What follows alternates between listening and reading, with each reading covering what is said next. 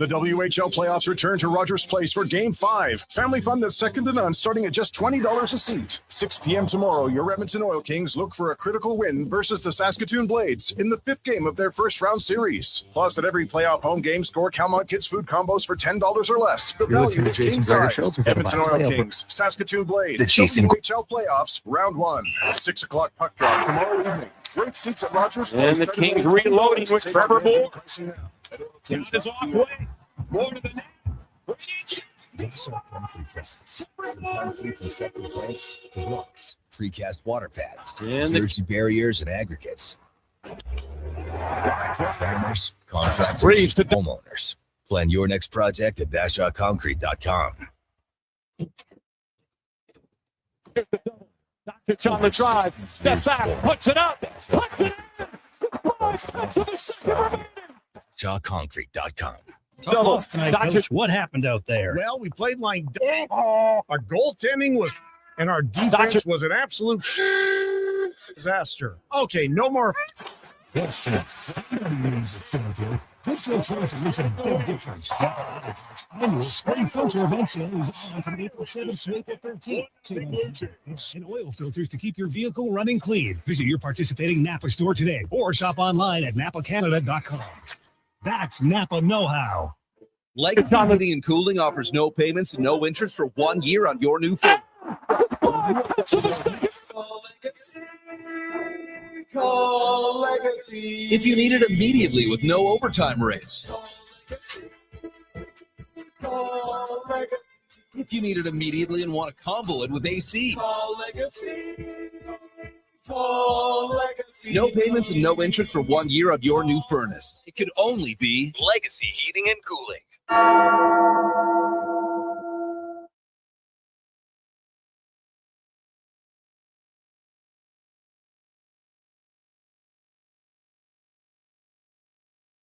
Jason Gregor Show. And the Kings reloading with Trevor Moore. Down his off way.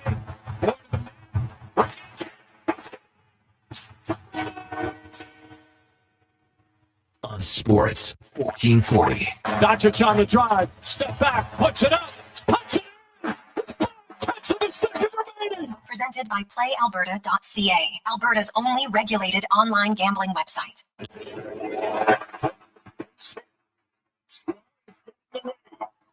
The throw is coming to third. Springer is safe. Snyder into second. 1-0 Blue Jays.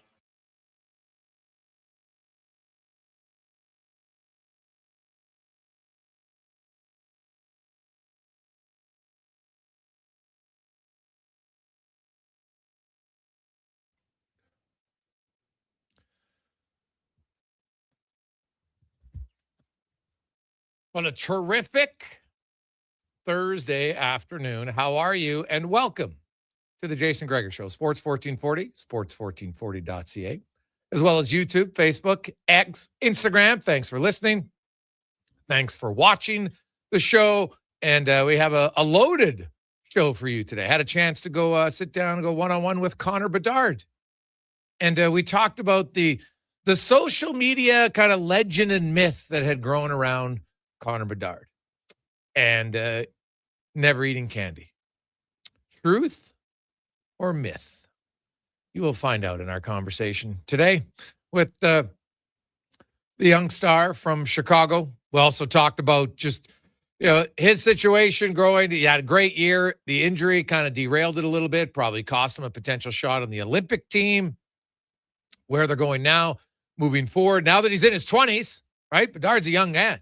This is the third year, but when you come into the NHL as an 18-year-old, it takes some time to develop and I think Connor Bedard, as he said, he didn't really like his play just before the break, but afterwards he goes in March. I'm not getting a lot of points, but he actually feels like he's playing pretty well. So the 20 where he won't turn 21 until this July, and chatted with him about the young Hawks. They got a lot of good young players.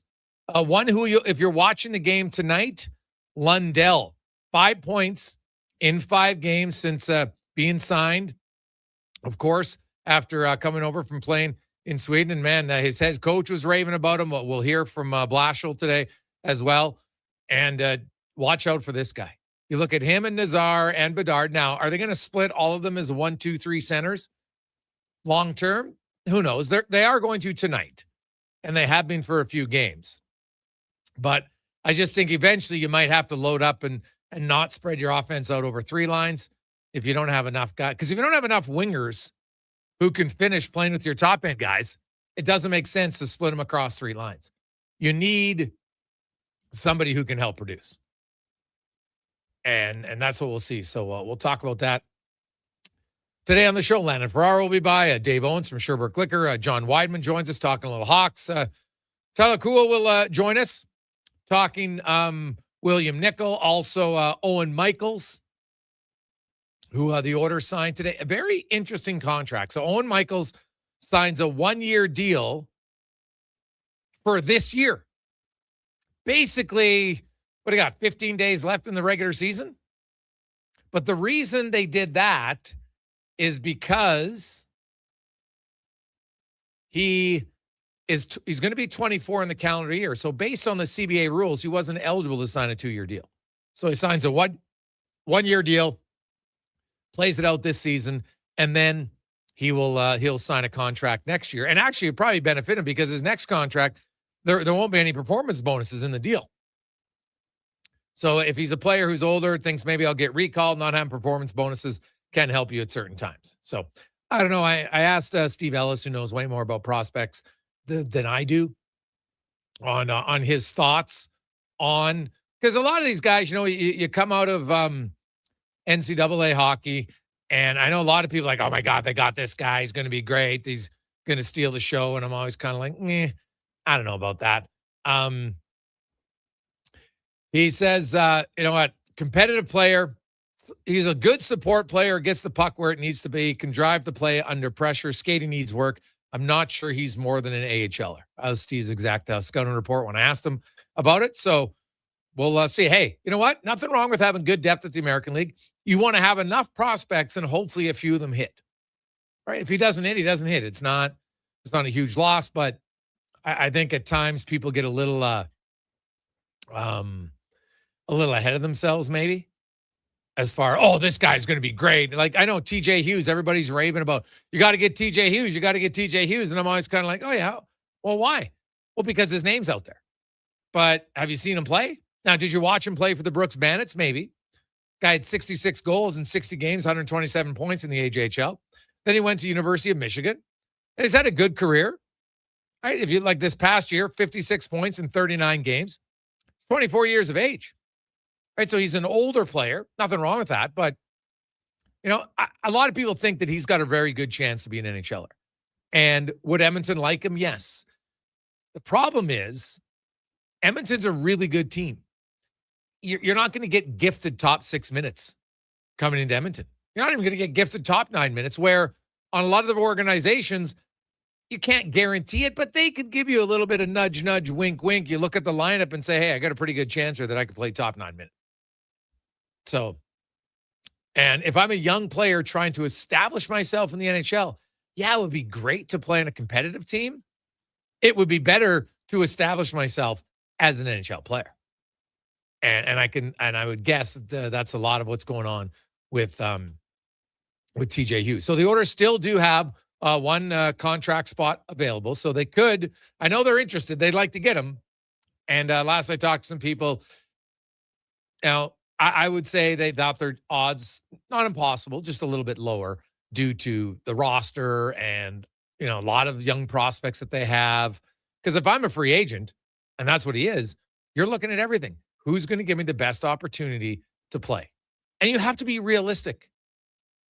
Yeah, you got to, and that's where I've seen it. Some agents, and they oh yeah, no, you're good enough. You're good enough for sure. And you sign somewhere, and then you're buried in the depth chart, and then you get mad at your agent. So not at all. So Gregor, it's not for next season. It's this season. Yes, Lou, this season, 15 games. That's what he signed for, because he's not eligible to sign a 2-year deal. So he'll sign this year, and then he'll sign likely an extension because the Oilers will own his rights. He's not going to be getting offer sheeted after playing a few AHL games, and away you go. Oilers tonight, Trent Frederick will play. Tristan Jarry will start in goal.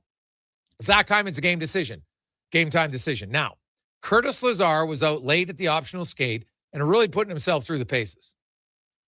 Now, that doesn't mean he can't play, but it would tell me that if Hyman does play, Lazar is the extra guy out coming out for Frederick. Number one. And number two, the fact that Lazar was pushing him that's hard leads me to think that the Oilers believe Hyman will play. So we'll find out at the pregame skate, but that's going to be the option. Trent Frederick, is in for sure.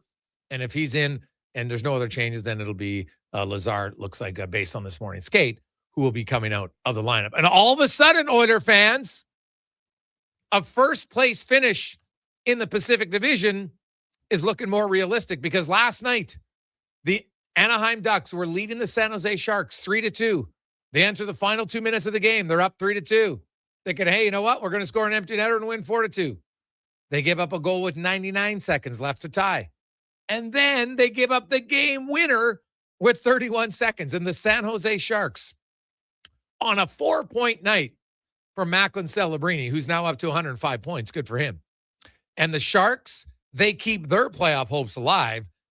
And now the Oilers are 2 back of Anaheim. They each have 7 games left. The Oilers have the tiebreaker. They got 5 more regulation wins than the Ducks. It's game on now.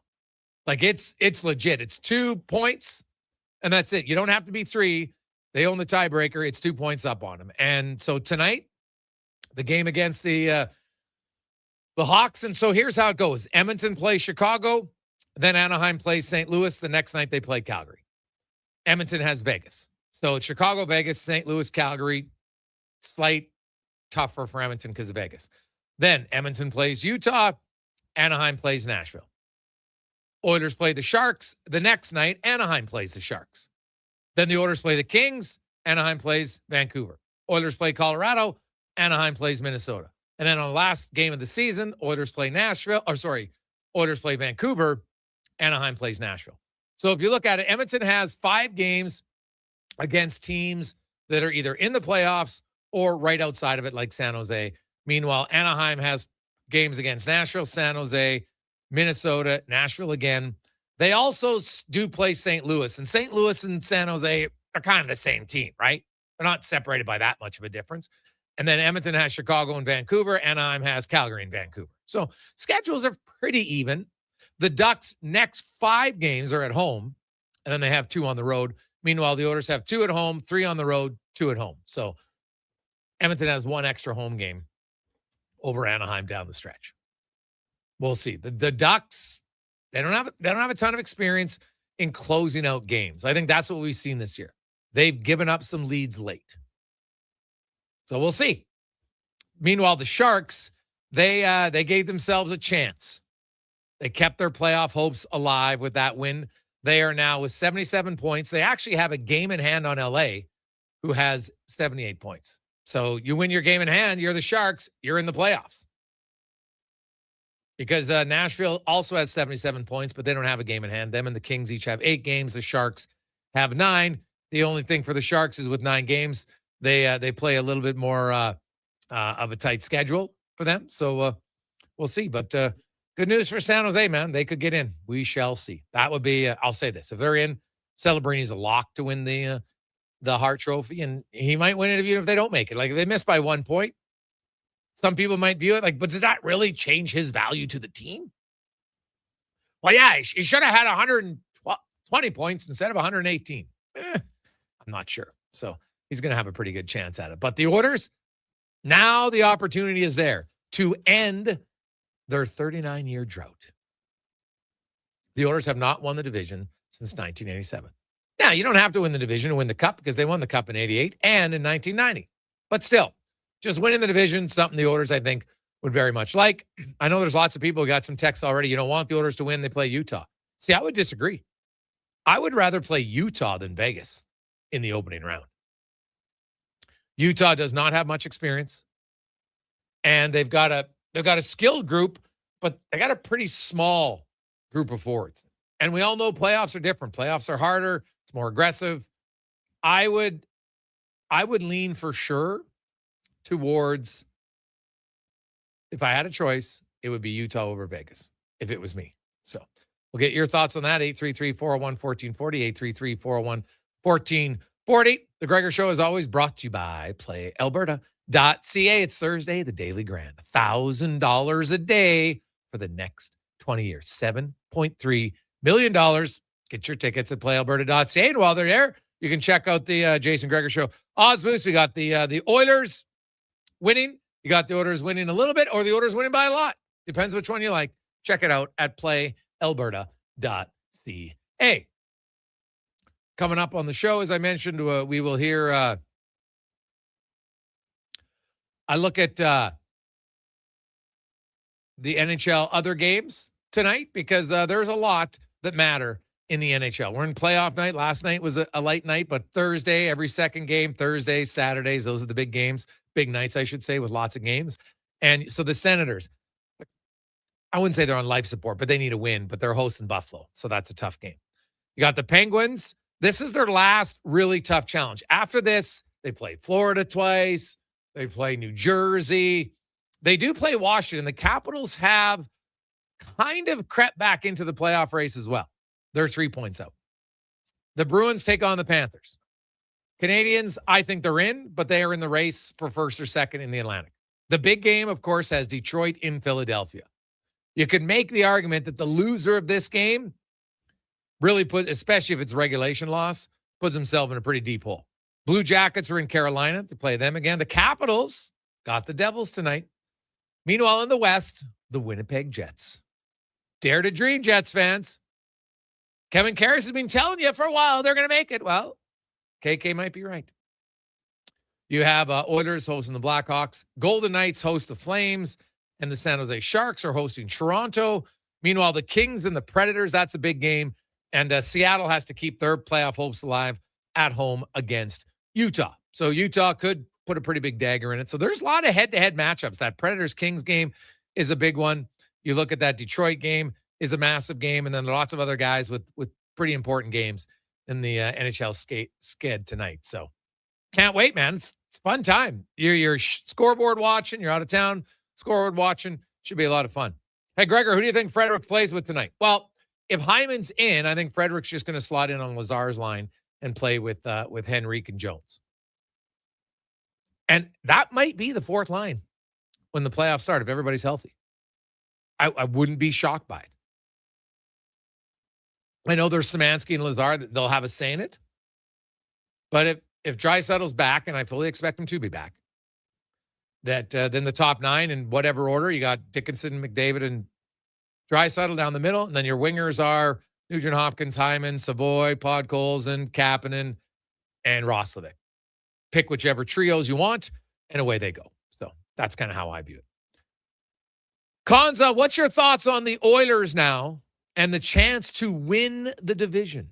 Yeah, I mean, it's right there, and what an exciting finish that was for the San Jose Sharks to score 2 goals in the final 2 minutes. Malcolm Celebrini, 2 points. What a player he has been. But I like their odds. I think the Edmonton Oilers starting to find their stride. And, it's funny to say that the best they played is a 4-game winning streak, but that is the situation they are in. But it's happening at the right time when they need it. So it certainly won't be easy. The Ducks, obviously, the game in hand after tonight. The Oilers, though, taking care of business, they can get the job done. And I am curious about the Ducks, and we'll see, a little bit of what they're made of down the stretch here. The pressure is going to be on them externally, internally, to try to lock up that division with the Oilers right behind them. So, yeah, I do like the Oilers' odds. I, for a long time, had them kind of in that second or third position, but the way things have gone as of late, the way their players, Connor McDavid continues to find the back of the net, the way they played defensively, I do like their chances to do something here and get that top spot.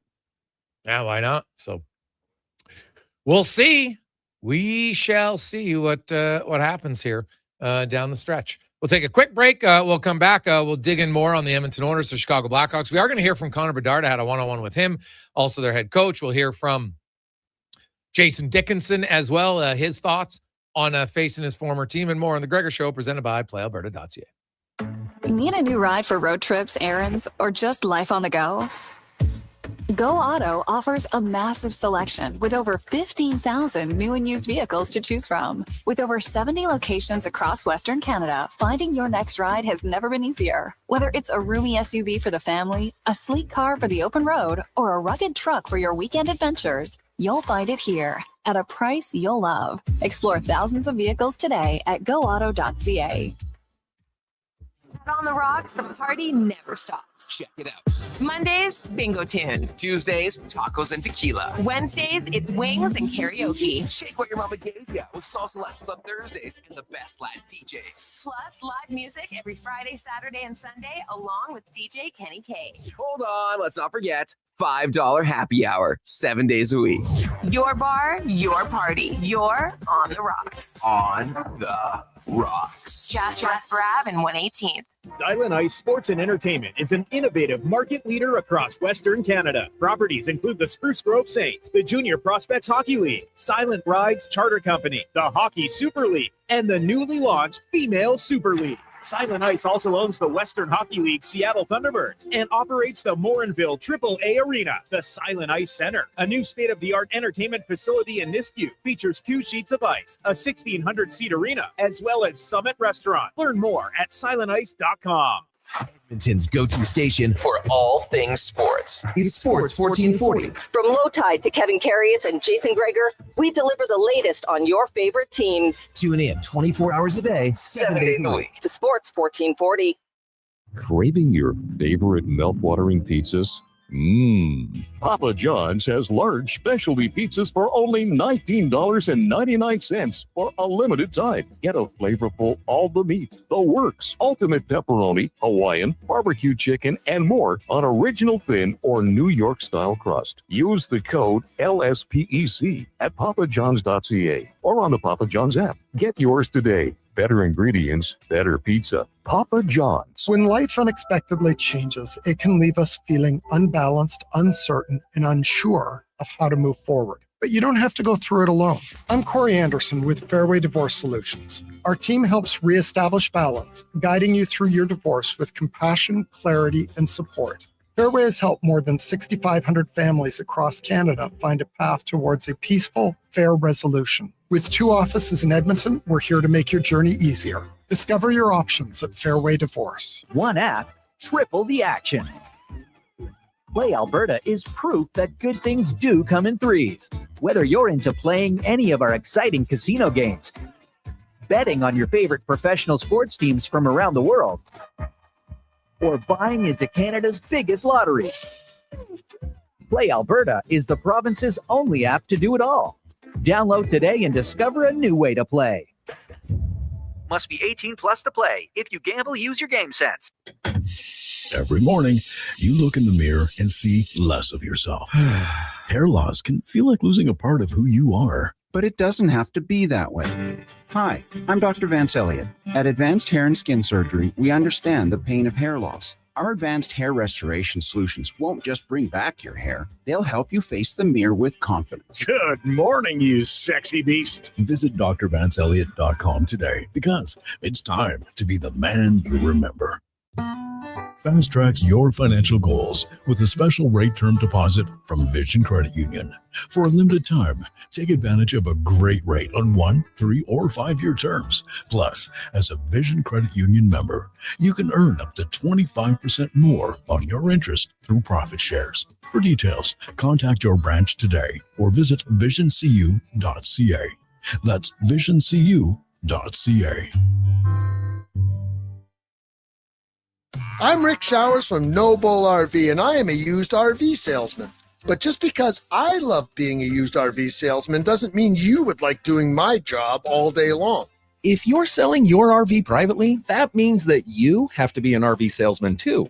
That's right, Bob, and there's a lot of work involved. You have to find the customers, be ready to show it at a time and place that's convenient for the other guy, all the stuff you take for granted when you come to No Bull. There's not a lot of glamour in being a used RV salesman, Rick. I don't do it for the glamour, Bob. I love helping people enjoy the great outdoors on their terms. It's my life's work, but it doesn't have to be yours. When you sell your quality used RV with us, we take care of everything. Cleaning, repairs, commercials like this one to bring people in, and besides, I like being a used RV salesman a lot more than you do. And that's No Bull. NoBullRV.ca.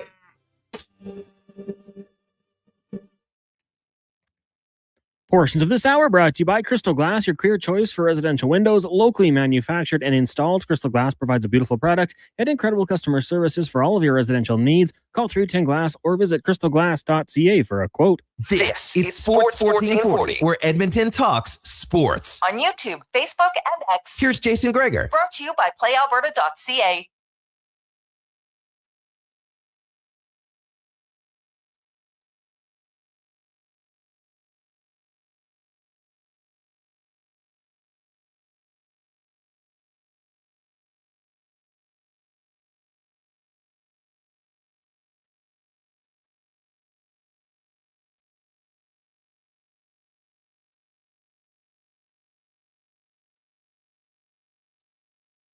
.223, we continue on. It is game day on Sports 1440, sports1440.ca, YouTube, Facebook, X, and Instagram. Hope you're having an awesome, lovely Thursday afternoon. It's game day. Oilers could, for tonight, move into a tie with the Anaheim Ducks for first place. The Anaheim Ducks would still technically be in first because they had played one fewer game. But Oilers win tonight, whether it's regulation or not, doesn't matter. Just win. And they'll be tied with the Anaheim Ducks. They're going to go right down the stretch here between the two of them. And Oilers playing their best hockey of the year. They need to roll. Last time they won 5 games in a row was in December of 2024. So they're looking to extend their season-high 4-game winning streak up to 5. And we'll get to our big guest of the day, brought to you by Spruce Grove Saints, who are into the BCHL playoffs, boys and girls. And playoffs, of course, get your tickets, sgsaints.ca is where you can get your tickets today for their opening round playoff games. As we are joined by former NHLer, current analyst on Sports 1440 pre- and post-game show, also does some Canucks game on Sportsnet in Vancouver. Landon Ferraro joins us. Landon, welcome back to the show, man. How you doing? Doing pretty solid. How you doing? I'm excellent. The San Jose Sharks did the Oilers a pretty big favor last night, getting 2 goals in the final 99 seconds.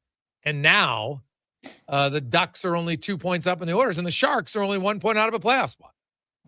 Yeah, I'm more excited about the latter because I think it was last week I said that I think San Jose is going to hold on and be able to do this somehow, and it didn't look good for the first couple games after I said that. But yeah, that was an unbelievable comeback last night, and like you said, it helps the Oilers. It puts them, into an opportunity to tie for the lead, and the way that they're playing, there's no reason that that's not something that they look at and think that they can take tonight and continue to build and hold on to finish the season and be the winners of the division.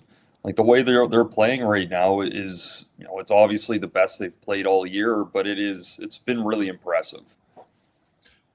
Well, impressive is the play of the Edmonton Oilers. They won 4 in a row. They've only allowed 7 goals in that time. Second lowest goals against. Obviously, it's a small sample size. But even if you look at Connor Ingram's last 10 starts, he's got a record of 6-2-1. He's got a .910 save percentage.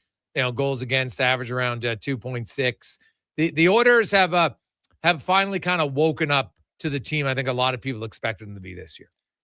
Yeah, for sure. And it took a long time to get there. And you look at the moves that they had to make in season and mostly at the deadline there to change the complexion of the team a bit. And really it looks like they hit. And it'll be different once Draisaitl gets back into that lineup. But for the couple games that everyone was in, like it looked like the most solid team that they've had, and what they've built to while Draisaitl's out and more guys stepping up. The growth of Savoy has added another layer onto that McDavid line that now that opens up Nugent Hopkins to move down the lineup, and has done well with Draisaitl out, but was able to really stretch that third line into something. And then again, I keep going to the fourth line that, of course, if the Oilers are going to have a long playoff run, it's going to hinge on the top of that lineup, of course, like every other team. But this fourth line and what it can look like going into playoffs is something that I don't think they've had in past years of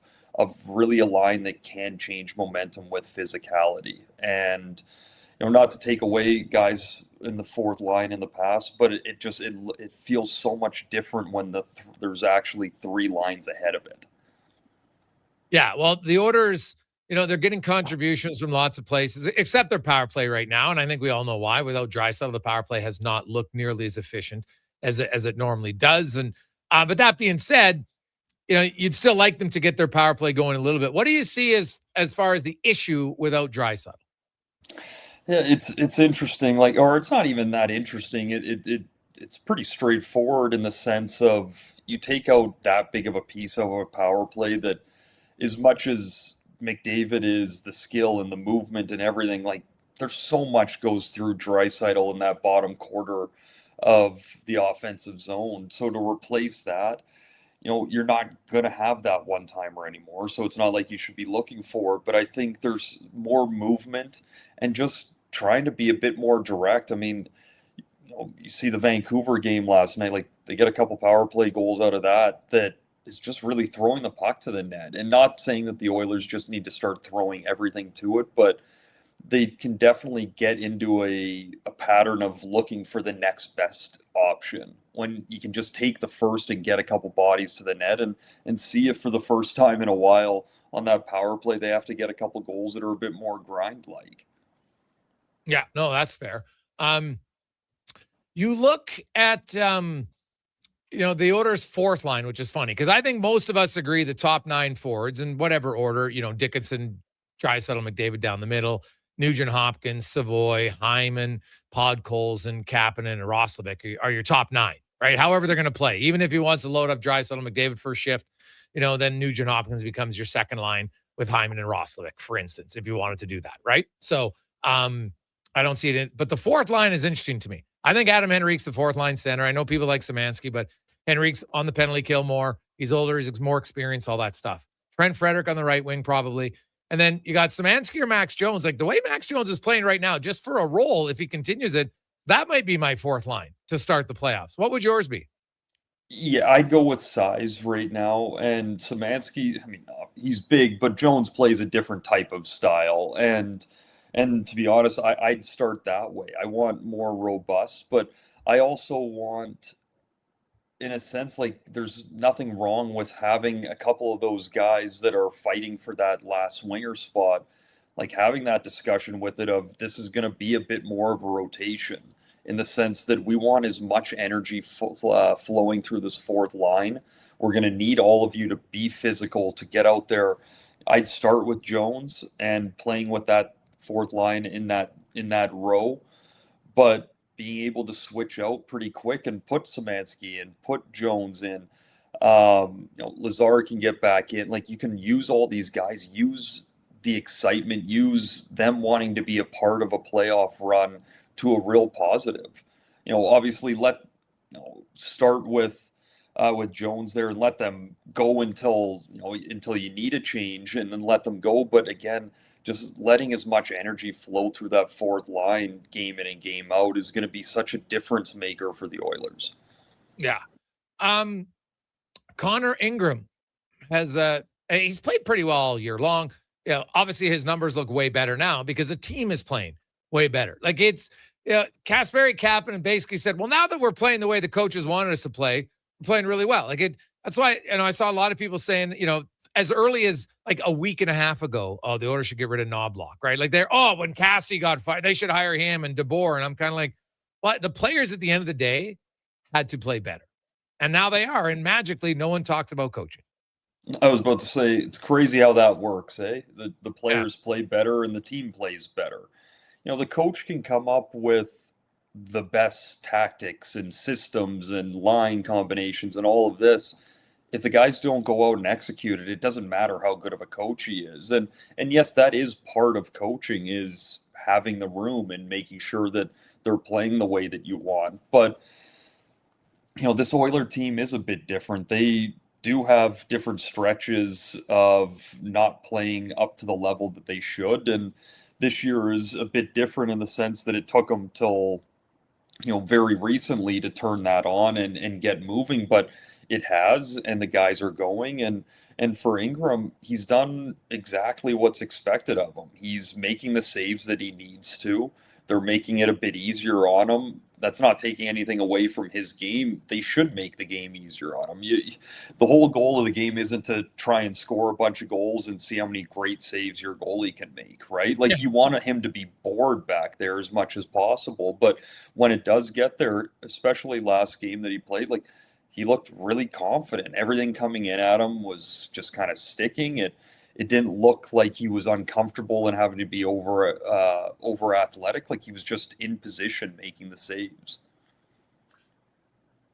Talking all things Oilers with Landon Ferraro. Landon, Chicago comes to town tonight, and from the Vancouver area, Connor Bedard. I had a good chat with him one-on-one today in the dressing room about a lot of different things.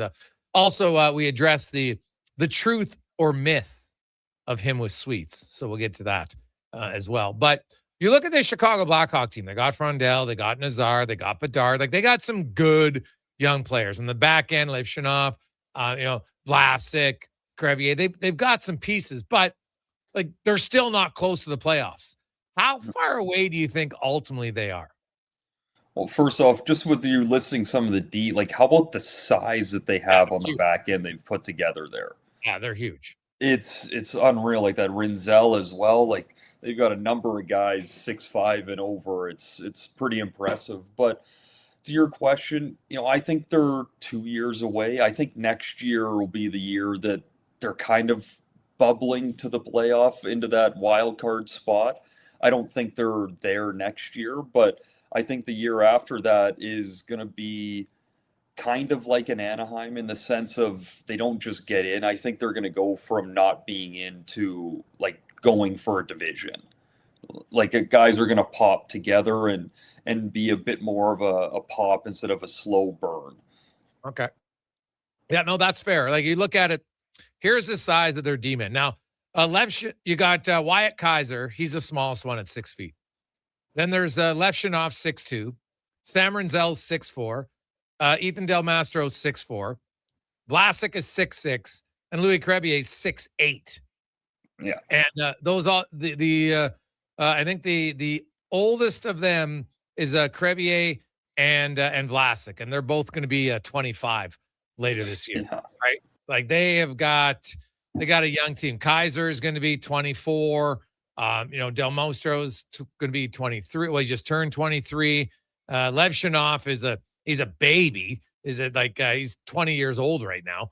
Doesn't even turn 21 until October. So Rinzel is going to be 22 later on this summer. So the thing I wonder is, they're all young. Can you win with 6D that are all that young, or do you think they need to move one of them and maybe go out and get a veteran defender? I think they will, but I think they're going to let them keep building through next year a bit more, because it's always easy to move a decent defenseman, right? Not even talking a good defenseman. There's especially if they're one with a bit of size and mobility, you're going to get a good player out of that.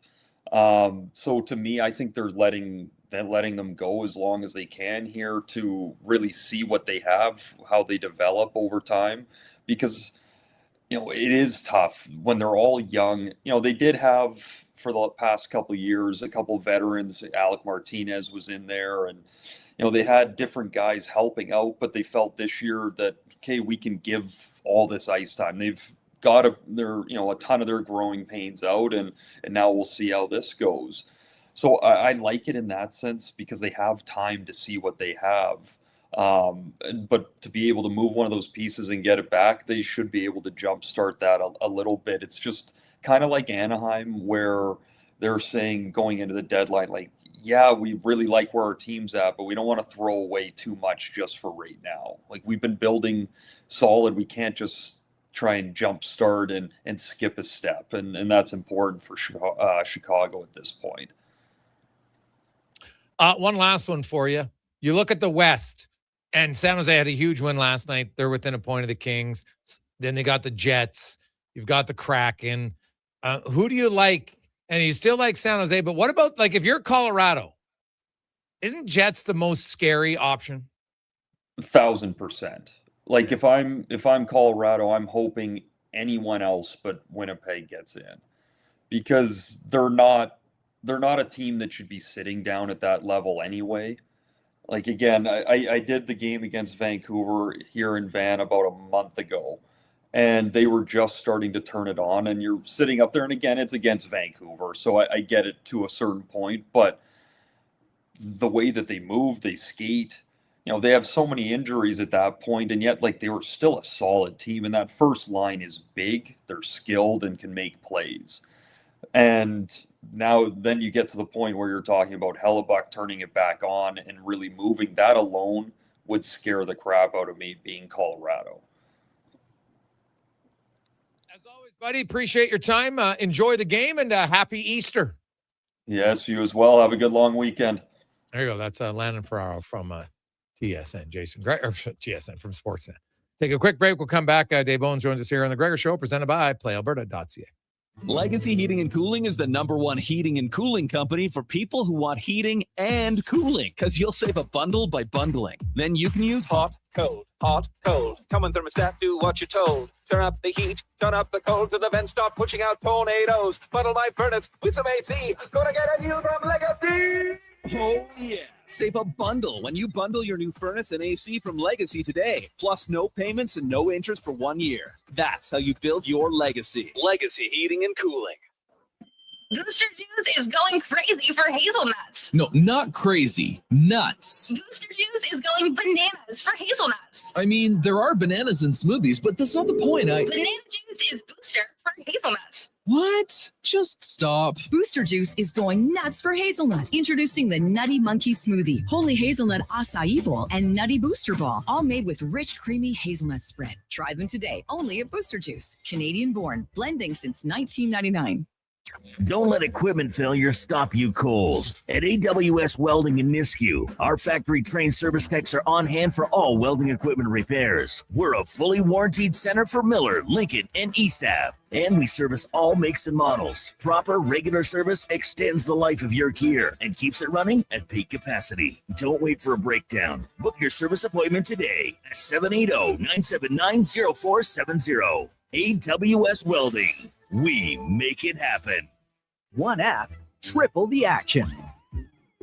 Play Alberta is proof that good things do come in threes. Whether you're into playing any of our exciting casino games, betting on your favorite professional sports teams from around the world, or buying into Canada's biggest lotteries, Play Alberta is the province's only app to do it all. Download today and discover a new way to play. Must be 18 plus to play. If you gamble, use your game sense. Do you sit around at work listening to sports radio all day? That's right, my friend. There's no shame in it. It's the good life. And we're not here to snitch. Say, if your company advertised on Sports 1440, you could be the one listening for your company's ad every day. Now you've got an excuse to listen to Sports 1440 all day. It's part of the job. Sounds like someone's getting a promotion. Email Gregor at sports1440.ca. Let's get to work for you.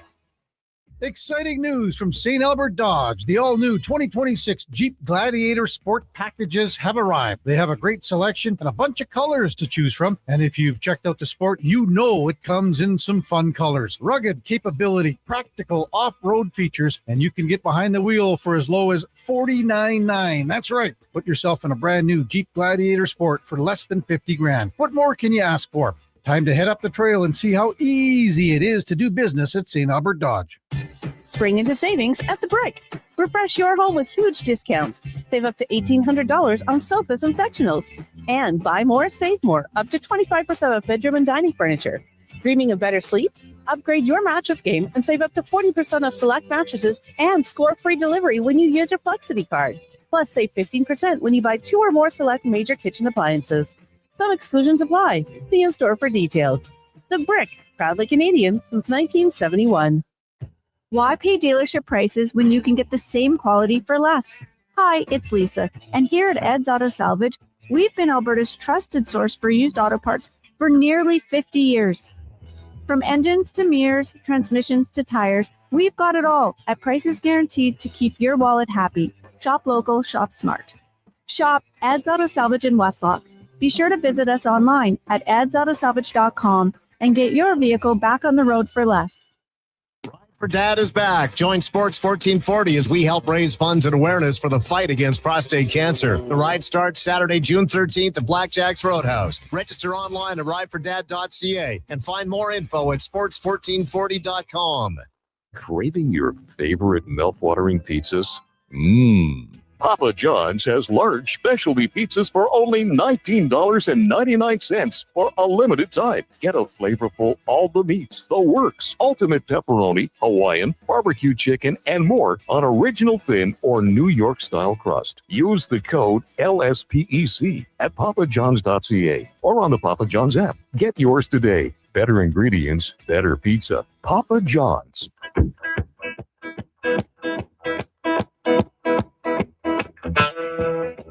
I want to tell you a story about the house in blue.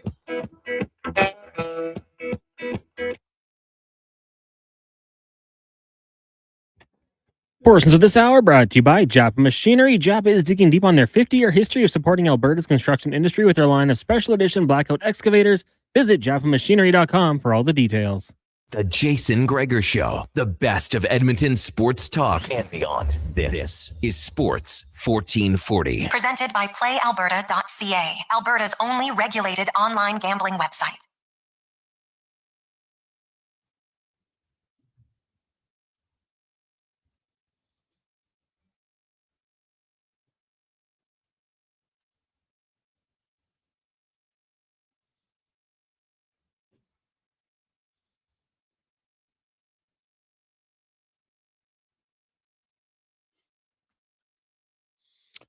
We roll through game day in Sports 1440, sports1440.ca. It's the Gregor Show, as always, brought to you by PlayAlberta.ca, Alberta's only regulated online gambling website where 100% of the revenue stays right here in the province at PlayAlberta.ca.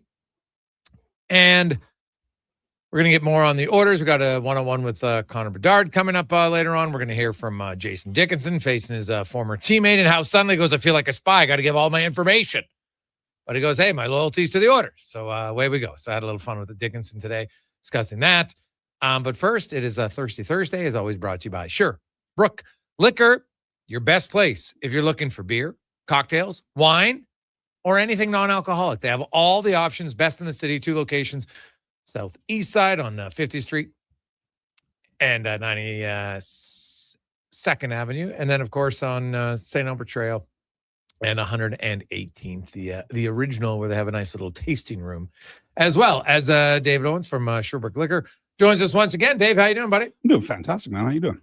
Oh, living the dream, as they say. Living the dream. Fantastic. Yeah. So what do we got on tap today? Well, it's spring break right now out there for a lot, but spring break isn't just for kids, right? So anyone's earned the right to drink something cold without overthinking it. So this year we're going to do a little full-on battle of RTDs. Those really zero effort, sort of maximum payoff. Okay. Think, crack it, sip it, repeat. RTDs Enjoy. For anybody out there ready to drink. Ready to drink. Okay. Exactly. Right. Yeah, so we've got a whole bunch. We've got a really cool lineup here. So the first one here this is like the patio poolside crusher, right? Yeah. This is Suntory's -196. This is the #1 spirit RTD brand in the world, and it just showed up in Canada last year, I think. Really? It is, and it like by far, by miles and miles and miles. And it's really cool. So they call it -196 because they freeze whole lemons to 196, and then they crush them, disintegrate them essentially, and make their beverage with that. Oh my God. All right. Oh, geez, that is really good. It is just full, real, natural lemon flavor. Yes. It is so clean. It doesn't taste like a crazy sugary. Yes, not too sweet. Also, I find in a lot of the RTIs, they're a little tinny. At times. This one's so not. Oh my God. Yeah, this is fantastic. Yeah, if you like lemon. If you like lemon. Now they also have we also have their peach and their grapefruit. And any day now, I think we're getting strawberries landing. So now, do they come in a 6-pack or they come in single tall boys like this. They come in shorter mixed packs. They come in so a whole bunch of different packs you can try out. And it's called -196. -196. Oh, yeah. So where's it from? Like, why is it so hard to get?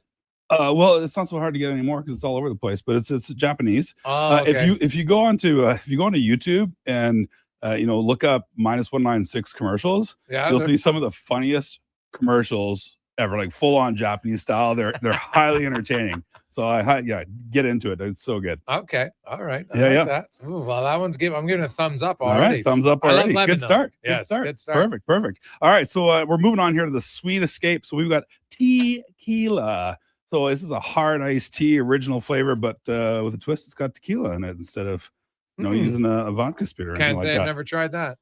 Right? Oh, it really smells tequila. Holy cow. And it's like also not sugary sweet. It's like classic tea, classic iced tea with that tequila twist in it.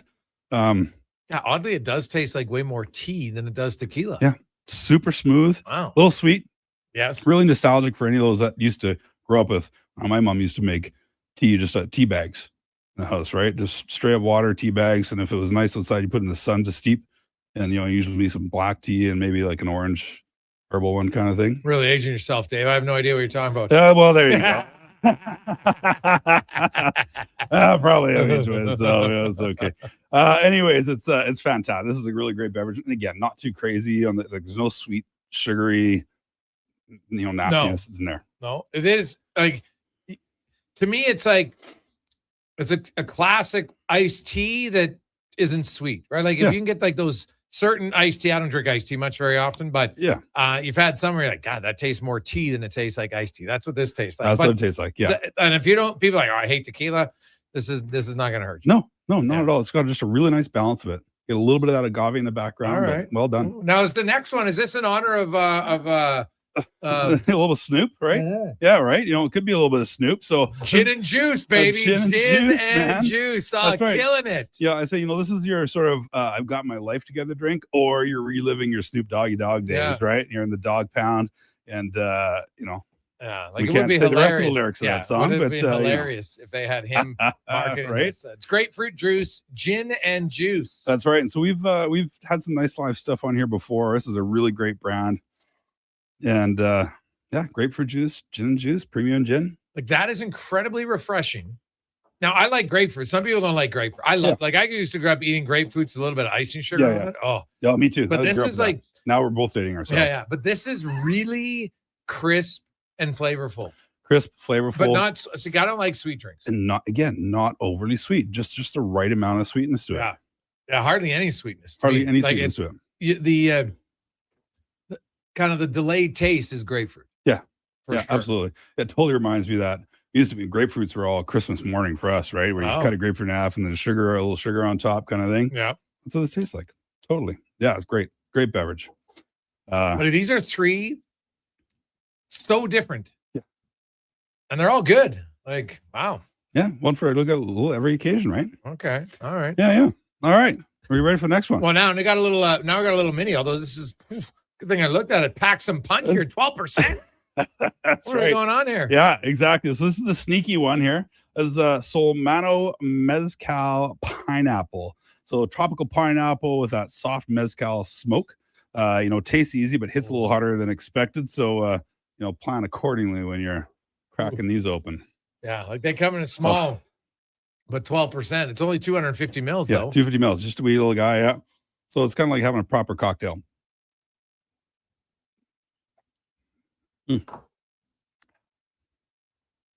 Wow, it's very sweet at the start. Yeah. Then the aftertaste, it feels like I got like smoke coming out here. That's right. It's all that sweet pineapple comes through the beginning, and then it finishes off with that great smoky mezcal. Yeah.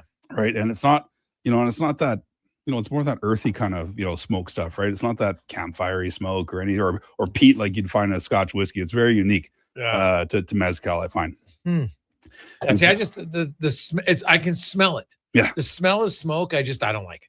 I don't know why. I just don't. That's fair. But if you like the taste, I loved it at first, and then it's just that delayed taste. Yeah. Like, no, I don't like the smell. But I know some people love smoke. They love it. Yeah. They love that smell. And I like these kind of things. So if you want, the cool thing about these, right? Like it's a proper cocktail. You could elevate this somewhere, pour it into a nice glass with some ice, put a garnish it with a slice of pineapple in there or something like that. You have a really good looking drink, to serve it at your party or whatever. It doesn't. You don't have to just drink it out of the can, or you can just crack that can and go, right? Yeah, there we go. So now we're gonna move on to, this is our wild card here today. Oh man, right? This is a little bit different. This is very. This is very bit I'm different. not gonna lie. I'm reading by my. Yeah, I'm very freaked out right now. Right? No, First time I saw this, I was like, no. This can't. But this is the triple XOG. This is cognac and green tea. It shouldn't work, but it absolutely does. Really? So we are earthy, I'm smooth. skeptical. I'm going in skeptical. Earthy, smooth, slightly sweet, and weird in the best Cognac, possible way. green tea. Oh, yeah.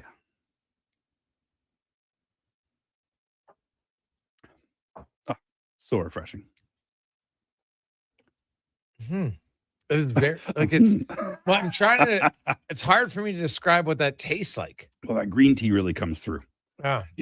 For me, anyways, the green tea comes through. And, I think either you're a green tea fan or you're not. I do like green tea, but it comes through. But that cognac, the sweetness of that is coming through right before that. And so it tones down the bitterness of the green tea. Yes, and true. so you end up with, kind of almost like another version of like a mildly sweet tea. Yeah. But green. That's a really cool beverage, super unique. Dude, and good that you like it, because it doesn't taste bad. It's it's not. For my palate, it's just like, no. You're not going to reach for it every day. Oh, no, I don't think I'd ever reach for it. There you go.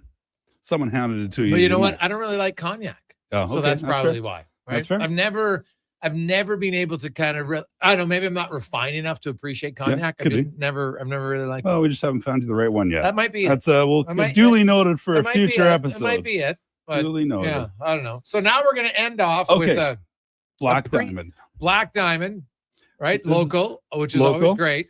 And of course, we like to think we're all responsible adults. So, if you're, hitting the patios hard and things like that and spring breaking a little bit, we plan ahead because we're adults. Yes. And so here's your hangover helper right here. Oh, buddy, I will say a Caesar, or for me, beer and Clamato was the game changer. Beer Clamato's fantastic. God, it was one of my favorite Sunday drinks I think I've ever had. It didn't matter, but a little bit fuzzy, have a beer and clam, boom. Boom. Yeah. 20 minutes later, I'm feeling like a champ. I love myself. I like gin Caesars a lot. Okay. And also, I don't mind it with rye and once in a while tequila. So what's this one? Is this a vodka Caesar? Classic vodka Caesar. The unofficial world's best Caesar. Classic right there. Savory, spicy. I mean, really. Like for an RTD Caesar, that's actually pretty good. That's really good. It is. And it's good because a good Caesar, I find, has that little delay of spice. That's right. Right? Where you're just like, oh, okay, they've put a little spice in there. Yeah. I like it. And that's exactly what it is, because it goes down very smooth and then it's just a little delayed. All of a sudden I'm like, oh, now I taste it. Yeah, it's got almost like, it's almost like it's got that proper spice with the horseradish in it too, right? And I love that Caesar piece of that. Really, and again, once again, you could take this, feel a little bit lazy to make your own full Caesar, well, get a glass, rim it, ice in it, pour this over top, throw celery in it, pickle, bacon, whatever you want to do for your, sides of your Caesar, and you're good to go. Well, these, you know what? There's a lot of different options in here. A lot of different options. But this minus 196 was unreal. Yeah. The gin and juice was excellent. Yeah. The mezcal, which I'm not a mezcal fan, but I liked it. Yeah. And that Caesar, there's some really good. Even the iced tea tequila, tequila. Because I don't love tequila. Well, actually, that's not true. Livingston got me on good tequila. He bought me a bottle once and I'm like, okay, now this. Now you get it, yeah. And but that is like for pre-made drinks. These are like that 196 though, because I've had a lot of vodkas. Yes. And I know why a lot of the vodkas after a while you're like, God, they're pretty tinny. Yeah. This one's not. Yeah. This one is really, and you kept it cold. That's the other key. Yeah. Absolutely. You got to keep it cold. Yes. So we brought this super cold, fresh, got it here. And it's and these are, there's so many different things in the RTD world these days. And so, come down to the store, both stores have all of these in stock right now, but build your own 6-pack, try a few out, find what your sort of MVP is going to be with this kind of thing. But super fun, easy to go, and it's RTDs are still one of the top growing segments and they have been for the last few years. So I get why, right? Like sometimes you're just like, you know what? Hey, I want to show up, just want to have one or two. Put them in your pocket. Way you go. Absolutely. Yeah. Something a little bit lighter, more refreshing. Yeah. And there you have it. It's awesome. Well, Dave, that's a really good mix. So now when people come in, is this a 6-pack or is it all just coming in? Just all in that. We have both coolers have areas where they've got sections for all of our RTD stuff. Section? Yeah, I think both stores will have a little setup so you can see exactly what they were. But yeah, go and explore it. There's a whole bunch of different whatever stuff. you do, people, don't take the 196. Leave some for me on my way home today. Okay, whatever you do, leave some in there. Couple in there. Yes, definitely. So that looks really good. I like it. Dave, have yourself how long is the winning streak going to last? It's up to 4 games tonight. What's it going to stretch? Well, it's got to go 5, right? Like, you'd like to think it's got to go 5. And I've got a lot of good friends in Chicago. So if we lose, then that hurts for me. Okay. So you're saying but then they're going to lose to Vegas? No. I think then it's Utah. And then there's San Jose. Like they're going on a bit of a tear right now. I think, they waited all year long to maybe put a few together. No. Yeah. The delay. They say that in our society, we don't have enough delayed gratification. Yes, exactly. Delayed gratification. This is what it is. So Oiler fans, you've had to wait a long time. Yeah, enjoy pretty it. Frustrating. So now all of a sudden you're like, oh, this is what it feels like to win. Yeah. Like Oiler fans, this is probably the calmest you've been for 1 week stretch. Well, really, almost coming on a 2-week stretch where you're like, what's happening here? This is like, I'm not mad. I'm not yelling. I'm not typing feverishly to my friends. We're just like, oh, I have nothing to complain about. Yeah. It's kind of a weird feeling for Oilers Nation. Kind of nice, isn't it? Haven't had it all year. It's kind of nice. There you go. You're getting geared up for the playoffs. Right on. There you go. Thanks, Dave. Have a good one. Thank you. Cheers. David Owens from Sherbrooke Liquor, a minus 196. Oh my God, was that good? And the gin and juice. Well, maybe just because it's the sick name, but I really liked it. So check it out. Let's get to the Con Man and a Sports 1440 update brought to you by Fountain Tire. I know you look outside, you're like, God, well, I need winter tires. No, you got to plan ahead. Be confident. You're going to want to get some spring tires on your ride. Right now, you get great deals on tires and get an oil change, service change as well in one stop at fountaintire.com. Book your appointment today. This is a Sports 1440 update. Game day, the Edmonton Oilers hosting the Chicago Blackhawks down at Rogers Place. Puck drops up for just after 7. Our pregame coverage coming your way at 6 with Andrew Walker. Elsewhere, Golden Knights host the Flames. The Sharks taking on the Leafs. You got the Kraken and the Mammoth. Preds up against the LA Kings. Canucks in Minnesota. Stars hosting the Jets. Devils meet the Caps. Blue Jackets in Carolina. Rangers host the Canadiens. Panthers up against the Bruins. And the Sabres taking on the Ottawa Senators. In the association this evening, the Thunder will host the Lakers, Cavs up against the Warriors, Pelicans, Blazers, and the Clippers host the Spurs. Major League Baseball, just 3 games today right now. Twins up on the Royals 2-0 in the 8th. Later on tonight, Diamondbacks and Braves, and the Mets in the Bay to take on the San Francisco Giants. From the NFL, Kirk Cousins signing a 5-year, $172 million with the Vegas Raiders. That also contains a club option for 2 years at $80 million.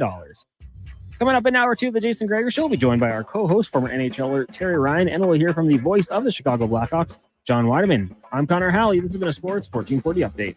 It's Sports 1440, a Stingray radio station broadcasting on Treaty 6 territory. Download the free iHeartRadio app and listen to CKJR wherever you go. Wondering what you can afford? Let Go Auto do the math with our free car loan calculator. No pressure, no awkward convos, just quick answers on your budget and payments. Bad credit? No credit? We got you. Text CHECK to 780-777-7777. That's CHECK to 780 all 7. Find out what you qualify for and start shopping with confidence. Go Auto. Drive what you love with payments that make sense. Legacy Heating and Cooling offers no payments and no interest for 1 year on your new furnace. So, when you wake up to no heat, call Legacy. Call Legacy. If you need it immediately with no overtime rates. If you need it immediately and want to combo it with AC. Call Legacy. Call Legacy. No payments and no interest for 1 year on your new furnace. It could only be Legacy Heating and Cooling. 24 hours a day, 7 days a week. Edmonton sports fans, stay informed With Sports 1440. Stream us. Listen to us on the AM dial. However you consume this radio station, thanks for listening.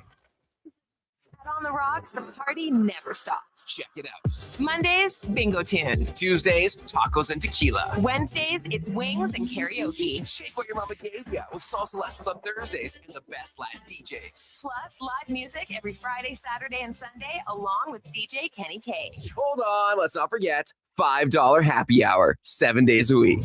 Your bar, your party. You're on the Rocks. On the Rocks. Chat Brab and 118th. Summit Restaurant, located in the heart of the Silent Ice Center and just minutes from South Edmonton Common. Summit is your destination for exceptional house-made pizza, delicious entrees, and expertly crafted cocktails. Experience the perfect blend of flavor and ambiance in a modern setting. Join us for a straightforward yet elevated dining experience where our commitment to quality speaks to every bite and sip. Make Summit Restaurant your next night on the town. Scott McGilvery here, HGTV host and renovation expert. The one upgrade I know homeowners will love: better, fresher Culligan water straight from the tap. Culligan's Aquasential reverse osmosis filtration system takes your water to the next level. With up to 7 stages of filtration and 14 filter options, they're certified to reduce over 90 contaminants. Your tap water is about to get a major upgrade: safer water that tastes great. Get started with a free in-home water test at Culligan.com. Culligan, water you love. Hi, Mike here from Northgate Chevrolet Buick GMC. Would you like to be a part of history for the month of April? I'm kidding. Or as the kids say, bro, I'm joking. Would you like to help us set a record in April? Chill, still kidding. At Northgate, we aren't trying to set any records or tell you how many vehicles we sell, and we really don't think you'd care. But what you will care about is this. Every dealer has the same costs. Trust me, GM does not have a favorite kid. You get to decide where you buy. 0% financing, a great selection, and of course, great people. Stop in and see us today, 13215 97th Street, or business online at northgategm.com. You're in Northgate country.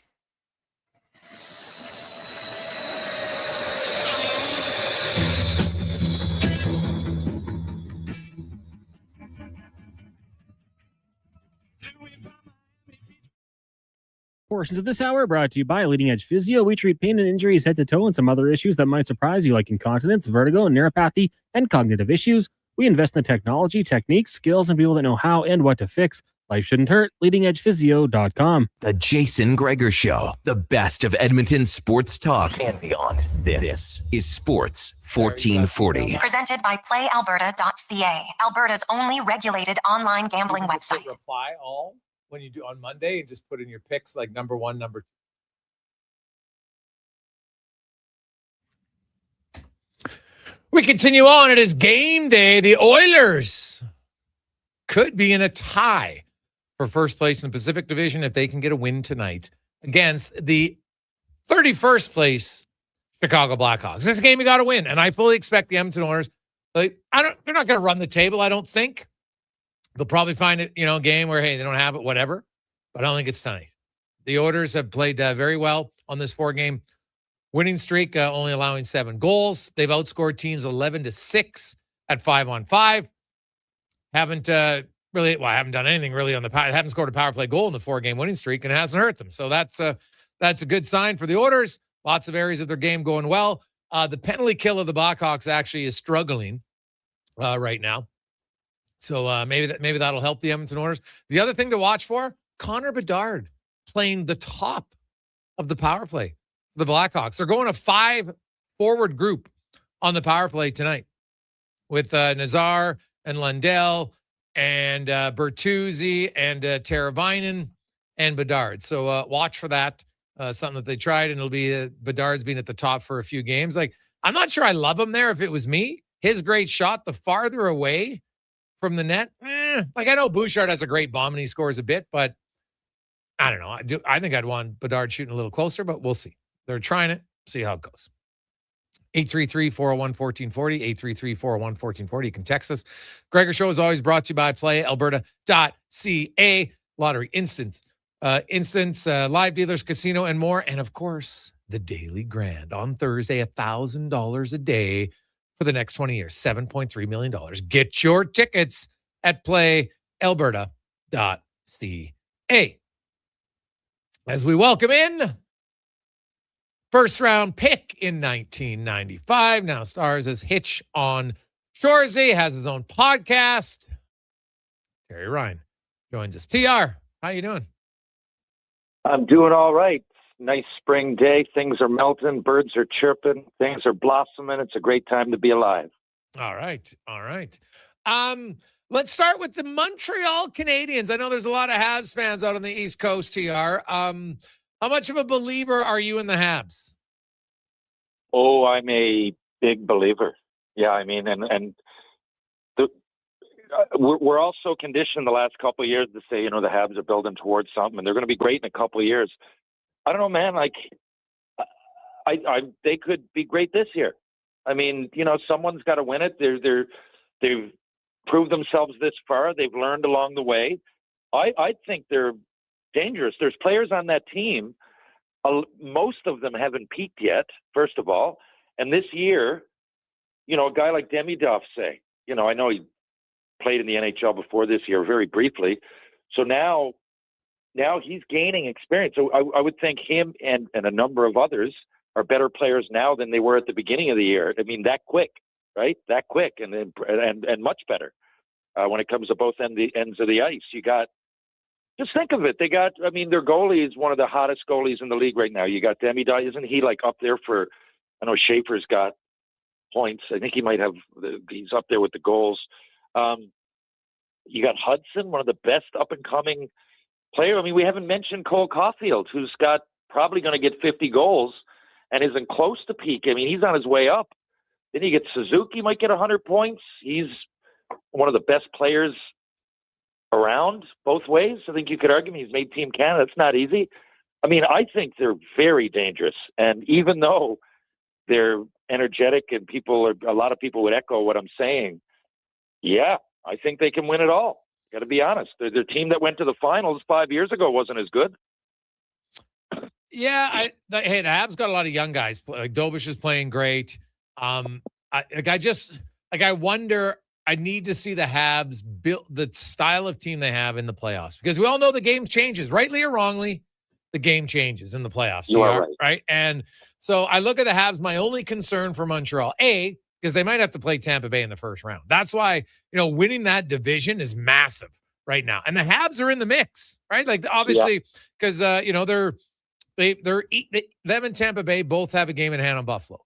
The Sabres have 100 points. The Sabres also have the most regulation wins.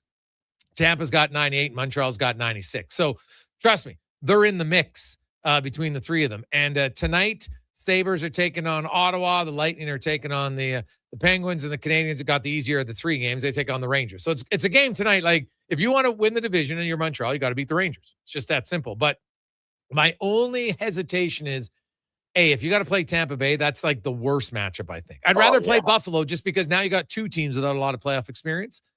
But you play Tampa Bay, they are going to test your mettle. Like, they will try to play mind games more than anything else. And they'd be very good at it just because they got experience. So that, I think, is going to be the tough one for Montreal. Like, they could be a third-place team with 108 points and be out in the first round. Now, they wouldn't be the first team ever to have 106, 108 points, third in their division, and be out. It's happened before. But that, to me, is the only question mark I have, is if they have to make Tampa Bay, I don't like that matchup. I echo your thoughts exactly. I think if there's one flaw, and not only that, it's a big one. When you ask, I think, you know, every year there's a team that kind of overachieves. And in this case, I don't know if it would be overachieving if they made the second round or even the third. I mean, because they're set. But like I said, they're on their way up. So you kind of see them in the future as being better. But yeah, if there's a flaw, and I see it as a huge one, not right now in any games, I don't, you know, and they do, if you want to use the word grit, like, it's not like they're just, you know, it's not like they all play this Guy Lafleur style. You know, it's a compliment, it's Guy Lafleur, but, you know, not every player can play like that. Whereas, you know, you're just so swift and skilled, and the skilled Frenchman of the 70s, or even if you look at Toronto, a guy like Willie Nylander, you know, usually Montreal have players like that over the years that might wear down easy. That probably, when the going gets tough, probably not the best choices, even though they might be willing, just either small or diminutive. But these guys, they do seem young, energetic. Buffalo too, like, you know, they naturally, as a group, they seem to be tighter, but still, the Tampa Bay Lightning, the Florida Panthers, I can go on, even the Oilers, man. Like, you know, you've got grizzled guys that have played a long time, that have been there, that have gone further in the playoffs, that drop their gloves, that will cross-check you in the face. That's the thing. You mentioned Tampa. I'm looking at both Florida teams. Man, the good players down there, they figured out a way, man, over the time to step it up. To be honest, I don't remember guys like Ekblad. There's an example. I don't remember him being like ferocious early in his career or when he was drafted. I remember all the hype around him. He was a great player. But you watch him now and they get into those games that mean something. He'll cross-check you in the orbital bone. And I look back at that trade that brought Tkachuk down to Florida. I know it's not one player, but I think that one player in this case injected, something into those guys that everybody just stepped it up a little bit. If you're a 5 out of 10, you're a 7. And Tampa Bay seemed to always. I think that's a key part of their success. They've been one of the most successful teams in recent history in the NHL. And yeah, you look at it, it's not only that they've got great players, they've got spunk. My favorite example of that was I don't know, 4 or 5 years ago, whenever it was, they won, I think, their second cup. But Stamkos might have been the first, but Stamkos, he played in the playoffs. He played like one shift in the whole playoffs. He was their captain. 50 goals, whatever it was. And they didn't skip a beat, man. It didn't matter one bit. And that guy scores goals, but he also, he's not afraid to drop the gloves if he has to in that situation to jump in. It's like people feed off that, and all these players that come in that aren't hugely hyped, like Hagel down in Tampa, right? He's great. I love watching him. It makes me proud to be a Canadian hockey player. You didn't hear much about him. That's the kind of guys that they got forming their culture. And yeah, that's the one thing in Montreal that, you look at and you're like, I don't know, in the third or fourth round, right? When you've got to play those games every second night and guys are coming at you and, you might be doing okay on the stats sheet, right? Your stats might look great. And then it's easy to kind of let up in the seventh game. I've done my job. I'm not saying they're like that. They don't seem selfish, but long haul, that is a big worry with the Habs for me. Terry Ryan joins us. TR, what did you make of, I don't know if you've seen the clips from the Tkachuk podcast. They have their dad on there, and they basically are just, basically throwing his own team, his coach, his goalie under the bus. It seems like, that was a case of, hey, we want out of Ottawa, and this is how we're going to get out of Ottawa. What did you make of that? Honestly, I don't know what you're talking about. So who said Brady Tkachuk did he? Well, no, Brady. So the Tkachuk brothers have their podcast, right? I don't listen to it. No offense against them. No, that's fair. Trust me, neither do I. Only saw the clips. Yeah. And his dad, their dad, Walt Tkachuk came on there, and he was ripping the coach for Brady's minutes played, which is stunning to me that a parent would do that on a podcast, knowing people will watch. Wow. But you knew they'd do. But then they're making a lot of inferences to Linus Ullmark and not playing and stuff like that. And you're like, that's the captain of the team. And I don't discount that people can question Linus Ullmark. Like, I'm sorry. Like, don't bring up mental health. No one said it was mental health. He said he was tired and he needed a break after playing 2 games in a row, not 8, 2. He had a game off, then he played 2 games and he couldn't play the 3rd game in a row. So, hey, I get the frustration level, but if you're the captain of the team, probably shouldn't be making it public. I watched it. I listened to all the comments, and to me, it's like, this is their way of starting to get out of Ottawa. Yeah, like, that kind of disappoints me. Because first of all, yeah, I don't know everything going on. I know Ullmark had some problems out there, but me too. Like, there's a gray area there. Like, if you're back here. What is it? Physical? Are you meant? Like, what do you need? You need to, because if you're playing, you're playing. Like, let's get over this, okay? That I'm with it. Every bit of sentiment to people going through mental health issues, but is it that or is it not? Or where are we here? Because you're not playing well. So what is it? How can we help? Now from there, I probably agree. I didn't hear their dad keep talking. I didn't hear the conversation, but it does sound like that, first of all, to me. But everything I'm saying to you, I would never say if I was the captain of the Ottawa Senators, nor would I allow my dad to say it on my podcast, nor would I ever have my father on a podcast while I'm playing the game in any amateur level, let alone the NHL. So I find all of that really weird. Yeah. It's just a weird vibe, and they must know. You're the captain, assistant captain of NHL teams. You got Stanley Cups on one side. On the other side, you're carrying the hopes of a nation, of Ottawa, Sens nation, and literally Canada. We want to see a Canadian team win. If you're a Leafs fan or an Oilers, but you pay attention to the Ottawa Senators. And you're going to sit there and do that as captain. What does that say? If I'm a peewee player, I don't want to be throwing anybody under the bus. I don't want to hear someone I look up to say it. It gives me license to do it. And it can what he just said there, if this is all real, which I've got no reason to not believe you, I just haven't heard a quote. But that like has the potential to change culture in dressing rooms across Canada. If I'm listening to that, I'm impressionable if I'm an Ottawa Senators fan. And I'd look at Jason Hurley and go, yeah, you know what? You're playing like crap too. What the hell? You know? But so I don't know. I don't like it. I don't think that's the move of a leader. It sounds exactly what you say, someone that wants to get out. And even so, say it behind closed doors. I think that's absolutely unprofessional. Yeah, I don't. To me, that's just that's clear. Like, I don't see there's any way that you stay on as captain of that team. I don't see it happening. So, nor would I want you around. Yeah. Get away. Good riddance. Yeah, 100%. They got some other guys, away you go. Yeah. And now, that being said, I also would be concerned. Now, I will say this. I'm not surprised. Like, Linus Ullmark, there's no doubt that, he's had some mental health. I don't debate that. But there's been other times where he just didn't want to play. And if you're healthy enough to dress as the backup, it wasn't health, and you're like, oh, I'm tired. But, like, I'm sorry. Like, ask single parents to their, oh, you know what? I'm tired today. I can't take care of you. It's not how it works. Like, when you have a responsibility, that's your responsibility.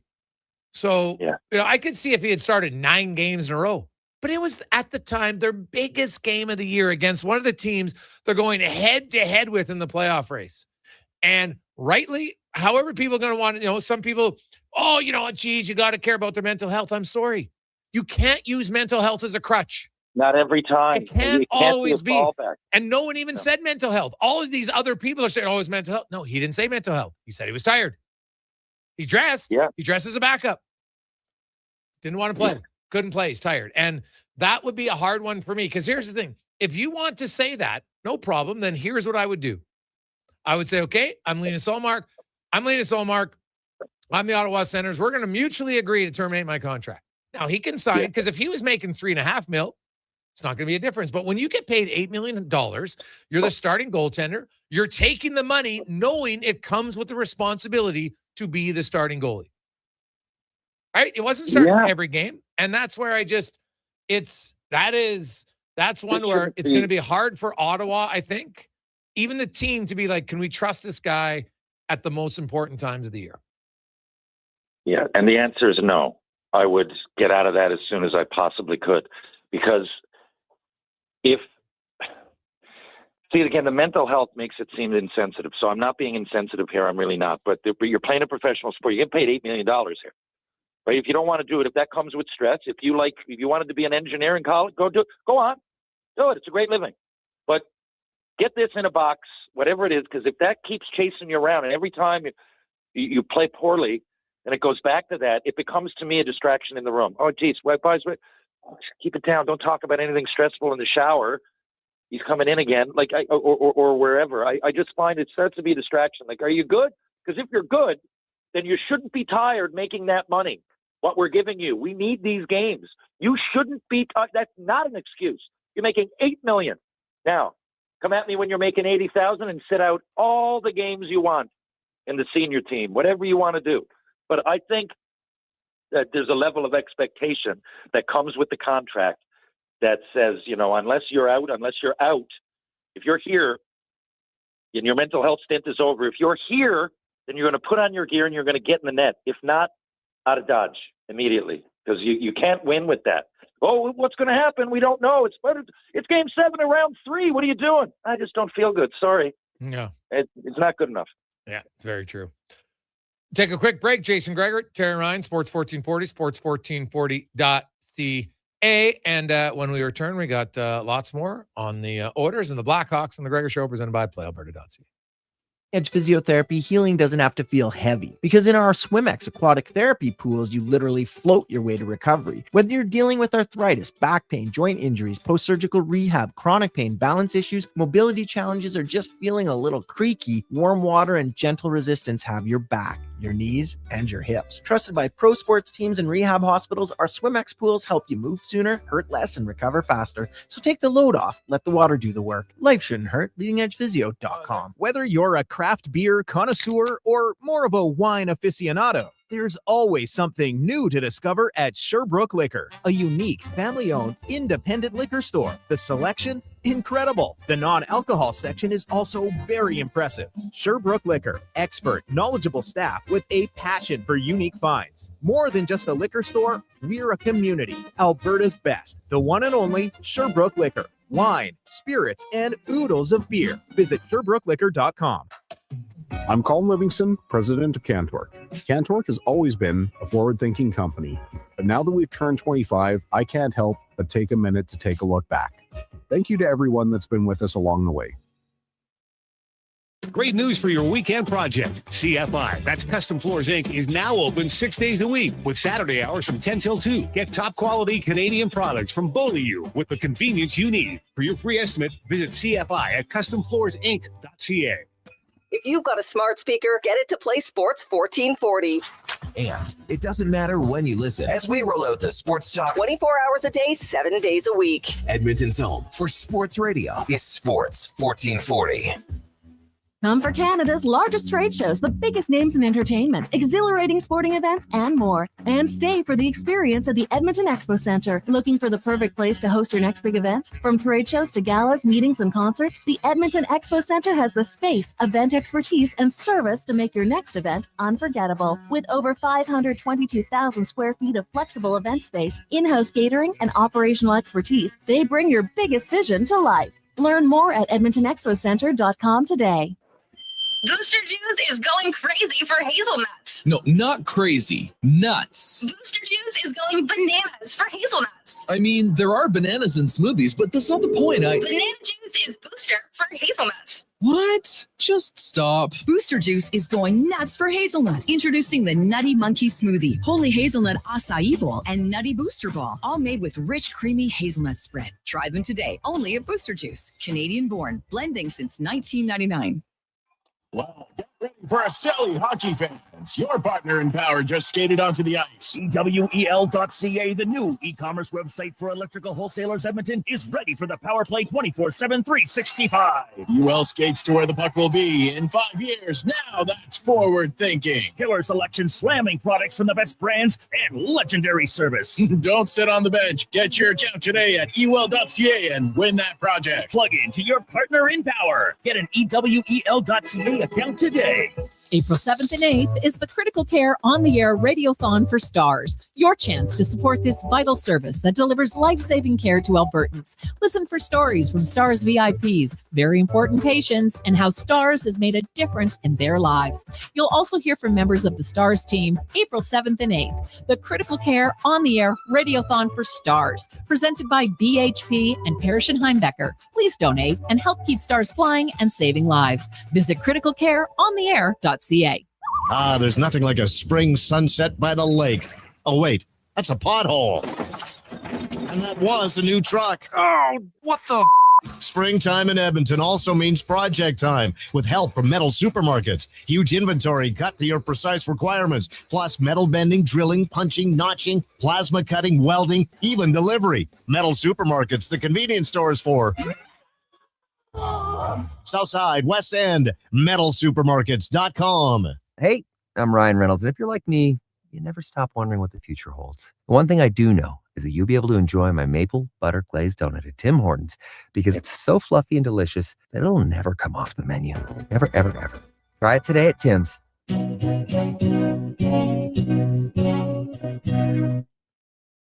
Portions of this hour brought to you by Sherbrooke Liquor, the best place for wine, cocktails, and beers from all over the world. Also a variety of excellent non-alcoholic options. See more at SherbrookeLiquor.com. The Jason Gregor Show, the best of Edmonton sports talk and beyond. This is Sports 1440. Presented by PlayAlberta.ca, Alberta's only regulated online gambling website.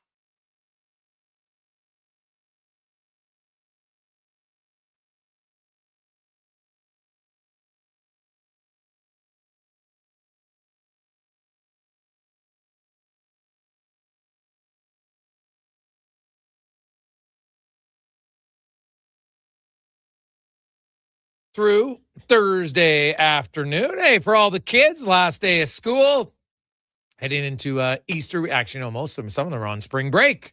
Some not. I know spring break's different for every school board, so lots are off, lots aren't. But those of you who aren't, you'll like it. The kids who are kind of like, man, we're getting ripped off. We're only getting 4 days of spring break. It's Friday, it'd be off anyway. I think you get a lot of days off, kids. I don't ever remember having that many days off, so good for them. So we'll see.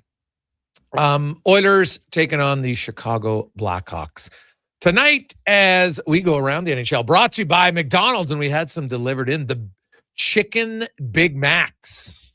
Oh, man. So you take the chicken that you have at McDonald's, but then you put it in the Big Mac with the special sauce. It's pretty good. Pretty good. You want to try one right now, only at McDonald's. As the Oilers and the Blackhawks, and the voice of the Blackhawks, John Weidman, joins us. John, how you doing? Doing great. Hey, save me some of those chicken Big Macs, man. I'll be right over. Yeah, Jeez. they're really good. Hey, before we talk to hockey, I just want to say my condolences. Troy's a good friend of ours.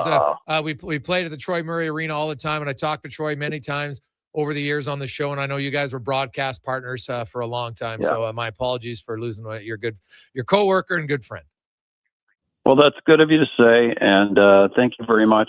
There are a lot of people that have really in the last few weeks have come up to me and offered their condolences, and it never gets old hearing that. I don't mind ever. And I can tell you that, I worked with Troy for 20 seasons. Yeah. He easily was the best partner I've ever had. He was such a great human being and a great person, and a great friend, great father. He was the president of the Blackhawks Alumni Association. He would give you the shirt off of his back, but at the same time, he was mentally and physically tough. And I have to tell you guys, I really truly believe that if his affliction had hit a lesser man, that person would have been gone a couple of years ago. That's how tough Troy Murray was. He would gut things out. He didn't feel good a lot of days, but boy, he hated missing his work.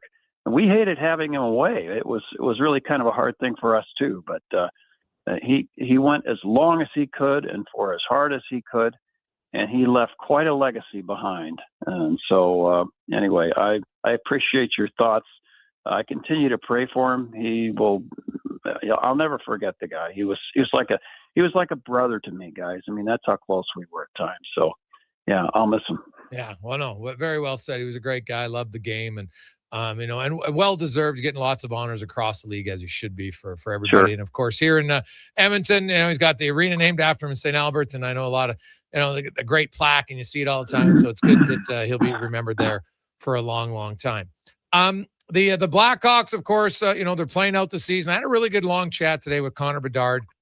You got Frank Nazar, and now you bring in another top pick. Like, they've got some really good young players on this team. They got a huge back end, John, and it's just a matter of, sure, when will it come together? They're going to have another pick again this year, and I've seen some people say, oh, they should trade the number 2 pick or what number 3 or number 1, whatever they get. And I'm like, no.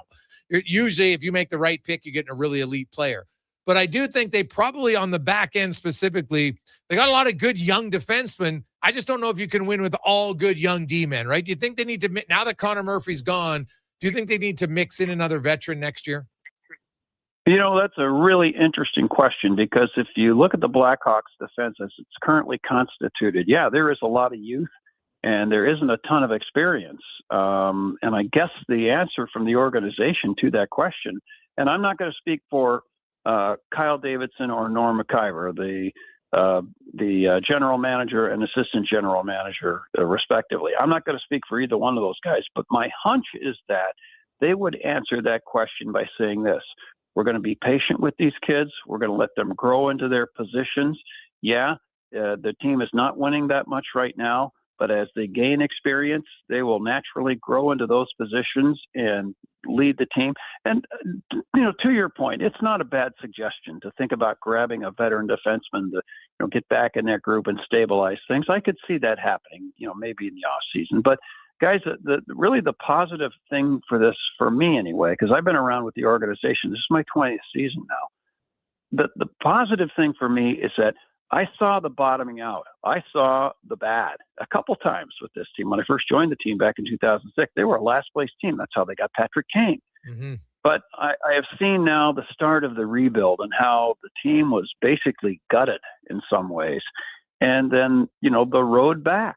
And that was a painful road for a while. And the ownership of the Blackhawks, the Wirtz family, they committed to that direction. They told Kyle Davidson, this is the way we want to go, and get busy and start building us another championship team. And it's going to take time. I have a feeling, and I'm speaking for the Blackhawks right now, I have a feeling you're going to see this same thing that's happened with the Blackhawks happen in Toronto. I think the same thing is going to happen. I can't speak for, the two top players on their team, and maybe I'm out of church by saying this, but I just have a feeling that the Blackhawks plan that they've undergone, and it was painful. I mean, there were a lot of fans that said, when are they going to win? I get people coming at me all the time. When are the Blackhawks going to trade for a guy that can win faceoffs? When are the Blackhawks going to get a tough guy? When are the Blackhawks going to get an elite scorer? I say, guys, you got to be patient. This is a true rebuild. And that answer never goes over well when I give it, guys, but it's the truth. It's the way they are. And the truth is that I'm seeing signs that this team is really showing some great growth. We'll see how they finish. 7 games left in the regular season. I can tell you this. They've won a couple of more games than they won last year and more points than last year as well. So they are headed in the right direction, albeit slowly. But more to your question, which was about the defense, I wouldn't be surprised if they went out during the offseason and got a defenseman, particularly a big stud defenseman that can drop the mitts and chuck them. TR? John, speaking of progression, what can you tell us about former first-round pick Frank Nazar? Is he coming along as people expected? First of all, is this the Terry Ryan from St. John's, Newfoundland? You got it. My next question's about Ryan Green. You better. Yeah, exactly. I was saving that for number 2. Yeah. I looked you up you on were Hockey going there. DB. Yeah, Terry, I looked you up on Hockey DB. I couldn't resist because I actually did a game that you were involved in back in the 96-97 season. Pretty sure I was the radio guy for the Philadelphia Flyers that year, and I'm pretty sure you played in the game against the Flyers. And I was my first game. Impressed. That was it, right? And I was impressed with your moxie. I was impressed with how you came to play with a snarl. And I shouldn't be surprised. I'm looking at your penalty minutes, dude. You had some minutes. I mean, geez. But that's wild. I can't believe you remember that. I was real nervous. Yeah. It was like 6 injuries, so I got to play actually a lot. And they were, I believe it was like the Legion of Doom, and there was I forget where Philly finished, but I know they were in the final like the year before, I think, and they had the Legion of Doom. It's not, and they had Desjardins on the point. They had a big team. Well, that year, by the way, 96-97, that was the year they went to the Cup final against Detroit and were swept in 4 games. But what a team they had. Anyway, guys, I'm sorry. Indulge me with that digression. I didn't mean to take the show sideways. It's all good. It's all good. Okay. Well, we're a couple hockey guys talking hockey. So, I mean, what difference does the setting make, right? We're here to talk about hockey. So my first question was about Frank Nazar. I had my eye on him. I know he played in Michigan. He's a first-round pick. I kind of lost track, and I look, and it seems like he's progressing. I haven't really noticed much on ice. What do the fans and the organization think? Oh, a lot of positives about Frank Nazar. First of all, he had the best month of his career in March. He had 7 goals, 7 assists. And I can't count how many posts he hit and how many great chances he set up, particularly with his speed, a little bit with his tenacity, but moreover with his speed and his skill. He's right now playing on a line with Tyler Bertuzzi on the left and Ilya Mikheyev on the right. And sometimes they flip-flop on the ice. But that line is the hottest line for the Blackhawks right now. In the game against Winnipeg, Bertuzzi had a pair of goals. Bertuzzi could have had 4 goals, 5 goals that night. He was going so good. And Ilya Mikheyev is that component to that line it's like the glue. It's so necessary. He does all these little things that enable the other two to be at their best.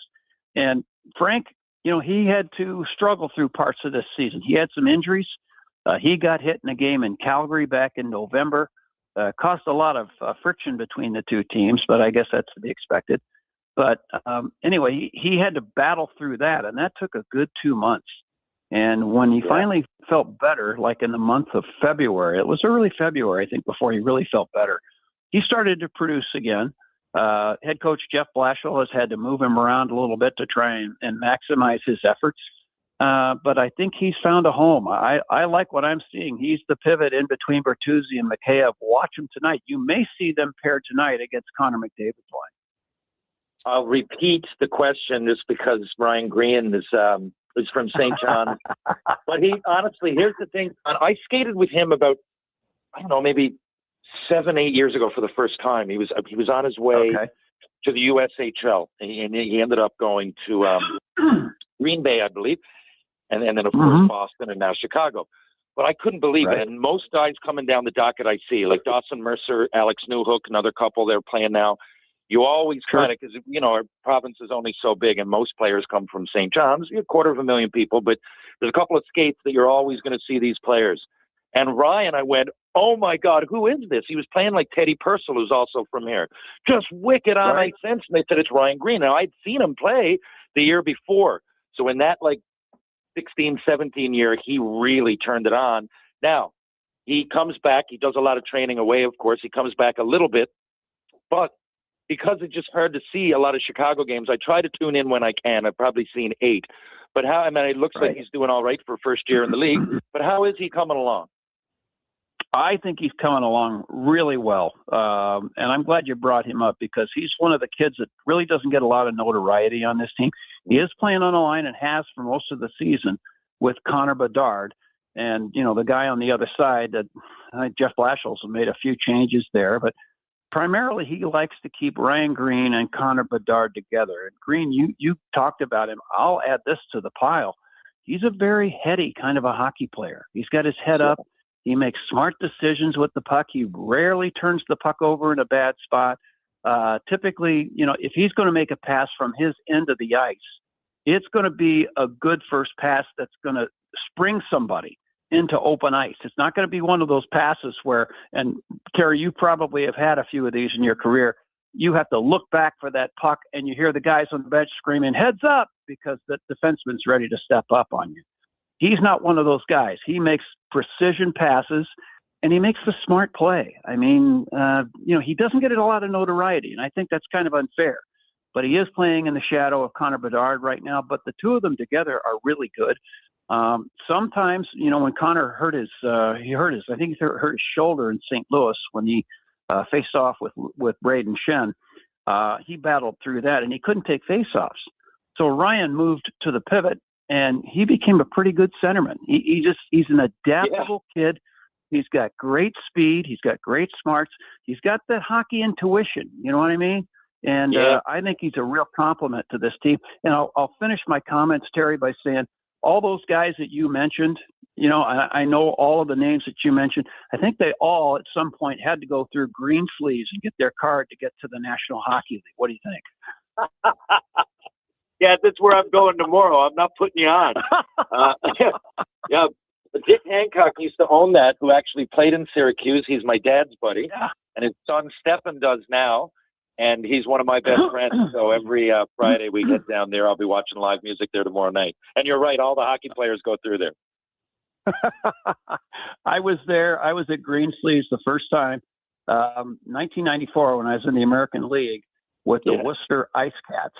And I just went in there to buy the boys just a round of beer, and then I was going to make my exit. I couldn't make my exit. They wouldn't let me leave, so I ended up buying about 4 or 5 rounds. And what a place. That was some great memories from Green Sleeves. Great afternoon.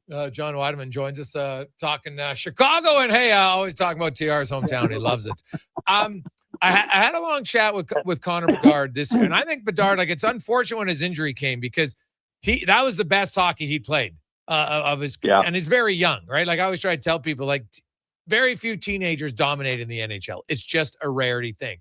And I looked at 20-year-old Connor Bedard, and you watch him every game, John. 20-year-old Connor Bedard looked a lot different than 19-year-old Connor Bedard. It's crazy in 1 year how much different it looked. And he even said, "Man, I think I played well coming out of the break. I'm just not scoring because the pucks aren't going in right now." But when you look at Bedard's up until that injury, What was the biggest differences you saw in his game to think that, if that guy stays healthy, he's 100, 110, 120-point player next year? Yeah, for sure.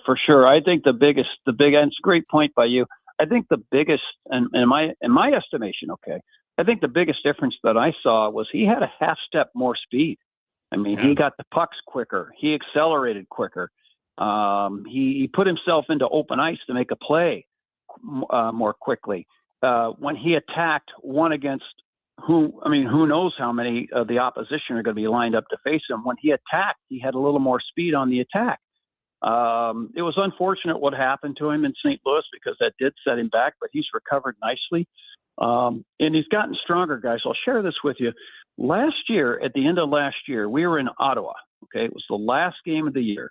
And, if you've ever been a part of a season where you're just playing out the string, you want to make sure you get through to the end and be healthy, be able to step into the off season so you can train and not have to worry about healing. Well, so Connor, I had taken a walk midday. I was all done with my prep, and I took a walk just to kind of clear my mind before the last game of the year. And I come back to the hotel, and I get on the elevator on the first floor. Well, we stop at the second floor, and who gets on but Connor Bedard? So it's just Connor and me in the elevator. Now, keep in mind, guys, my personal way of handling things with these guys is to keep my distance, except, when I'm in the dressing room, hey, how's it going? An occasional fist bump here, or handshake there. But I don't get intimately involved with them to the point where I'm like one of the bros hanging out with them. I just don't do that because I don't think that's my place. So I've left Connor alone quite a bit so that he could kind of grow and have some space. And he never said boo to me in 2 years. So I get on this elevator, I go up to the second floor, he hops on, and before I could say anything, he says, "How you doing, John?" And I was blown away by that. He actually talked to me. Holy smokes. We gave a fist bump to one another. We got conversation going. He says to me, "So what do you got planned for the summer?" I'm just continually blown away by this kid's maturity. Now, he went from a kid that never said boo to a guy that now is conversing with an adult. Okay. And I told him my plans. I said, "How about you?" I said, "You going to Worlds?" And I expected him to say, "Yeah, I'm going to be leaving here in a couple of days," something like that. He goes, "No, you know what?" He says, "I'm taking some time off." He says, I need a mental break and I need to kind of physically get away. He says, and then I'm going to start with this new trainer.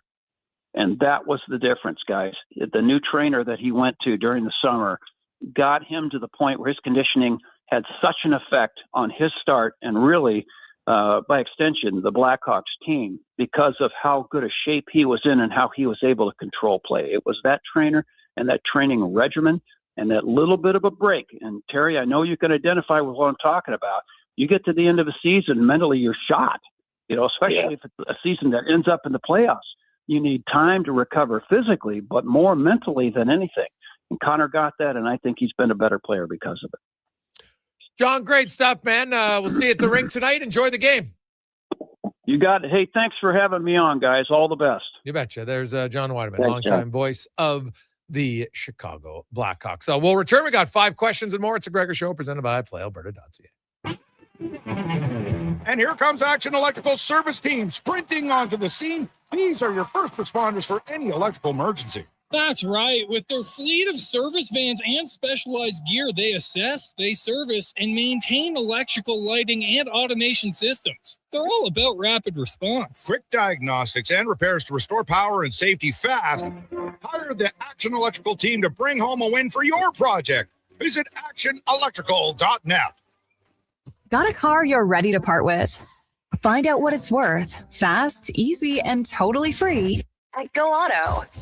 We're talking top dollar trade-ins, whether it's a little worn or still rocking that new car smell. Just a few clicks, and boom, you've got your value. Text value to 780-777-7777 to start. That's value to 780 all sevens. Why guess what it's worth? Let Go Auto show you the money. With the lead up to the playoffs underway, players are definitely stepping up their game. And the fans are doing the same. Simple snacks like chips and dip may work at the front half of the season, but now more and more fans are rocking the Wilhauk beef jerky for game time get-togethers. Just make sure you bring enough for everyone if you want to be invited back for the playoffs. Make your next hockey game day a Will Hockey game day with Wilhauk beef jerky, only available in Leduc. Get yours today because you don't win games with salad. Island Rides is one of Alberta's premier specialty charter companies. With our luxury motor coaches, we provide our customers with the safest and most reliable ground transportation services. Our seatbelt equipped, top-of-the-line motor coaches have become the preferred carrier for many local sports teams, tours, corporate outings, and other various travel needs across Western Canada. For more information and to request a quote, contact sales at 877-748-0991 or visit silentrides.ca. Craving your favorite mouth-watering pizzas? Papa John's has large specialty pizzas for only $19.99 for a limited time. Get a flavorful all the meats, the works, ultimate pepperoni, Hawaiian, barbecue chicken, and more on original thin or New York style crust. Use the code LSPEC at papajohns.ca or on the Papa John's app. Get yours today. Better ingredients, better pizza. Papa John's. Expand your brand with Fusion Promo Marketing. Fusion is your trusted partner for all things branded merch and apparel. Thousands of products perfect for businesses, sports teams, and corporate events. Fusion with a Z. Promomarketing.ca. Getting your vehicle sparkling clean doesn't have to cost a fortune. Take it into Hughes today and pay just loonies a wash. Find us at HughesCarWash.com. Ride for Dad is back. Join Sports 1440 as we help raise funds and awareness for the fight against prostate cancer. The ride starts Saturday, June 13th at Blackjack's Roadhouse. Register online at ridefordad.ca and find more info at sports1440.com. Action Electrical Solar Team is now making a play for sustainability and savings. They're specialists in powering up for a greener future. That's the strategy. Designing and installing high-efficiency solar panels. They're helping homes and businesses combat rising utility costs by harnessing the power of the sun. A smart move for efficiency and the environment. Hire the Action Electrical team to bring home a win for your project. Visit actionelectrical.net.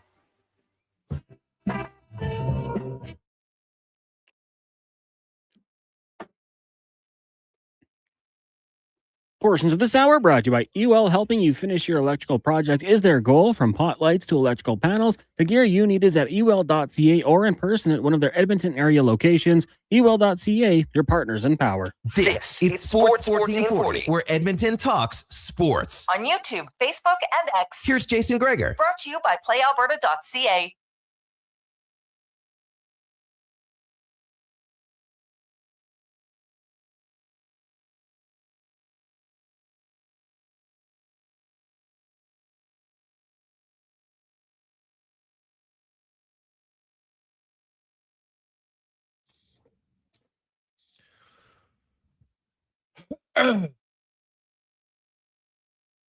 #51, welcome back. Jason Gregor, Connor Halley, Terry Ryan with you. Sports 1440, sports1440.ca, YouTube, Facebook, X, Instagram. The Gregor Show is always brought to you by PlayAlberta.ca. Get in the game tonight. Daily Grand, $1,000 a day for the next 20 years. $7.3 million. Just wake up every day and get $1,000 in your pocket. Oh, would that be awesome? Check it out, PlayAlberta.ca. Meanwhile, let's get to 5 questions brought to you by The Brick. And you can spring into savings at The Brick. You can save up to $1,800 off sofas and sectionals. Buy more, save more, up to 25% off bedroom and dining furniture right now at The Brick and thebrick.com. It's time for 5 questions on the Jason Gregor Show. All right, guys, question number 1. Oilers Blackhawks tonight. What happens on the score sheet? And mix in a bold prediction as well. I think the Oilers are going to win this one 6-3. Both Connors get 2 goals, and Max Jones is going to deflect one in off his thigh. Oilers win 5-2. And bold prediction, the streak ends at 50. Adam Henrique scores a goal tonight. All right. Question at number 2. When the Oilers get healthy, there's going to be a lot of options for the bottom 6 going into the playoffs. So if you are making the call, what do lines 3 and 4 look like game 1, first round of the playoffs? Well, line 3 would be Kapanen, Dickinson, and it's either going to be Nuge or Podkolzin. It's going to be a matter of who they want there. Fourth line, everybody's healthy. Henrique at center, Trent Frederick right wing, Max Jones left. Yeah, I was going to say I've been liking Jones, so I'd like to get him in there, and I hate to repeat your answer, but that's what I'd go with. And I love the third line with Dickinson there. All right. Question number 3. I know the Central Division is very tough. So when you look at the Chicago Blackhawks, wild card might be an option. Who knows? Maybe they can get in there. Utah's on the rise as well. But when do you think Chicago makes the return to the playoffs? Well, unlike Keith Pelly, I look at young teams that are on the way up that haven't peaked, and I don't see it as a train that's going to catch me off guard. Like John just said, they improved this year, right? They improved a little bit. I think they're going to improve again next year. It definitely a little bit, possibly a lot, but they're not going to regress. So I would think that, yeah, I think they're going to be in the playoffs.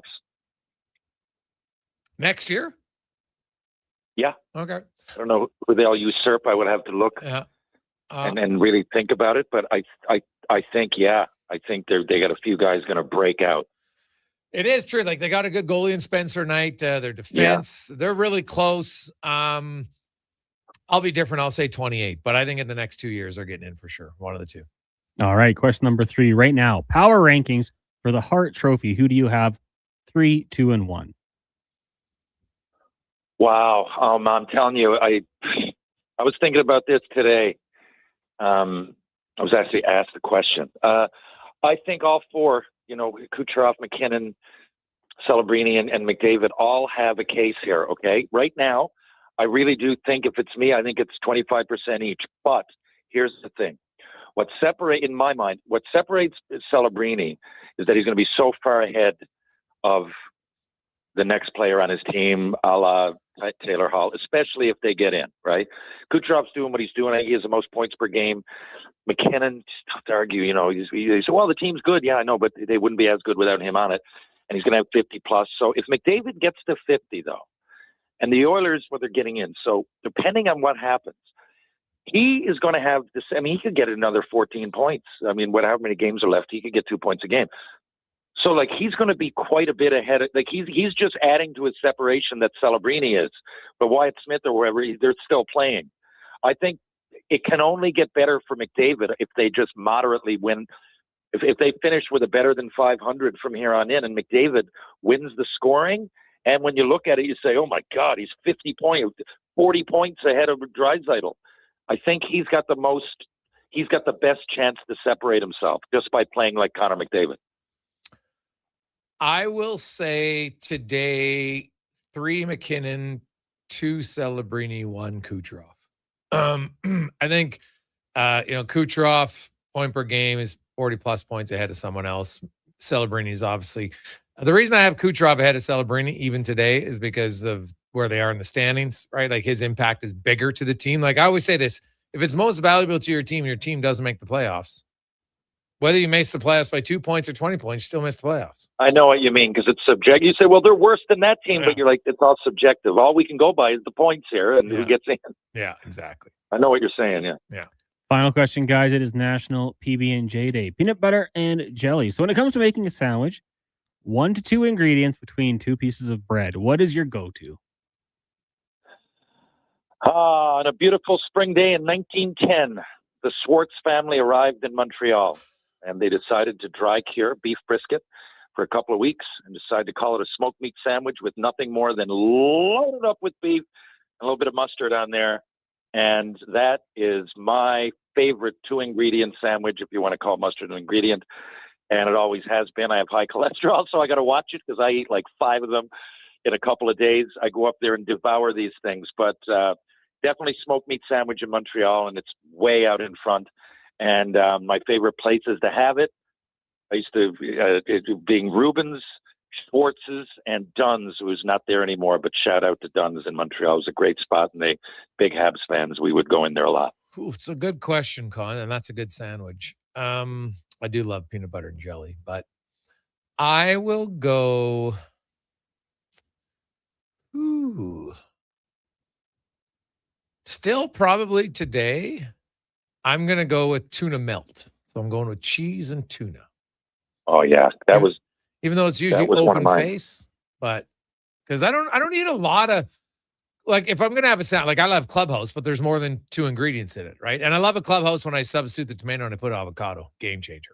But if it's only 2 ingredients, I probably got to go with the tuna and cheese. But man, I will say very close second, peanut butter and honey. Oh, our Jill, our good family friend, she gets they have bees out at their farm, so she gives us fresh honey, and we have like it all the time. And man, I'm telling you, that fresh honey with just pure peanut butter is delightful, like so good. I can be in a bad mood and I will eat that, and I'm in a good mood. That is a huge endorsement. I'm going to try. I've never had that sandwich in my life. I won't have it from real live, or I guess they'll have to be from real bees if it's honey, but it's going to be from the shelf. Yeah. Well, buddy, you try peanut butter and then you just mix in the honey. It's unreal. Now, I usually do it on an open face sandwich just because I don't like as much bread. I just like to taste it more. And I'm telling you, that is, it's good. Really good. TR Oilers. I asked Dave. So currently they're on a 4-game winning streak. They play Chicago tonight. Then they play Vegas.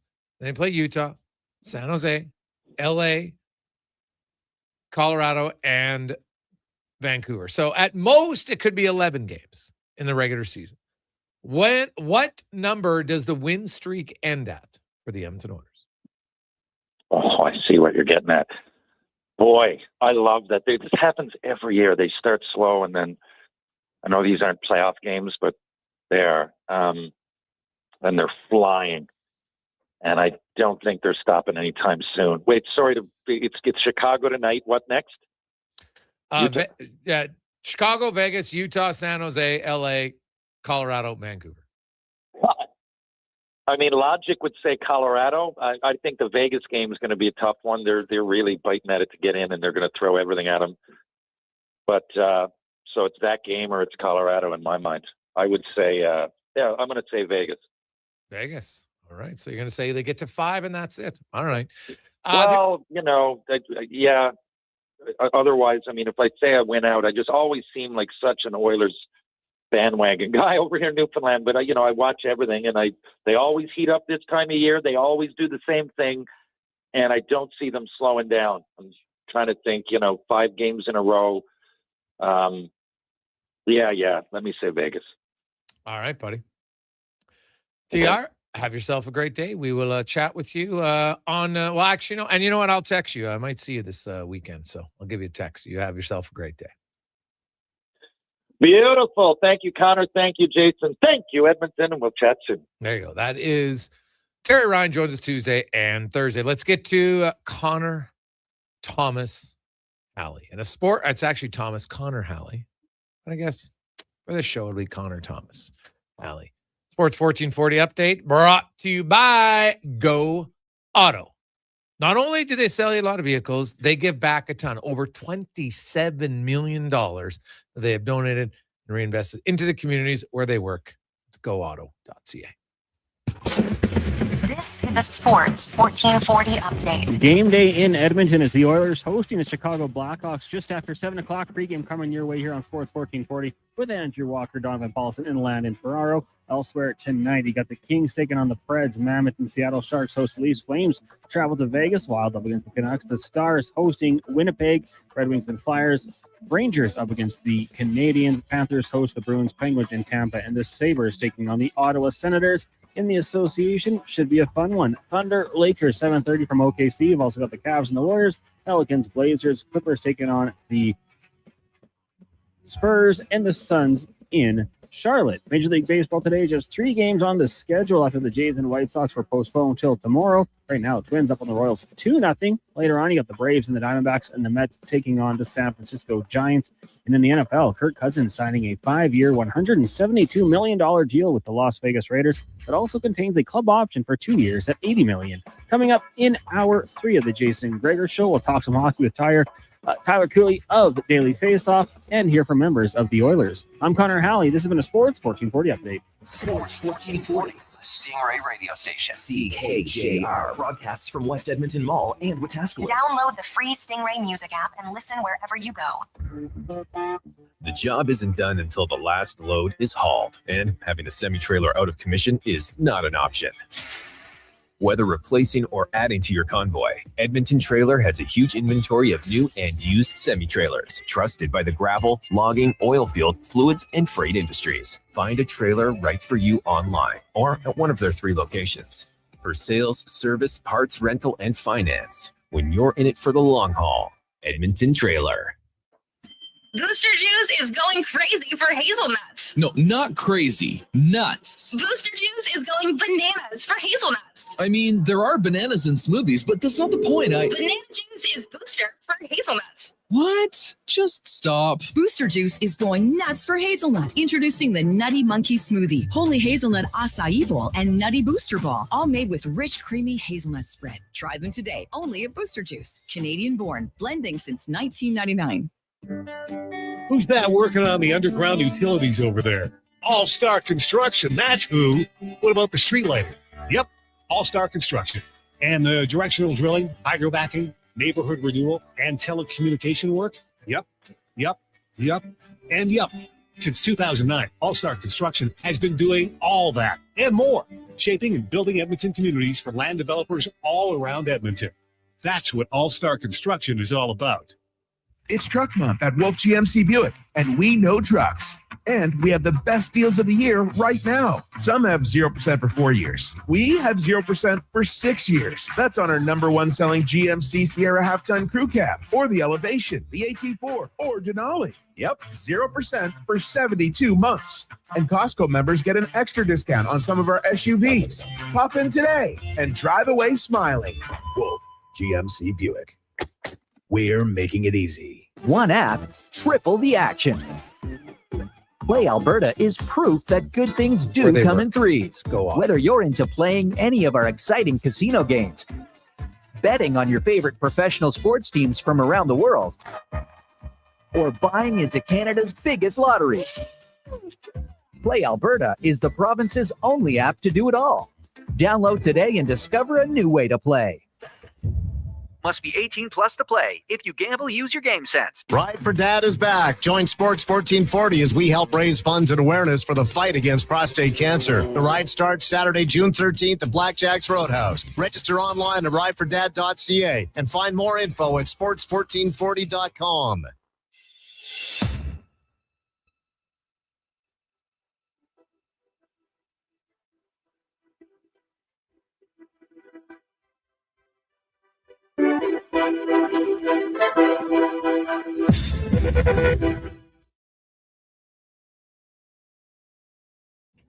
Portions of this hour brought to you by Elks Nation. Check out elksnation.ca. Articles, podcasts, and more breaking down the green and gold. The most in-depth W football coverage, elksnation.ca.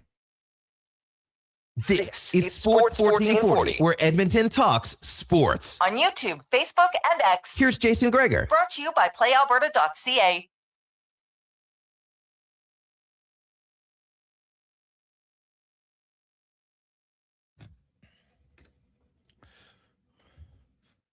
.406. Welcome back. Jason Gregor, Connor Halley, Sports 1440, sports1440.ca. Hope you're having a lovely Thursday. Be sure to, if you're watching the show, YouTube, Facebook, X, and Instagram, say hi to the deck man. Give it a thumbs up. Give him a subscribe button. Very much appreciate it. The numbers keep growing, which is awesome.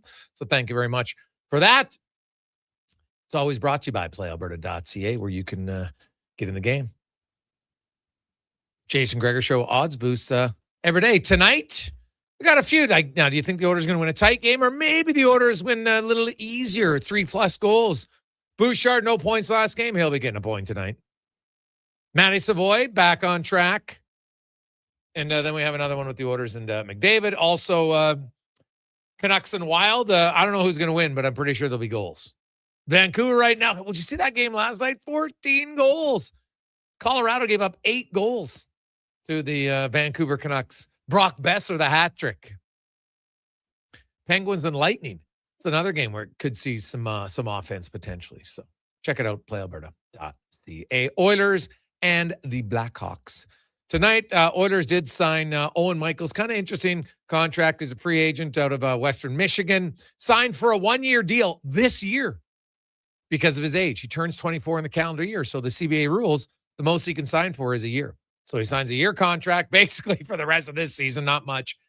And then the Oilers maintain his rights. He'll be an RFA and look for them to sign an extension in the summertime or off season at some point. So we'll talk about those signings, William Nickel, and a little bit of a look at the Frozen Four coming up later on. But first, we're going to get to the oil report brought to you by Go Auto.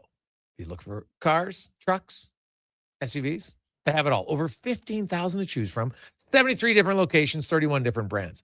The car you want, car you dream of, they have it. GoAuto.ca. And today, the Oilers are playing the Blackhawks, and I had an opportunity to sit down and go one-on-one with Connor Bedard. Here's that conversation. How was your CIBC shoots? How many takes did it take? A lot for me. I suck at that stuff. But are you talking about the one with Connor? It was fun. Like, I mean, you get to spend some time with new guys and meet them and stuff. So, I think it's something that you get more comfortable in the more you do it. And but it's fun. It's kind of the unique thing, like when a young Connor Bedard, like you're thinking, hey, I want to play in the NHL. You're probably never thinking I want to be in commercials, really. So it's something you kind of just adapt to a little bit. Yeah, I think it's, there's different things with the lifestyle, but, it's all great opportunities that, I'm very grateful for. Like you said, it's not what you're working for every day, but, it's great opportunities. So, I'm thankful for that. You're in year 3 and you're having the best year. You had an unreal start and then the injury hit to probably like the worst time for you personally, probably impacted your decision for the Olympic team, but also just as a group. But prior to that and then coming back, how hard was it to get back to that level that you'd been at prior to the injury? Yeah, I think there's some timing stuff, but I think probably from when I came back to the break was probably my worst hockey of the year. And then honestly, since the break, I felt like I've been playing probably my best. Not as many points. It seems like the puck's not going in quite as much for our whole team, really, not just me. But hopefully that comes in the last 7 or 8 games here. But I felt pretty good since the break, and just try to keep growing that. The toughest challenge for a lot of young superstar guys to come in the game is, you get drafted by a team, obviously first overall, they're struggling, and McDavid and McKinnon, other guys, Crosby before, you've all had to go through that. How do you feel you've handled the losing factor, which is something that obviously isn't normal for you if you look back at your junior career, right? Even in probably minor hockey, probably never lost this much. So how hard is it to deal with that as a professional? Yeah, I mean, it's a fine line for sure, I think. I mean, I haven't – the worst thing you can do is get used to losing, I think. We're all competitive people. And honestly, this year, like, we started off – we were in a playoff spot till January. So, it felt different this year. I think it's most frustrating this last 2 months just because we did kind of have a shot. I feel like last 2 years we were out of it by pretty early. So, but I think it's just something that you look back at and try to grow from. And I mean, I'm just excited to get to be part of the solution for our group. And we have a lot of great players right now and that are going to come in to help that as well. So we feel good about where we're at. You mentioned that the numbers maybe haven't been there the last month for you, but the opportunities creating, and even to start the year, your numbers were right up there with the elite guys. What did you learn in the first 2 years that allowed you to get off to such a good start? Or is it just simply the natural maturation of playing more games? I think a big part is kind of getting used to the schedule and being more consistent, probably. I think my first couple of years I'd have some great games where I felt great and I felt like I, could be that big 10-point guy. And then you'd have games that you felt like, you couldn't do anything. And I think there was too much of that, shift. I think this year I felt more consistent in my game. Obviously, you're still going to have bad games through as many as we play, but I've definitely felt better kind of day in, day out. You're a young guy, but I was talking to Connor and Jason Dickinson, and both of them are raving about your maturity. And the harsh reality is lots of young guys, and you're a great player. You got to have more leadership moving forward. How do you look forward to that, and how do you take on more of a leadership role moving forward? Yeah, it's exciting. I think, but we have a great group of guys, and I think it's easy for everyone to be a part of that. I don't think it's on 3 guys that wear a letter or whatever. I think, our whole group can contribute to that. And for me, just kind of being myself, I'm not going to, just because we lost some of our leaders, I'm not going to change kind of who I am as a person. I feel like, I'm a natural leader in some senses. So, but obviously as you get older, you feel like you can be a little more vocal in some spots, but at the end of the day, I'm just going to kind of be me. And, lots of guys will grow into being leaders. And I feel like I'm on my way to that as well. You're lucky you come in the right time because the World Cup's back every 2 years, the Olympics every 2 years after that, after a long time of nothing, the opportunity to play best on best. How much of that is a motivator for you to be on the team in 2 years? Yeah, it's not something I'm thinking about all the time, but I want to be. I felt like, obviously this year I was a name that was, kind of bubble spot. And I think I talked about it right after I didn't end up making it, is you want to kind of put yourself in a position where you're on the team no matter what. You're not fighting for a spot as much, if that makes any sense. So for me, that's just keep getting better. Obviously, got a few games left here to work on things and then have a good summer and just come back and every year keep trying to get better. If Canada calls, would you want to go to the World Championships? Is that something that you feel can help? Just, some guys have said before, hey, the longer I'm playing, my body gets used to it. You talked about the scheduling that, when you get into the playoffs, you got to be used to playing in May. Is that something that, if you're healthy, would you want to go? Yeah, we'll see. I honestly haven't had that conversation yet. Haven't thought about it too much. Just kind of focus on what we're doing. But, obviously whenever Canada comes with you with an opportunity to play for your country, it's hard to turn down. So, we'll see kind of as the year wraps up here and, you have those talks and obviously see how I'm feeling and my body. So, we'll see on that. I want to ask you, and I never know what to believe on social media and stories and stuff. People say, no, yeah, fair point. That, like never eat sweets. Like you must have had the birthday cake or something. Like, I get if you don't eat candy, but do you have a sweet tooth at all? Yeah, I mean, it's getting bigger. I feel like, I think kind of something wrong with that. That's good. I know. I'm honestly probably more and more, especially now, kind of every day, probably having a nice dessert. So, what's your go-to? Like, what's the favorite Bedard dessert? Say probably like a Big Four, like cheesecake, like a lava cake, with ice cream, just like a chocolate chip cookie. Probably I like those 3. I'd say those 3 are in the top right now. And then how's your cooking skills? You move out now, now you're 20-year-old. How would you rate yourself in the kitchen? Not great, probably. I can make like very simple things, but I'm on Uber Eats a decent amount or getting someone to come in and make me some food. So, I honestly this year maybe cooked like 5 times. So, not getting any better, that's for sure. Any of your teammates good in the kitchen that you hope to get the invite over to? Actually, Del Mastro likes to cook. I think Kaisi likes to cook. Pretty sure Dickie. Yeah, obviously he's not a teammate anymore, but I think he didn't mind it. Maybe it was just his wife. Whenever I'd go over there, it was good food. But those two, Kaisi and Deli, actually do enjoy it. And lastly, if you look at this group, you got a lot of good young players. Frondel's sitting right beside you here, and he's looked really good in 5 games. And Nazar, like down the middle. Do you feel that like next year there's a lot of opportunity, especially with some of those young D getting more experience? So you guys with Spencer Knight can really compete longer than to January. Yeah, I think end of the day, from here on out, if we're not playing past April, it's a failure. So not a failure, but disappointing. And I think that's going to be all our mindsets going into every year. And, we felt that coming into this year that I think outside perspective wouldn't have thought that. And maybe that ended up, coming true a little bit now. But we felt pretty good about where we're at. And we're going to feel the same next year and feel like we can make it.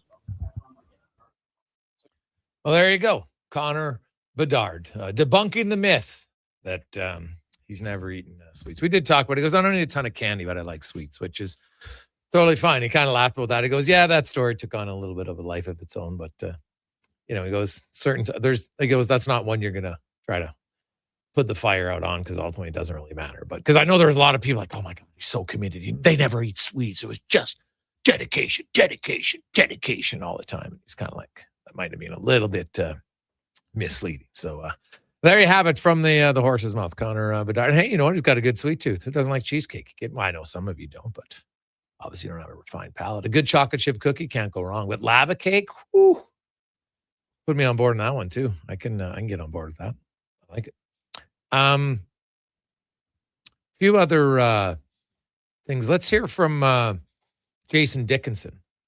First of all, playing his former club, excited about it. Is he ready to? Is there going to be a lot of chirps with his former teammates? I'm sure I'll be victim to a few chirps. I know Bedsy will be in my ear. Bert will definitely be giving me something. So it's fun. It's a weird thing to be a part of, but it'll be a lot of fun to go out there and compete against them. And the game plan on slowing down Bedard, he obviously played against him. Does he feel, is that an advantage at all, having practiced and played against him for so long, and how to game plan to slow him down? I mean, luckily for me, I've gone up against him plenty in practice. Lots of 5-on-5 time, lots of PK time against him head-to-head in practice. So I've had the luxury of competing against him in that. He's had the better of me a few times, and I've had the better of him. So there's definitely ways to get to him, and I've worked on them. But he is also a very dynamic player that recognizes what I do and where I go and how to find the weak spots. So, he's not an easy matchup by any means. Yeah, fair enough. Does it feel a bit odd that suddenly now you're providing information against guys that were like really good friends of yours, but hey, it changes quickly. And suddenly now it's like, hey, these are all the little tips that he'll share to maybe try to limit Bedard's success. Yeah, absolutely. You're giving secrets out, and like you said, my loyalty is to the Oilers now. So, I want to go out there and win this game. And if the knowledge I have is even a small piece in the puzzle to winning the game, then I'm going to make sure I share that knowledge with everybody. I was talking to Farley about a few of the PK tendencies, a place that I spent a lot of time with them. So, there's things that I can impart on him that he can use to make their PP meetings maybe a little bit smoother because they have the inside knowledge. And how about last night? San Jose, big win over the Ducks. How closely is he watching the standings and the importance of potentially finishing first? Yeah, I mean, I think home ice advantage is huge for any group. So, focus on first place maybe is the result of the process. I think we just want to go out there and win games that we're supposed to win, and the divisional matchups that matter even more, go take advantage of those. And so I think biggest thing is to focus on today, win the 2 points, and then see where it takes you, because there's a lot of things outside of our control that might not allow us to get that position. But if we do what we do, then it might happen. And that's all we can ask for.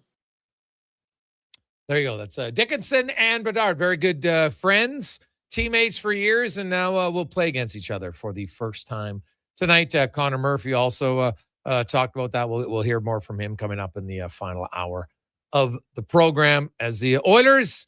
You know what? Hey, any player, you know what? You put the friendship aside for the night because the Oilers want to win. It's just that simple. So take a quick break. When we come back, we will talk a little Oilers. They've signed 2 players here in the last few days. So we'll get a little scouting report on them next on the Gregor Show, presented by PlayAlberta.ca.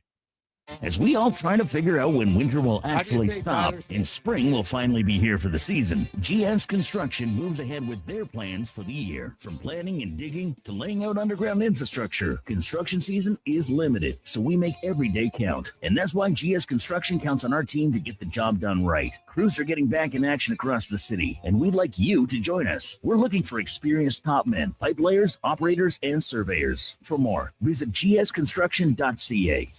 Craving your favorite mouth-watering pizzas?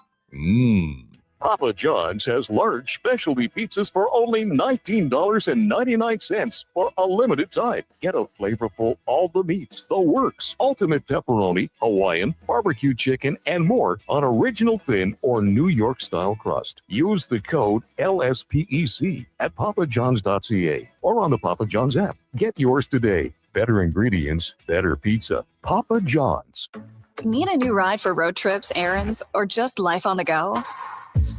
Go Auto offers a massive selection with over 15,000 new and used vehicles to choose from. With over 70 locations across Western Canada, finding your next ride has never been easier. Whether it's a roomy SUV for the family, a sleek car for the open road, or a rugged truck for your weekend adventures, you'll find it here at a price you'll love. Explore thousands of vehicles today at goauto.ca. Bring into savings at the Brick. Refresh your home with huge discounts. Save up to $1,800 on sofas and sectionals, and buy more, save more. Up to 25% off bedroom and dining furniture. Dreaming of better sleep? Upgrade your mattress game. Save up to 40% off select mattresses and score free delivery when you use your Flexity card. Plus, save 50% when you buy 2 or more select major kitchen appliances. Some exclusions apply. See in store for details. The Brick, proudly Canadian since 1971. Sleep is for the off-season. What off-season? Sports 1440 is live, loud, and locked 24/7. Oilers, Elks, Riverhawks, Stingers, Oil Kings. We've got your picks. Edmonton's home for sports is Sports 1440. At Fountain Tire, the savings come in threes. Up to 25% off select tires, a mail-in rebate of up to $100 off a set of 4 select tires, and $50 off a $150 service. We're basically the BLT of savings. Until April 25th. Restrictions apply. Book today. One app, triple the action. Play Alberta is proof that good things do come in threes. Whether you're into playing any of our exciting casino games, betting on your favorite professional sports teams from around the world, or buying into Canada's biggest lottery, Play Alberta is the province's only app to do it all. Download today and discover a new way to play. Must be 18 plus to play. If you gamble, use your game sense. Struggling to find skilled workers? What if you could fill your talent pipeline with motivated, pre-vetted youth and receive funding to support your efforts? At Careers the Next Generation, we connect Alberta employers with interns in skilled trades, IT, agriculture, forestry, and more. All WCB covered, high school accredited, safety trained, and ready to contribute from day one. With 83% of RAP students continuing their apprenticeships after high school, investing in youth today means securing your workforce for tomorrow. Don't wait. Visit careersnextgen.ca to get started. Running a business is tough. Finding new customers shouldn't be. Stop chasing leads. Let them come to you with Stingray, offering you access to more digital, outdoor, and traditional advertising platforms, including radio, connected TV, search and social, programmatic, digital advertising, and digital out-of-home. So while you're closing the next deal, Stingray is working for you to deliver more leads, more customers, more sales. It's that easy. Get started now at stingraymediasolutions.com and always be closing. The job isn't done until the last load is hauled, and having a semi-trailer out of commission is not an option. Whether replacing or adding to your convoy, Edmonton Trailer has a huge inventory of new and used semi-trailers, trusted by the gravel, logging, oil field, fluids, and freight industries. Find a trailer right for you online or at one of their 3 locations. For sales, service, parts, rental, and finance, when you're in it for the long haul, Edmonton Trailer.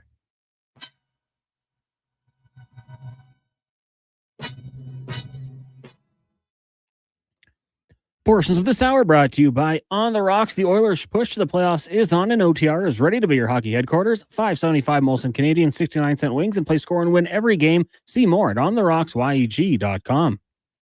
The Jason Gregor Show, the best of Edmonton sports talk and beyond. This is Sports 1440. Presented by PlayAlberta.ca, Alberta's only regulated online gambling website.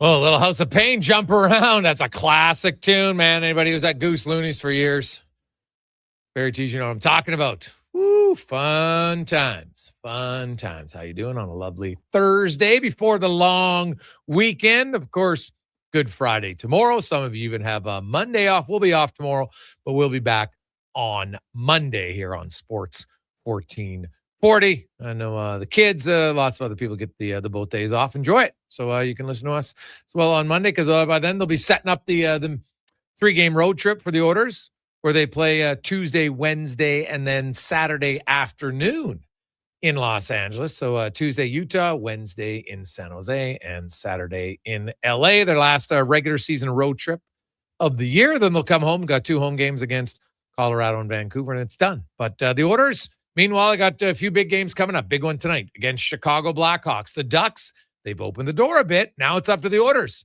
Put the pressure on. Win tonight, you're tied with the Ducks. Ducks would have a game in hand, but the Oilers would own the tiebreaker. They have more regulation wins. So we'll see. It's going to come down between Edmonton and Anaheim, most likely. Vegas, now, if Vegas beats the Oilers in regulation on Saturday, then they'd only be one back of the Oilers. So there's lots to play for here in the next few days for the Oilers here in the National Hockey League. And the Oilers have added a few players as we go in the room, brought to you by Action Electrical. 53 years, and they have grown and become one of the most diversified electrical contractors in the entire province. Their service division is 24/7 emergency electrical service with certified uniformed technicians. They also provide preventative maintenance contracts to keep facilities running safely and efficiently. Get your help at actionelectrical.net. As Ty Coelho joins us from Daily Face-Off. He also broadcasted some of the Western Michigan games, follows London closely, so we can talk about some of the contracts the Oilers have signed here in the last few days. Ty, welcome to the show, man. How you doing? I'm doing pretty good, Jason. I'm glad you folks in Canada get to have the day off on Friday, but us regular people down here in the U.S. and us hockey writers, we get to work every day, so we don't get a day off. Oh, well, that's unfortunate for you guys. There you go. There's hockey every day, right? I guess that certainly probably does it, but there's life of a sports writer, you know. Now, tell us what you know about Owen Michaels. An interesting situation because of his age. He could only sign a 1-year deal. So basically, it's like, there's 3 weeks left in the regular season. Obviously, playoffs is different. You don't get paid in the playoffs unless you win. You get some bonuses, but it's a contract that obviously then they'll own his rights and he'll extend a contract in the summer. But what do you know about Owen Michaels? What type of player might he potentially project as an NHLer? The thing about Michaels is when he first came into Western Michigan, he was a depth player. He was bottom 6 down in the lineup playing alongside Tim Washy, who you mentioned the contract situation was very similar at the end of last season. He was an older, kind of an overager, if you will, in the college ranks. So he had to do the same thing with the Ducks, sign a 1-year contract, and now he signed an extension. But the development of Michaels over his 3 years has been so fascinating because Pat Ferschweiler, the head coach at Western Michigan, really does run his team like a pro team where he'll get players in that transfer portal from other schools and kind of really, he does develop talent, but he likes to go out and kind of be like a GM for his own program. And he's got a great staff with him that helps there recruiting wise. But Michaels is one of those guys that came in as a freshman and really kind of harnessed the role of being a bottom 6 player, a role player, a grinder. And he slowly developed as other guys left and went to the NHL, and he started to become this top end scorer for Western Michigan. Last season, everyone talks about Alex Bump and how great he was and Tim Washy and whatnot. Owen Michaels was not necessarily an afterthought, but a guy who really flourished. He's got a great shot. He's got great awareness in the offensive zone. And he scored a bunch of big goals for the Broncos last year, was the most outstanding player at the Frozen Four, scored both goals to beat Denver in the semifinal, and then was the big hero in the championship game against Boston University. And that's why Ferschweiler put the C on him this year, is just because of the fact that he is such a diverse player, but also a great leader. Now, how is that going to translate to the pro game? That's going to be a little different because as we've seen in the past, and we've seen it with a couple guys like Quinn Hudson, for example, a great college player, great college offensive weapon. Their roles have had to adjust if they want to play in the NHL. I see a little bit of a similarity with Michaels. I think that's a guy that can give you 20, 30 goals in the American League, maybe 50, 60 points at that level. But if he wants to make it to the NHL and be a consistent player in this league, it's going to come down to how can he play in that bottom six, that shutdown role. Because with Washi in his freshman year, that's what he did a lot of. He was playing against, some of the team's top minutes. Ferschweiler was very reliable. He'll never list. He'll never tell you which his first, second, or third lines are, but you can definitely tell that was a checking line. And he played pretty well in it. Didn't put up a lot of offensive numbers, but he was reliable. And I think that's something that, if you're looking at it from the Oilers side, knowing that a guy can, play different roles, be on a power play, but also play, the energy minutes, if you will.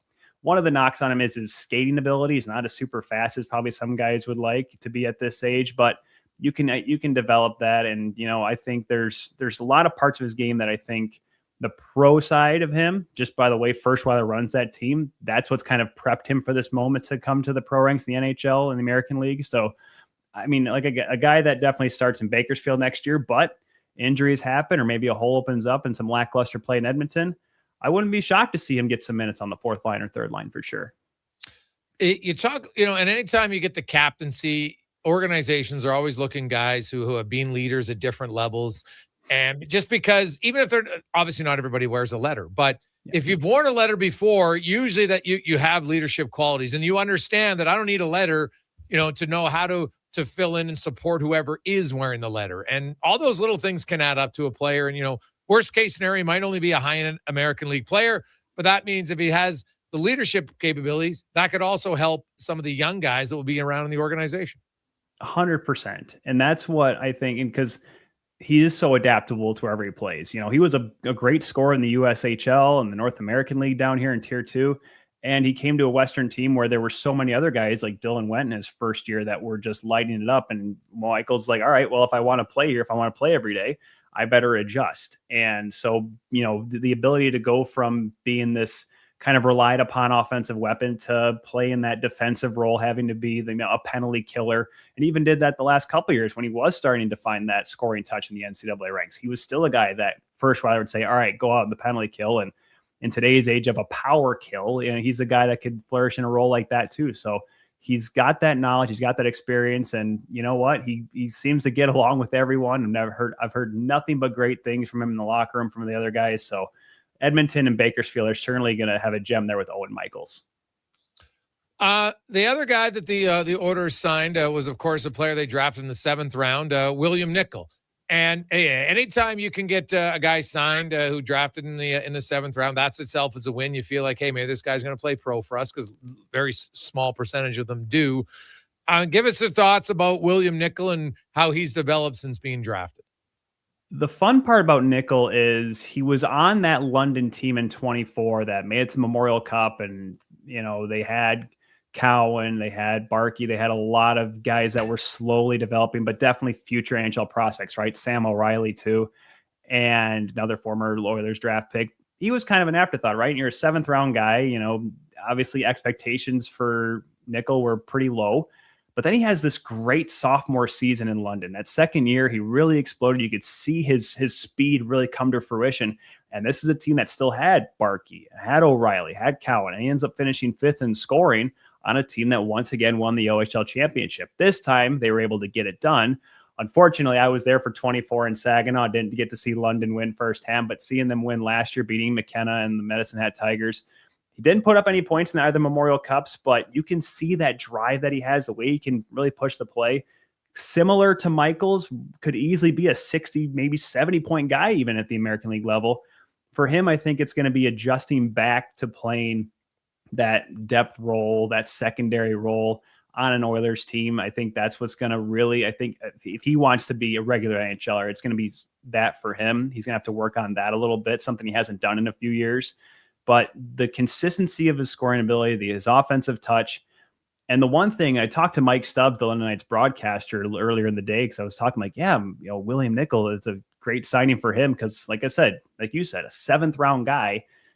We always love the underdogs. Typically don't get that kind of shot to sign an NHL contract. They might, get an American League deal coming out of junior or coming out of college. But I asked him, like, what makes Nickel so special? And he says the kid's attitude is fantastic. Okay.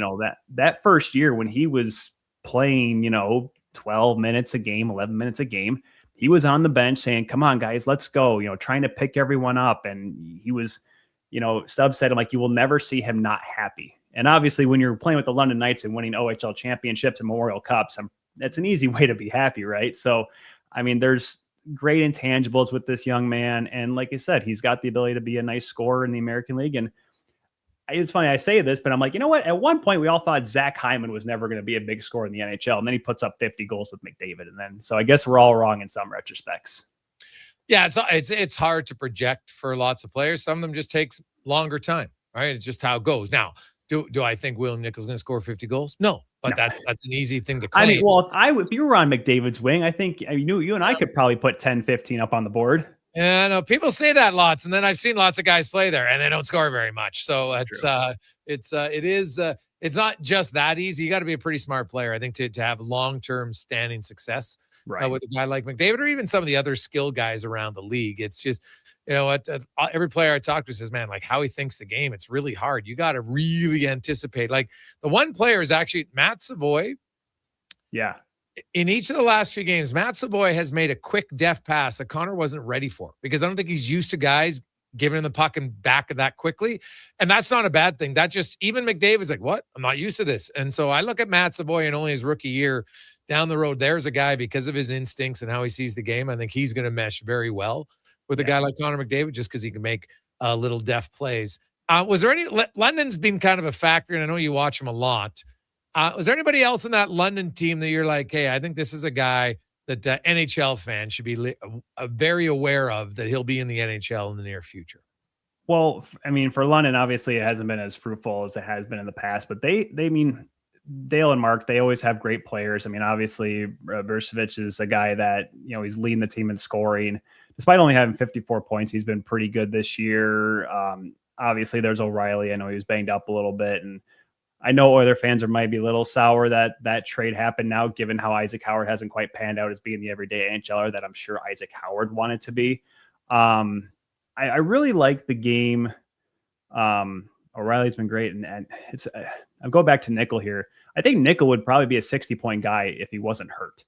People will forget that he had surgery in the offseason, that upper body injury that really hurt him out there. Jared Woolley's been a really great player on the back end. I think people are kind of overlooking him a little bit on the grand scheme of things. Obviously, the OHL, they see him all the time. A solid two-way guy. Linus Funk, who's who's an Avalanche prospect, has been, maybe not as lighting up as much as he'd like to, but that's a very young team there in London. Jackson Cover's been having a great year. He's got over 50 points in 67 games. This was definitely a retooling year for the Knights. I think any junior hockey team, you're not going to be great every single year. And I think with the amount of guys that London lost last year was going to happen, losing Barkey, losing Cowan, and, O'Reilly probably signing after this year. I wouldn't be shocked if that happened. He might play a little bit, but it was a different year for the London Knights fans. It's everyone gives me snods like, oh, how do you like London? You're like, well, I'm a Manchester United fan. I always go after the big clubs. But I tell people, I'm like, every so often you're going to have a down year, and sometimes it's tough for London Knights fans to accept that. So there's still some good talent. I expect a little bit better performance next season from that team. Lastly, anyone else at Western Michigan that you look at to say, hey, here's some players to maybe be aware of down the road? So today, my gosh, everyone signed for Western Michigan today. The London Knights, the LA Kings, sticking with royalty. They signed Hampton Slakinski, their goaltender, the guy that won them the Frozen Four last year, and Grant Slakinski, his brother, who was undrafted. He was their leading scorer this year. He gets signed. Liam Valenti is the second leading scorer on this team, and he scored some big goals last year in the NCAA tournament. And from the get-go this year was just this confident, charismatic kid who just could push the play, even, with guys. They picked up Zachariah Wisdom, who's a Kraken prospect in the transfer portal. They picked up William Whitelaw from Michigan. He's a Columbus draft pick. But Valenti, despite this being this undrafted kid, he came over from Providence, wasn't really doing much there, and came over to Western and just found this niche in the lineup and quickly shot himself up to being one of the team's top offensive weapons. Haven't heard anything from him signing yet, but I think if he gives himself one more year and becomes the Broncos' true number one offensive weapon, I think because Actually, he's a senior now. I think he is going to have to sign somewhere. I think he's waiting out his options because he's really strong on the puck, great vision, great hands. I mean, it's hard, and it is hard to project, right? Because you get these college veterans, because we see TJ Hughes right now. He's an undrafted player, but he's in line for the Hobie Baker Award. You don't know exactly how they're going to transfer out in the pro ranks or move out there. So I think he's a guy that could fit in somewhere. But yeah, Liam Valencia, I would say, would be my guy for Western. The next undrafted college grinder that everyone likes to talk about. I think that's the guy that comes out of Kalamazoo with a contract. Awesome. Tyler, thanks for this, man. We really appreciate it. Give me your thoughts on the Final Four. Who are you liking? Oh, man. As much as I have a lot of Michigan family members, but I look at Denver, David Carl. Every time there's a coaching job that opens up in the summertime, they look at David Carl, and there's a reason. He puts together a championship team. Eric Polkamp is a Hobie Baker finalist. There's so much depth. Sammy Harris, James Reeder, so many great future NHLers coming off that team. And they have a great goaltender in Johnny Hicks, who hasn't lost in his entire freshman season. So I guess, they got all the tools, and North Dakota and Wisconsin are great too. But for me, it's Denver. Denver is the way to go. Okay. Great stuff, man. We appreciate it, Ty. Have an awesome day. Thanks, Jason. Enjoy the weekend. There you go. That's Ty Coelho joining us from Daily Faceoff, broadcast the Western Michigan game. So pretty good rundown on Owen Michaels. And hey, honestly, he's a player. You signed for depth in the organization. And hey, look at Josh Szymanski. Did anybody think Josh Szymanski was going to play this many games in the NHL this year? No. And I think Josh Szymanski has set himself up. Most people think Josh Szymanski next year, at worst, is probably a fourth-line center for your team to start the season. And there's nothing wrong with that. It's great. Can kill penalties. Coach trusts him. Big body. Good defensively. And who knows where he is in 2 or 3 years. This is only year one for him. Look at the growth of his game, man. It's a really good year for Josh Szymanski. Now, not every player is going to be like that. But you don't know where some of these guys come from. And if you have guys who have, if you're a player who has a good defensive acumen and you have some offensive side, you can come in and start. Look at Oilers fans. Sean Horkoff. Look at Ryan Smith. Those guys didn't start in the top line. They worked their way up the lineup. Right? Not everybody gets to be McDavid or Draisaitl who comes in and is basically right in their top because they're that good right away. That's an exception. Even Connor Bedard, hell of a player. Hell of a player. Now, he was on pace this year prior to his injury. He would have been a 100-point guy. And I fully expect that he will be in the future. But even Connor Bedard didn't come in and light the lamp up and is all of a sudden a 40-goal scorer right away, right? It's hard. So if you can come in and find your way in the bottom six, some guys only stay in the bottom six because they don't have the skill to play hard, which is totally fine. But you have a much better chance if you can play in a bottom six role and then show some offense moving forward. We'll come back. We'll get to more on the orders. We'll hear from Conor Murphy. We got Cam Tate, Mark Spector, and more on the Gregor Show presented by PlayAlberta.ca.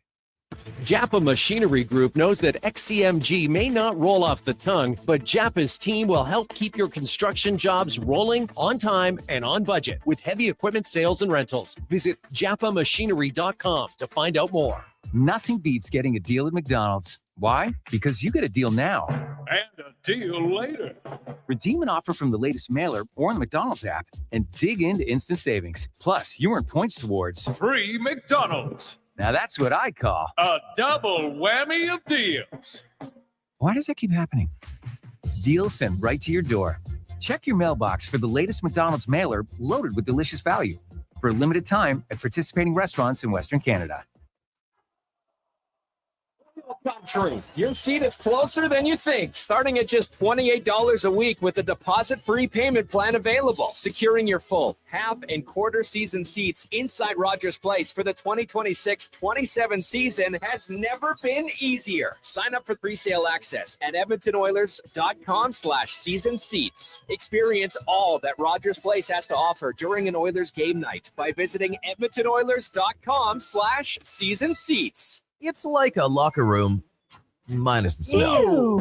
Kevin Carius brings the banter, the buzz, and the bold sports talk. Weekday mornings from 7 to 11 on Sports 1440, Edmonton's home for sports. Hey, sports fans, we've got a clear choice for you. At Crystal Glass, we provide customers with the perfect glass for any job. From home to auto and even commercial, installation or repairs, we're your team. Call 310 Glass or visit crystalglass.ca. Crystal Glass. Well, get ready for a silly hockey fans. Your partner in power just skated onto the ice. EWEL.ca, the new e-commerce website for electrical wholesalers Edmonton, is ready for the power play 24/7, 365. UL skates to where the puck will be in 5 years. Now that's forward thinking. Killer selection, slamming products from the best brands, and legendary service. Don't sit on the bench. Get your account today at ewell.ca and win that project. Plug into your partner in power. Get an EWEL.ca account today. One app, triple the action. Play Alberta is proof that good things do come in threes. Whether you're into playing any of our exciting casino games, betting on your favorite professional sports teams from around the world, or buying into Canada's biggest lottery, Play Alberta is the province's only app to do it all. Download today and discover a new way to play. Must be 18 plus to play. If you gamble, use your game sense. For over 60 years, the folks at Diablo Boots have been selling the best Canadian-made boots. Handcrafted in Winnipeg, Canada West makes the best quality cowboy, biker, and work boots for Diablo Boots with replaceable soles and heels. Why buy cheaper quality like Ariat, Justin, and Red Wing made in China when Canadian-made is better? Support Canada's workers and Diablo Boots for the best boots. So save on boots by Save on Foods. That's Diablo Boots, 3340 Gateway Boulevard on the east side of Save on Foods. Canada West and Diablo Boots, the two best names in the boots business. CTV Sundays. Television's most captivating love story continues on Sullivan's Crossing. It's hard to focus on the present when you're still looking at the past. But the road ahead takes an unexpected turn. But I thought you'd mentioned being married before. A lot's changed since then. Morgan Cohan and Chad Michael Murray in the drama that asks, is true love enough? An all-new Sullivan's Crossing, Sundays on CTV. Stream next day on Crave.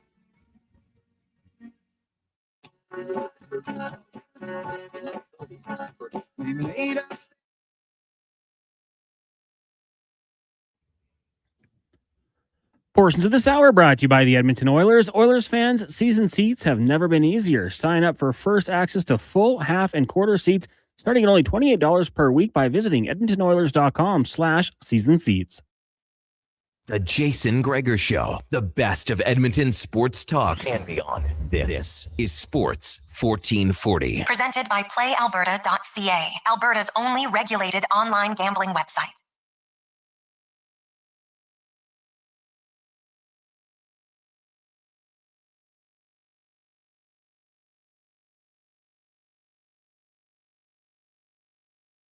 Sport 49, welcome back.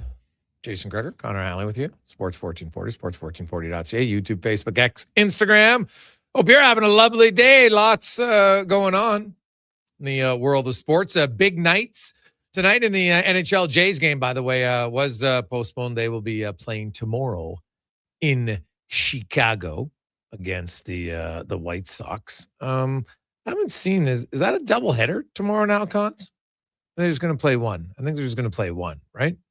Play Friday and Saturday now. So we'll see where it goes for the Jays. But I guess the good news is you're playing the White Sox because they are not a very good team. But we'll see. So people might have said that about the Rockies. But yeah, one game tomorrow on Sports 1440. Oh, there you go. 12:10. 12:10 tomorrow. You want to tune in that game. And then Saturday, game at 12:10 as well for the Jays. And then they play Sunday as well at so they were going to play Thursday with a day off. Yeah. Oh, that's kind of weird. It's weird. So now that's because it was the home opener, I guess, for Chicago. But either way, now they will play on Sunday. And then the first real test will be Monday in against the LA Dodgers, which will be, I think, if everything stays the same, it'd be Max Scherzer, I think, on the mound for that first game against the Dodgers. So there you go.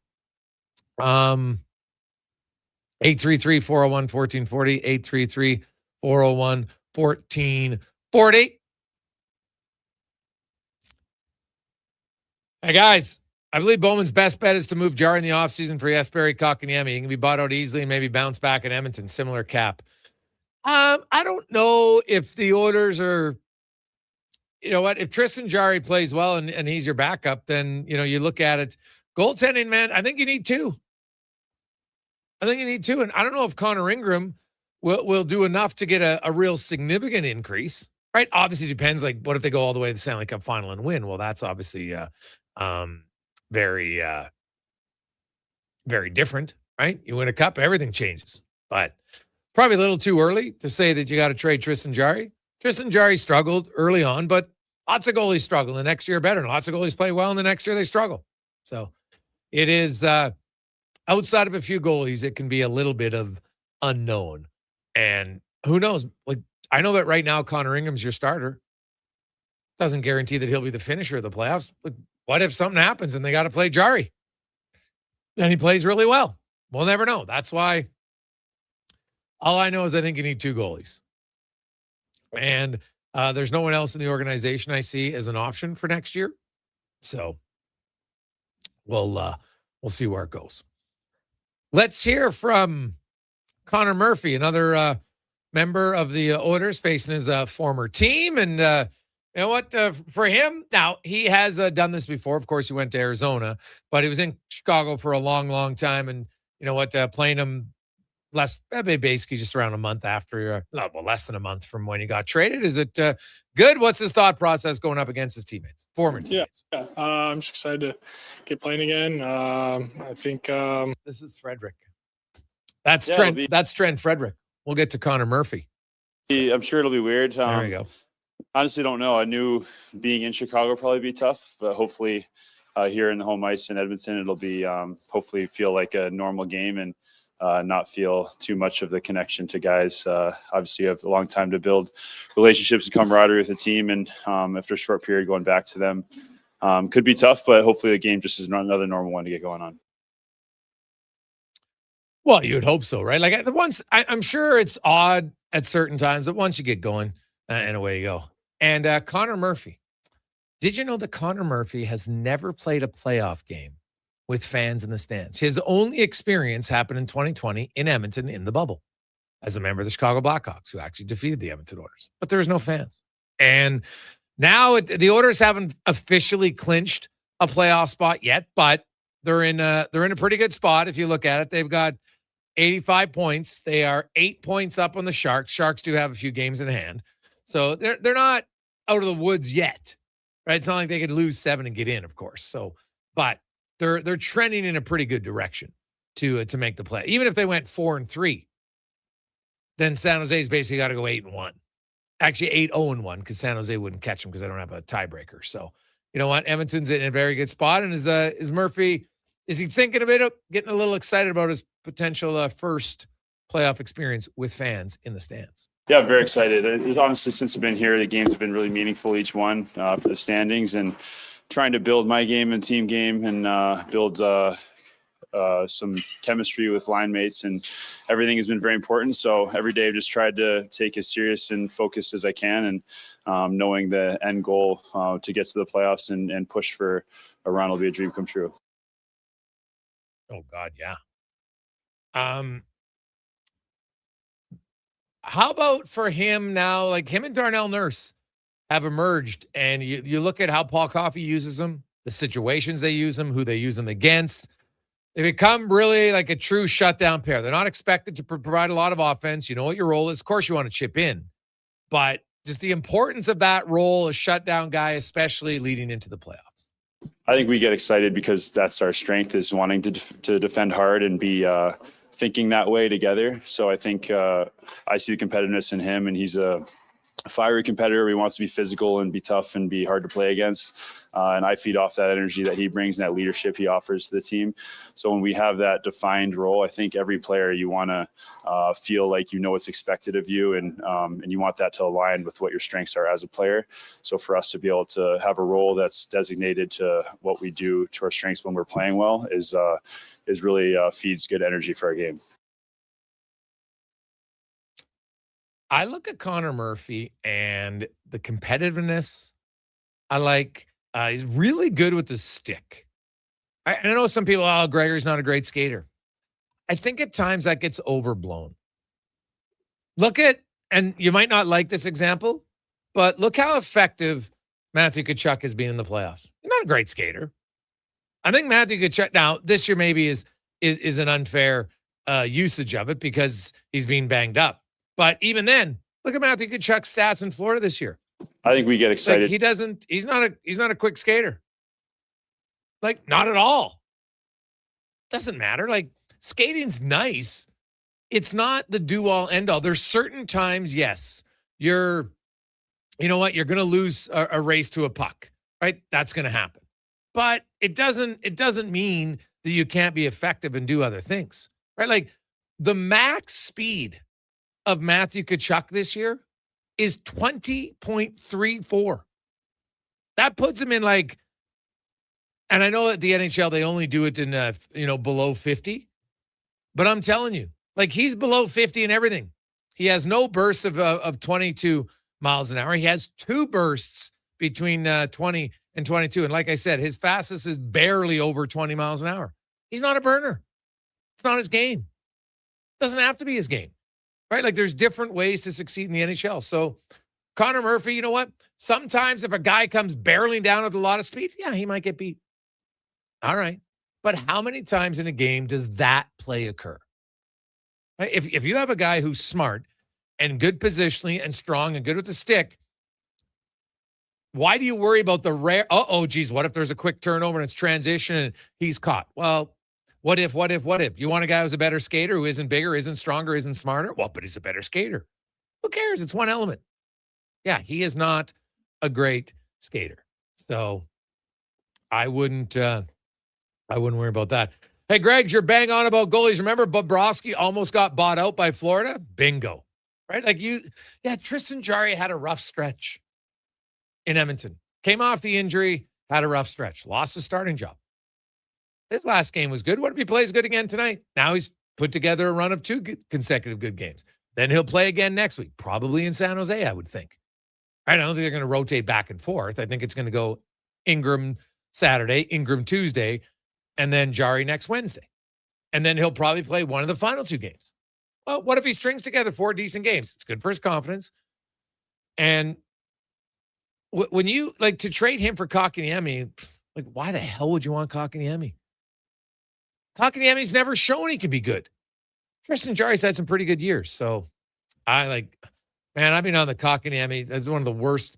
Well, this is easily the worst offer sheet in NHL history. I know you're going to say, but Gregor, no, the offer sheet was 1 year, but the offer sheet led to the multi-year deal right afterwards. And he got big money. And I remember all these people, oh, no, he's going to play into it. Really? He's never had 1 year. Because sometimes you might have a big contract. You have one really good year. He's never had one. Like, I am not trading Jarry for Kotkaniemi. And then just to buy out a player? No, it's terrible. I'm going to say, hey, how can I work to get Jarry so he's comfortable here like he was there? Now, shocking, when the Oilers' defense plays a little bit better, guess what? He looks better. So Tristan Jarry isn't going to stand on his head and steal you games all the time.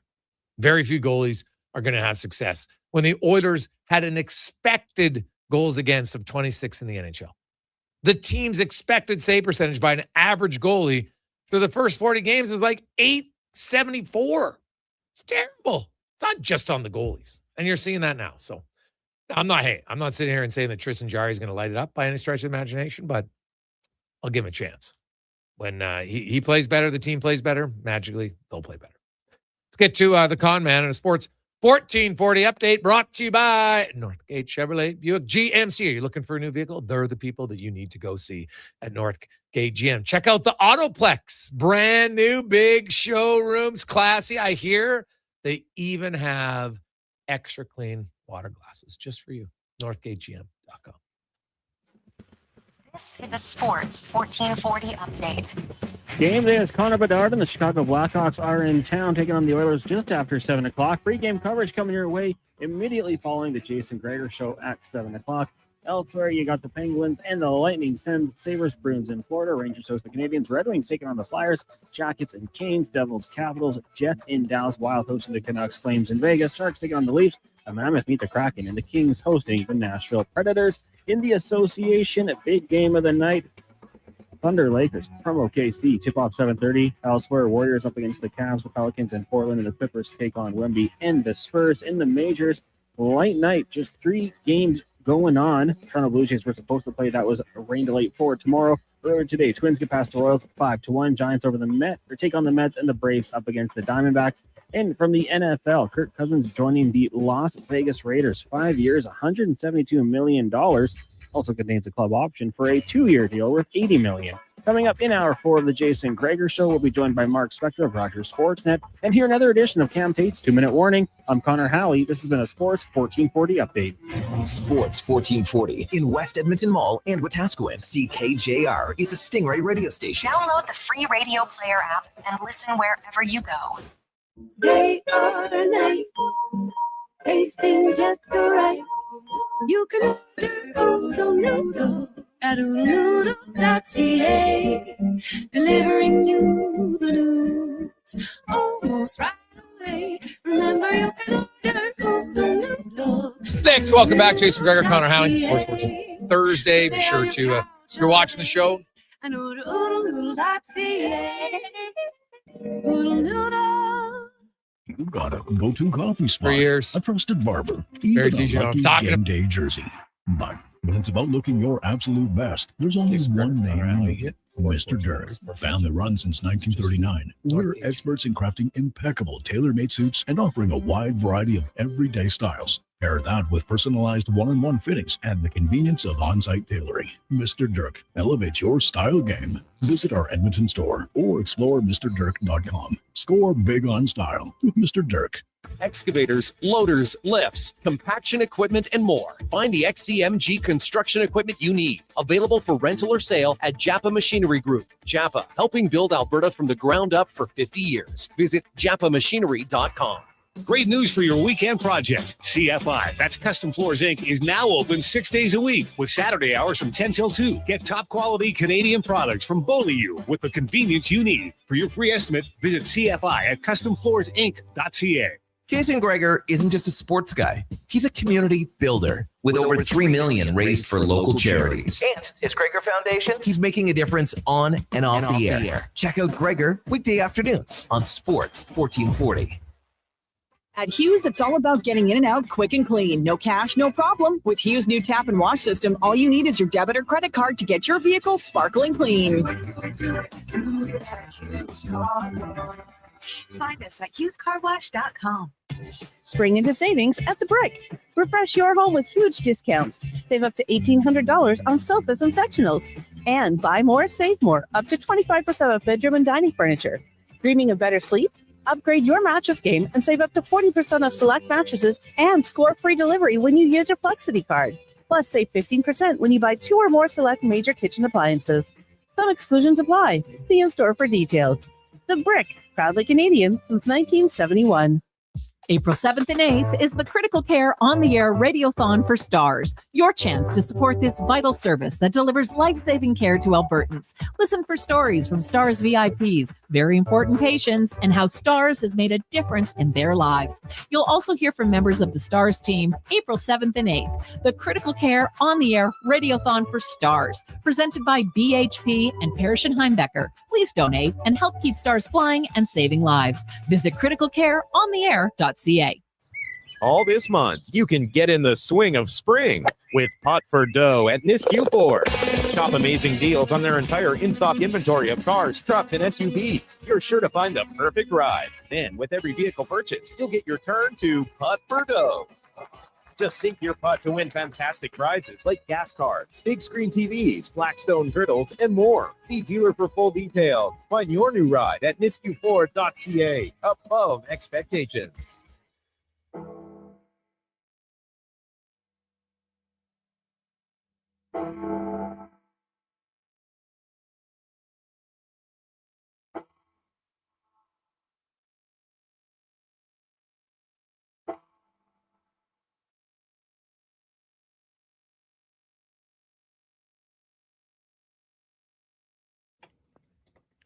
Portions of this hour brought to you by 01 Athleticare. Injuries don't wait, and neither should you. 01 Athleticare offers one-stop access to doctors, x-rays, and casting. It's expert musculoskeletal care covered by Alberta Health right in West Edmonton Mall. Move from injury to recovery. Book now at 01.ca. That's ZERONE.ca. The Jason Gregor Show, the best of Edmonton sports talk and beyond. This is Sports 1440. Presented by PlayAlberta.ca, Alberta's only regulated online gambling website.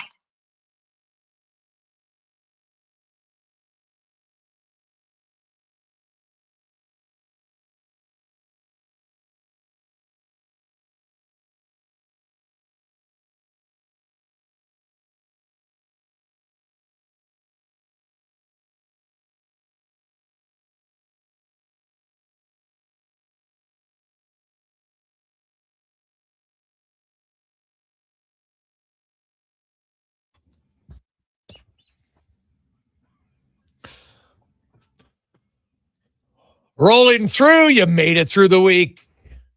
You got the long weekend ahead. Maybe you're going to Sherbrooke right now. Stock up. Try the minus 196. Oh, my God, is it good? I want to check that out at Sherbrooke Liquor. Ooh, mama. Good stuff. Hey, maybe you just, you know what? Getting home, you want to be, who knows? Maybe like chocolate milk. Whatever tickles your fancy to relax. You can watch the Order game tonight. Maybe you'll be watching or going to the Oil Kings game tomorrow night. Game 5 series is tied at 2 games apiece. Big win last night for the Oil Kings. I think, how about that? The Hattie. It's a huge game for the Oil Kings tomorrow night. So hopefully a big crowd on Good Friday. Can't beat the price, man. $20 a seat. Get your tickets. Go to oilkings.ca. Show up at the door. It's a Friday night playoff game. Should be a good crowd. Hopefully tomorrow night. And then, of course, you got the Oilers and Vegas on Saturday night. Whew, big game, too. I love it. Oil Kings, if there is a Game 7, it'll be Monday. So keep that in mind. Game 6 will be Sunday night in Saskatoon. Gregor Show is always brought to you by PlayAlberta.ca, Alberta's only regulated online gambling website where 100% of the revenue stays right here in the province. PlayAlberta.ca. And while you're there, check out the Jason Gregor Show daily specials for you. A few little odds boosts. We have some fun. We've been pretty well lately, so I like it. Maybe we're like the Oilers, get on a streak, just like they have. Now, let's get to the Spec Report, brought to you by GS Construction, your underground infrastructure specialists who are hiring.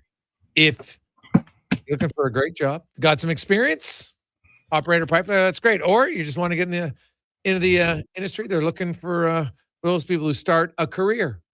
Lots of opportunities to move up the corporate ladder. gsconstruction.ca. Look up careers. As Mark Spector from Rogers Sportsnet joins us. And Spec, the Oilers tonight, Zach Hyman, game time decision. Although the amount of time that Curtis Lazar spent on the ice after the optional skate tells me that he's the guy who's out for Frederick. And considering he worked that hard, they might know that Hyman's playing. Yeah, that's probably how that shores up here. I don't know. I don't know what happened to Hyman. I don't know. I didn't see him get hurt. He looked like he played to the end of the game. He missed practice yesterday. Now apparently, so maybe he's sick. I mean, who knows, man? Does anyone have an idea what's wrong with Zach Hyman? No, it's probably a nagging little issue, I would think. My gut tells me he's going to play tonight. So we'll see. Okay, well, that sounds good. And if you think the coach said yesterday Frederick's in, so that probably said today when I asked him he was in. So yeah, so that means they probably were putting him in for Lazar no matter what. That means Szymanski will stay on the center, and let's take a look at that fourth line with 2 big wingers and Szymanski in the middle, Jones and Frederick on the outside. I don't, on paper, I like the look of that line. What do you think?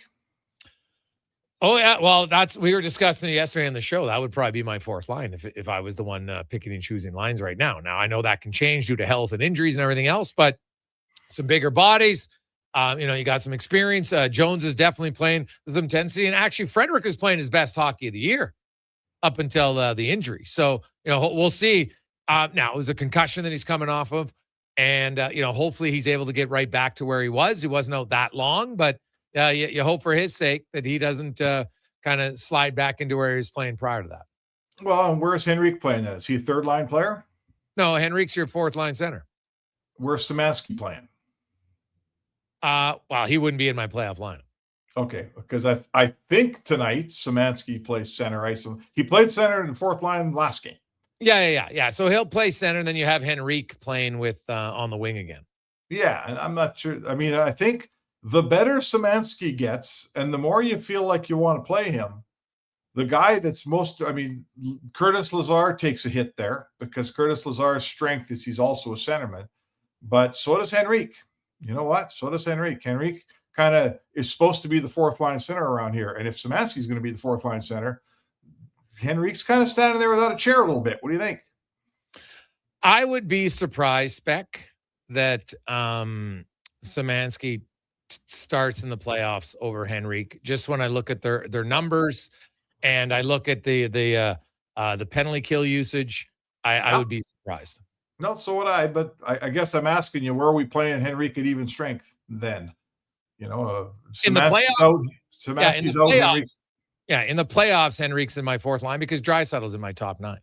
Yeah, for sure. So anyway, good problem to have. They got we've talked a lot on this show about a depth group that has no identity, depth players that are all the same, that don't really bring much to the table. And those days are kind of gone. They got a couple of guys that, they got a couple of hitters if they want to play more physical in Jones and Frederick. You got extra centermen kicking around, Szymanski and Lazar. You got Henrique down there now. He was your third line center. Now he's your 4C, which I like more. That's one thing Bowman did at the deadline. He bettered his defensive acumen with Conor Murphy and Dickinson, and he made his depth forwards better. His depth forwards are better than they were, and that helps. Yes. Also helps that defensively the Oilers have been infinitely better, which is what I've talked about for a long time. Yep. Hey, anybody I think who wants to have a sane analysis of the Oilers, like people can get all bent out of shape about depth scoring, yada, yada. Scoring's never been the Oilers' problem in the McDavid era. It's not their problem. It's defending. And now that the team's defending better, no surprise, they're winning.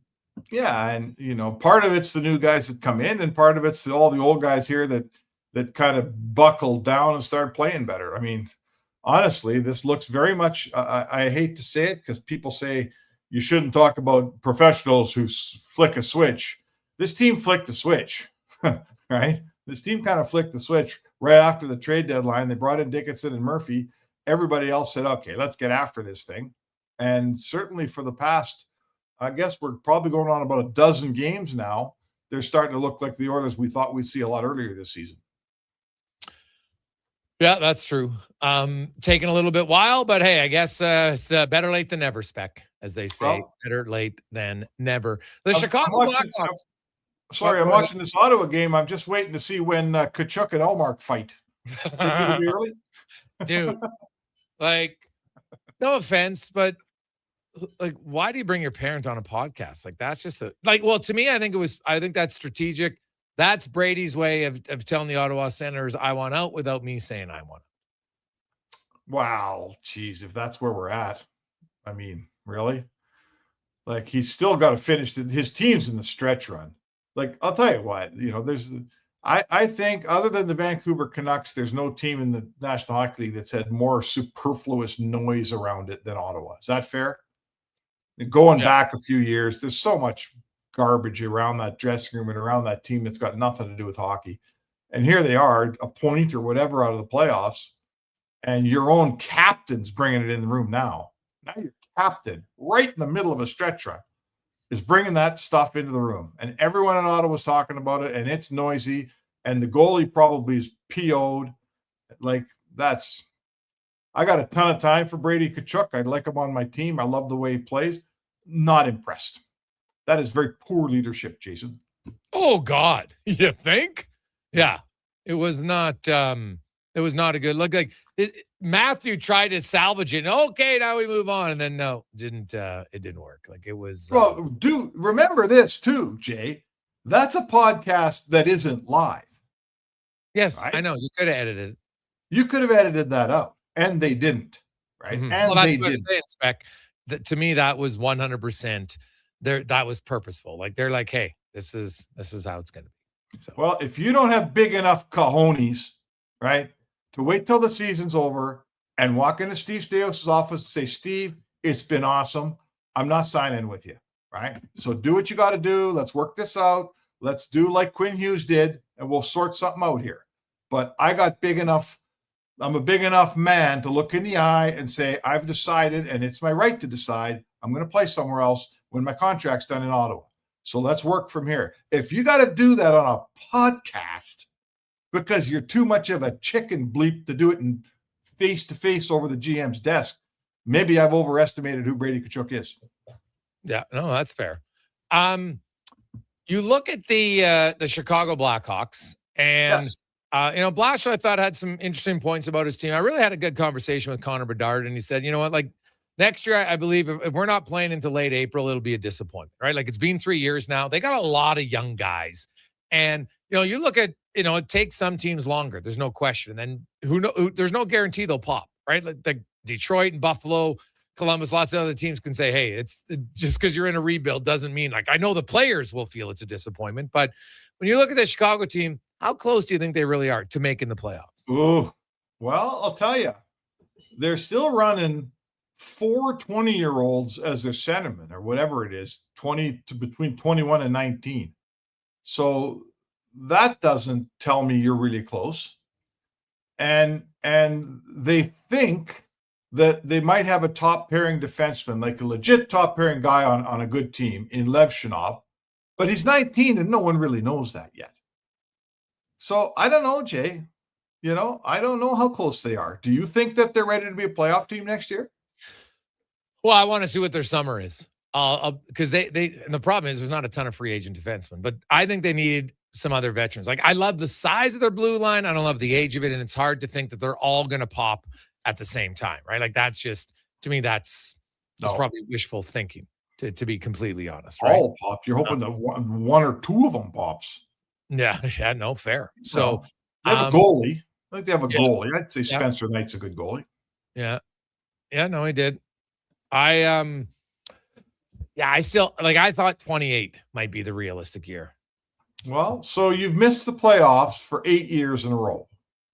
1, 2, 3, 4, 5, 6, 7, 8. This is going to be 9. Now, I'm not counting 2020 when they beat the Oilers and made the playoffs and lost the next round. That doesn't count, okay? That was in the bubble.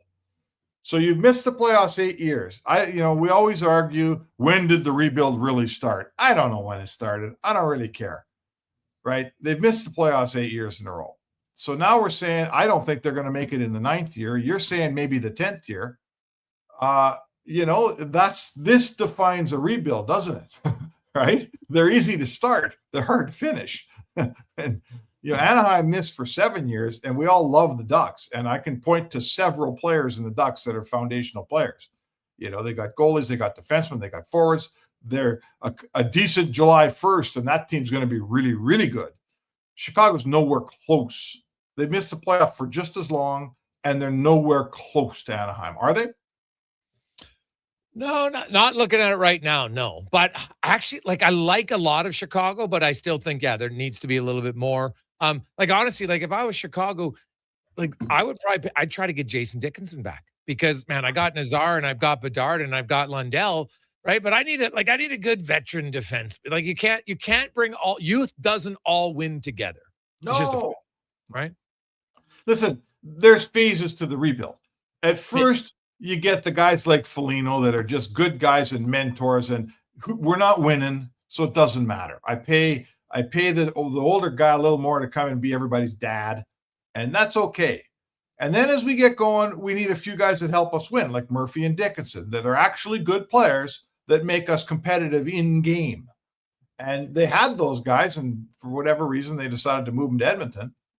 But now, like, that team can't afford to lose the amount of defensive acumen that Edmonton gained in those trades. I'm sorry. Like, they got to go out and fill that in somewhere. And July 1st is not looking very good. So bringing Chicago back next year, minus as much defensive brains and smarts and ability as Dickinson and Murphy have, I don't know how you think you're getting any better. Sorry. Yeah. No, hey, man, it's totally valid. Tristan Jarry. Yeah. He's obviously the backup now, which is fine. But what's kind of your expectation? The team's playing better. Jari was the one who was in net when they started the winning streak. So I know some people are like, oh, how can you go back to him? It makes perfect sense for me to go to Tristan Jari here. And then I think Tristan Jari will play next Wednesday in San Jose because Ingram will play the next 2 games. And then he'll probably play one of the final week, depending on which game that, the starter wants to play. But like they need Tristan Jari to get going here because it's not like Ingram's a stone cold mortal lock to play every game in the playoffs. I think we've learned in Edmonton, sometimes even when your backup is a guy that no one thinks is going to play, he ends up playing, and you can still win. Like the Oilers did get to 2 cups, and along the way, Calvin Pickard won some big games. I'm not telling you he played like Vasilevsky and Shesterkin combined, but he won games for you. So yes, you want Jari confident and ready to if he has to step in, he can step in. And he did. I was in, where would they play his last game? Wasn't it in Utah? Yeah, He Utah. played an excellent game in front of him, and he responded with an excellent game and goal. And tonight he's stepping in finally behind a team that's playing some proper defense. And, this is a good place to be a goalie right now. It's a place where a guy can get some traction when you're Tristan Jari. So I certainly, for a second yesterday at practice, it looked like Ingram was going to play. I thought all along that this would be Jari's game. And the only place I'll disagree with you, Jay, is I'll bet you they give Jari Utah next week and give Ingram San Jose. But you know what? I'll bet you cold beer. Let's see who's right. All right. Now, I'm just curious, why do you think that? Well, I think the first time they played Jari in Utah by choice, because I think it's Knobloch's preference not to play the goalie against his old team. I think he feels like, if I have a choice, why am I putting him in a situation where there's all this noise in his old team and they know him and he knows them and all that garbage? Why wouldn't I just play him somewhere else? So it worked the first time, and coaches tend to do with, Jari walked into Utah and won. I'll bet you he goes into Utah and plays again next time. That's just my guess. All right. Okay. We shall see. Spec, enjoy the game tonight. You're not coming because you don't have radio tomorrow, right? Oh, I got, we're going on a trip tomorrow. So I'll be leaving bright and early. So I'll be watching the game from the comfort of my couch tonight. And you should, my friend. Have a great night and a great trip. Thanks, buddy. That's Mark Spector. The Spec Report brought to you by GS Construction. Will return, and we're going to hear from the opposing coach on the Chicago Blackhawks. Line matchups, Dickinson, Bedard, McDavid, etc. on the Gregor Show, presented by PlayAlberta.ca. Day or night, tasting just so right. You can order oodle noodle at oodlenoodle.ca, delivering you the news almost right away. Remember, you can order oodle noodle at oodlenoodle.ca. So stay on your couch all day and order oodlenoodle.ca. Oodle noodle. You got a go-to coffee spot, a trusted barber, even a lucky game day jersey.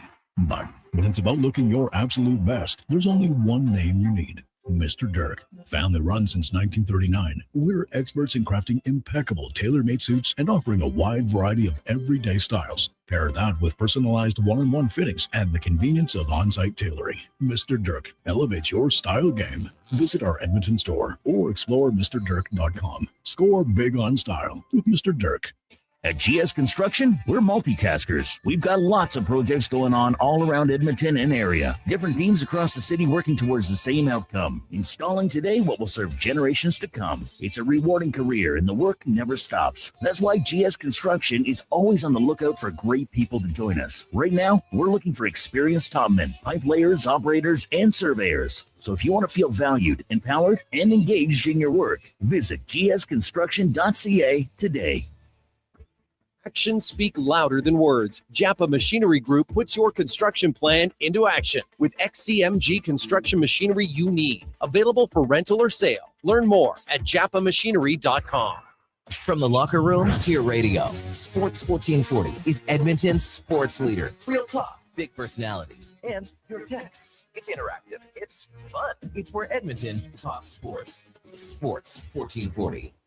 One app, triple the action. Play Alberta is proof that good things do come in threes. Whether you're into playing any of our exciting casino games, betting on your favorite professional sports teams from around the world, or buying into Canada's biggest lottery. Play Alberta is the province's only app to do it all. Download today and discover a new way to play. Must be 18 plus to play. If you gamble, use your game sense. Nothing beats getting a deal at McDonald's. Why? Because you get a deal now. And a deal later. Redeem an offer from the latest mailer or on the McDonald's app and dig into instant savings. Plus, you earn points towards Free McDonald's. Now that's what I call a double whammy of deals. Why does that keep happening? Deals sent right to your door. Check your mailbox for the latest McDonald's mailer loaded with delicious value. For a limited time at participating restaurants in Western Canada. Start thinking spring road trips and off-road trips in your new Subaru Crosstrek. Stylish, rugged, and so many features. Standard on every Crosstrek. Subaru symmetrical all-wheel drive, EyeSight driver assist technology, heated seats, and LED steering responsive headlights. Plus, with interest rates from 0.99%, you'll love the affordable weekly payments. No waiting, immediate delivery available. Subaru Crosstrek. Visit Subaru.ca. Welcome to Uncommon. Welcome to Subaru.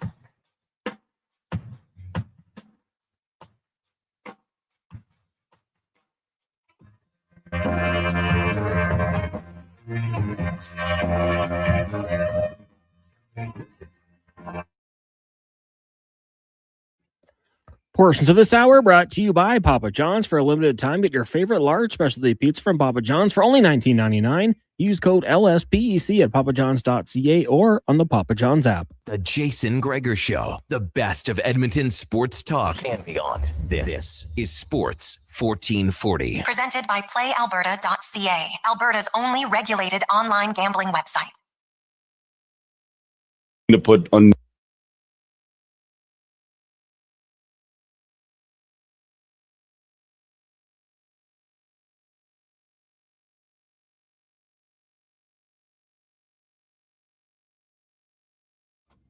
Rolling through, and man, early games in the National Hockey League, you could never take a team for granted, ever. The Boston Bruins, they've had some huge wins, and I'd say they're in such a good position they're probably not going to fall out. They got 94 points. They are 8 points up on the Senators and the Red Wings and the Flyers. All those teams have a game in hand, so at best they're still 6 points to make up in 7 games. Pretty hard to do. They've won 4 in a row.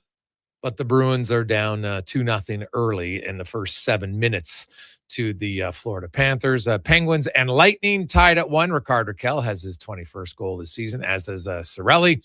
And the Sabres and Senators, no score. The Hurricanes, Blue Jackets need a win, but the Hurricanes have scored twice. Logan Stankoven with both goals coming in the first 9 minutes of the game, and they lead 2-0. So the Red Wings and the Flyers, that's a massive game. Both of those teams sitting 2 points out of a playoff spot. They are 0-0 midway through the game. And Rangers and Canadians. Cole Caulfield looking to become the first Canadian to score 50 goals since Stéphane Richer did it in 1990. So on fire. Canadians have won 6 in a row. Hottest team in the NHL. And the Oilers and the Bruins are at 4. Now, one team that's not hot right now is the Chicago Blackhawks. But they're a young, plucky team. And their head coach just talked about, first of all, like, does Dickinson and Murphy, the fact that they know all their game plan, does it really matter? Like, that they're giving away and telling Edmonton everything they expect Chicago to play? No. We have so much film now that everybody kind of knows, the generalistics of the systems. I mean, they'd have a little more details, but I don't think it's anything that is going to affect, how we do things. We're going to try to do what we do and do it well. And hopefully we do it better than them, and that's kind of the night by night basis. Have you tweaked the PK system at all with the new personnel you have on there, or considered doing that? No and no. Not a big, the PK hasn't been as good in the last little bit. You look and see, where you're getting hurt. And it's something you're willing to give up. Like in any system, you're going to give something up. There's positives and negatives to every system. That's the reality of it. And you got to have your system and do it well. And you also have to be okay as a coach to give, certainly on the penalty kill. What are you going to give up, and are you good with that? For the most part, like last game, we gave up a goal after we'd done an unreal job killing the penalties. Just a kind of a poor decision on a rush that we forced something. That's not a systematic error. We gave up 2 shot tips in a row. So that's something you look at and say, okay, make sure we have our coverage correct. But that's an easy fix for us. But in terms of a tweak, no. Our system, like any system, will work when we execute it to a high level. For a bunch of years, and I think 5 different coaches, Conor Murphy was just a rock back there. The kind of guy, he'd protect the lead late, he'd be out there. Killing penalties, he'd be out there. Do you see someone kind of stepping into that role among this group now that could be that guy long term? I think I'm going to let our guys kind of dictate what their ceilings are themselves, and through their play. So I don't want to say, well, this guy's going to be in that role or this guy's going to be in that role, because until they kind of grab it and do it consistently, that's hard to say. Murph certainly did that for a long time with us. I assume he's going to do that throughout the rest of the year here as well. And I think certainly, Louis been out there a lot, 5 on 6. He's out there first off on the PK, and he's very, very young in his NHL career. Really kind of his first full season of playing on a consistent basis. And so, he's a guy who I think, wants to deliver into that role. But that's also not to say, I think a guy with Artie's strength and his abilities, like Artie's probably best asset is he's crazy strong in the stick and his body and all that. And, he can work into that. So we'll let guys grab those roles as we go through it and see what they do. You guys had, a fair amount of grit, sandpaper character type guys that were moved on this year. How's the group doing in terms of just trying to collectively replace some of that and sort of all do a little more of that to help that out? We talked about it. Like there's certainly the guys we lost. There's certain voids that are that are clear in a sense that those guys were really good at what they did. We lost some unreal guys. We lost some guys, to your point, that had brought that physicality, were willing to take hits to make plays, all those things. I think our guys have done a good job of collectively, kind of filling that as best we can. We, certainly, Mangiapane action when he was healthy, he's got grit. He plays hard, plays a North game. We have other guys that do it as well. And so we're just kind of collectively trying to fill it. And I think our guys have done a good job. That 5 games at Frondale. I don't know how much you knew about the player beforehand. I know it's a small sample, but what stood out for you early on that you've liked about his play at the NHL level? Yeah, first of all, I did watch him a lot before we got him throughout the course of the season, knowing that he was coming if his season was done. And I think probably the biggest thing for me, like I really felt he was going to be able to step in and be a good player. Even though he's a young, everybody's drafted. He was really young when he was drafted. He's still 18. I just really felt like his package of size, strength on the puck, skill, smarts is a pretty good package. Probably the biggest thing is, I've played him at center now for 2 games, and how well he's done at center against really, really good players at that age is pretty awesome. He's got real pro habits already in terms of stopping on pucks, knowing when to take a chance, when to put pucks in behind, things like that. So he's done a really good job with that. I haven't been shy about, praising him too. You've mentioned Jonathan Toews alongside his name twice now. Are you surprised at how well he's fit in right away? You're counting the Jonathan Toews references? Okay, good. Am I surprised by how well he's fit in? Listen, I think he's got a chance to be a really good player, and I don't mean to put unneeded expectations on him when I mention guys like Jonathan Toews. Jonathan Toews is a 4 actually. He's a Chicago legend, and he should be, and because of the type of winning player that he was. I just think this guy's got a lot of attributes to be a similar type player. Now he's got to, just like I said earlier, he's got to prove that over and over again. But he's got a lot of similar attributes, and that's why I have him at center. And I think with him and Frankie and Bedsy, like that gives us a chance as these guys grow, and they're super young right now, but as they grow to have a pretty damn good up the middle.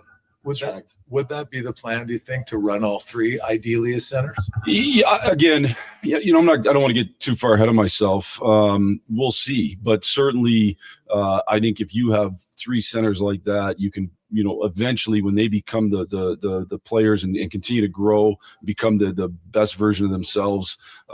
If you have three centers like that, you're going to have three really good lines. And I think the teams that, ultimately most of the really good teams have three lines that are super threatening, and then a fourth line with some roles and whatever that role might be, toughness, PK, whatever. And so if you had that, you'd have three lines that are super threatening. Sasha Boisvert is another young guy. What would you like to see from him until the end of the season? I think play to his strengths, and so I think he can bring a physicality to our team. Going back to the question earlier, he can bring that kind of physicality. He's a guy who's willing to stick up for his teammates. He's already shown that. He's got a really good shot. I think it's just, again, he's another really young player who's playing center tonight, and so that's a hard thing, right? And so just the kind of growing his game as he's in, continuing to. I thought every game he's played, he's gotten better and better. I think the game's slowed down from a little bit, and that's a positive thing for him and us. But head coach Blashill of the Chicago Blackhawks. Hey, the Blackhawks, they don't have anything to play for other than pride, but they got a lot of young players. And trust me, you get excited. They're going up against two guys they really looked up to in Murphy and Dickinson, very popular in the room. So they're obviously going to want to play hard against them. And then there's also the fact that, they got like Lundell and Nazar and Bedard. Trust me, going up against Connor McDavid will never lead to a lack of motivation, excitement from them. So while the Blackhawks are sitting in 31st place in the National Hockey League, and they're like, Vancouver's locked it up. Vancouver has officially clinched the 32nd spot in the NHL. The Blackhawks, the Flames, and the Rangers are all battling. They're 68 points for Chicago, 70 for Calgary, 71 for the Rangers, to see who gets the second, third, and fourth best odds going into the draft lottery. And trust me, that'll matter for them. Then there's a little bit of a gap. The Blues, I don't think the Rangers, Flames, or Blackhawks can catch the Blues at this point. We'll see where it goes, but then hey, the Winnipeg Jets, could they get into the playoffs? They're a team to watch. All of a sudden, the Jets currently sitting only, what are they, 1-2 points out of the playoffs? LA's at 78. Yeah, the Jets are at 76, and the Jets do have the tiebreaker because LA only has 17 regulation wins. So the final 8 games, 7 for some teams, but 8 for many, into the playoffs should be quite good. The Columbus Blue Jackets, not a good start. They are now down 3-0. They currently are holding down the final playoff spot. So the Senators, Red Wings, and the Flyers, somebody's going to win the Detroit-Philly game. So somebody, if Columbus doesn't come back, somebody's going to tie them for sure. And if it's Detroit, then they'll move ahead because they have more regulation wins. And they all have a game in hand. So the Blue Jackets lose tonight, automatically they'll be out of a playoff spot, just due to games played, all that stuff. So lots on the line here. Terrible start for them. We'll come back. We got Cam Tate. We'll hear more from Chris Knoblauch as a wrap up a busy Thursday edition of the Jason Gregor Show, presented by PlayAlberta.ca. The job isn't done until the last load is hauled, and having a semi-trailer out of commission is not an option. Whether replacing or adding to your convoy, Edmonton Trailer has a huge inventory of new and used semi-trailers, trusted by the gravel, logging, oil field, fluids, and freight industries. Find a trailer right for you online or at one of their 3 locations.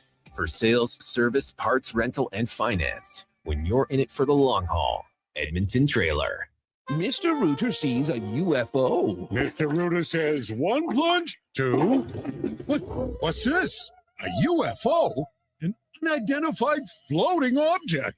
It's beginning to glow and levitate. Thank you, Mr. Rooter. You have freed us from the gravity of the white hole. Humanity will be spared. Wow! People aren't going to believe this when I put it in our new commercial. If you want to believe in a plumber, call Mr. Rooter.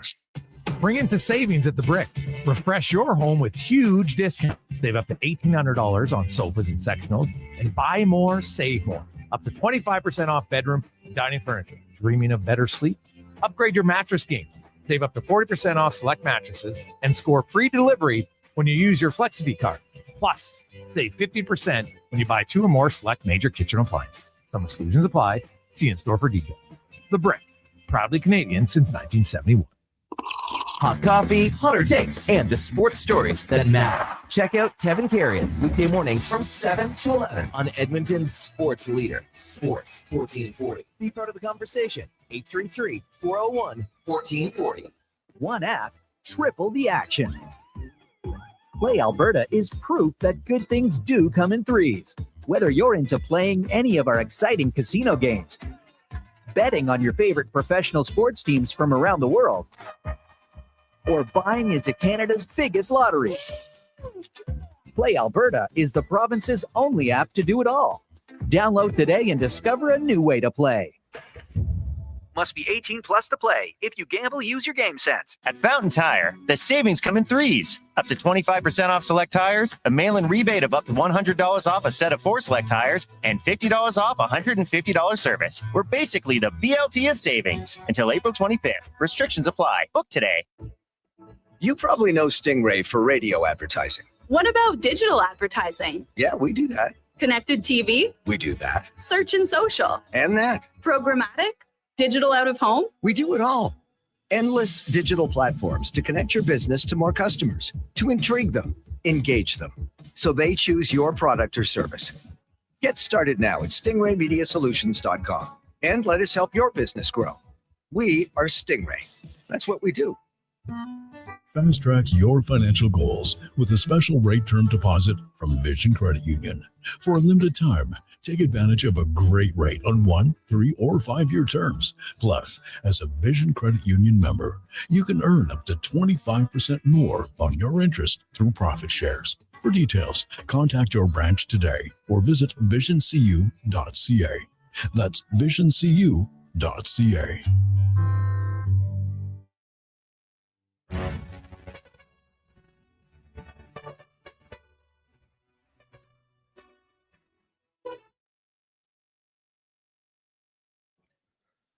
Portions of this hour brought to you by Cantork, made in Canada, made for Canada, where extreme isn't theoretical. Find your solution at cantork.com. The Jason Gregor Show, the best of Edmonton sports talk and beyond. This is Sports 1440. Presented by PlayAlberta.ca, Alberta's only regulated online gambling website.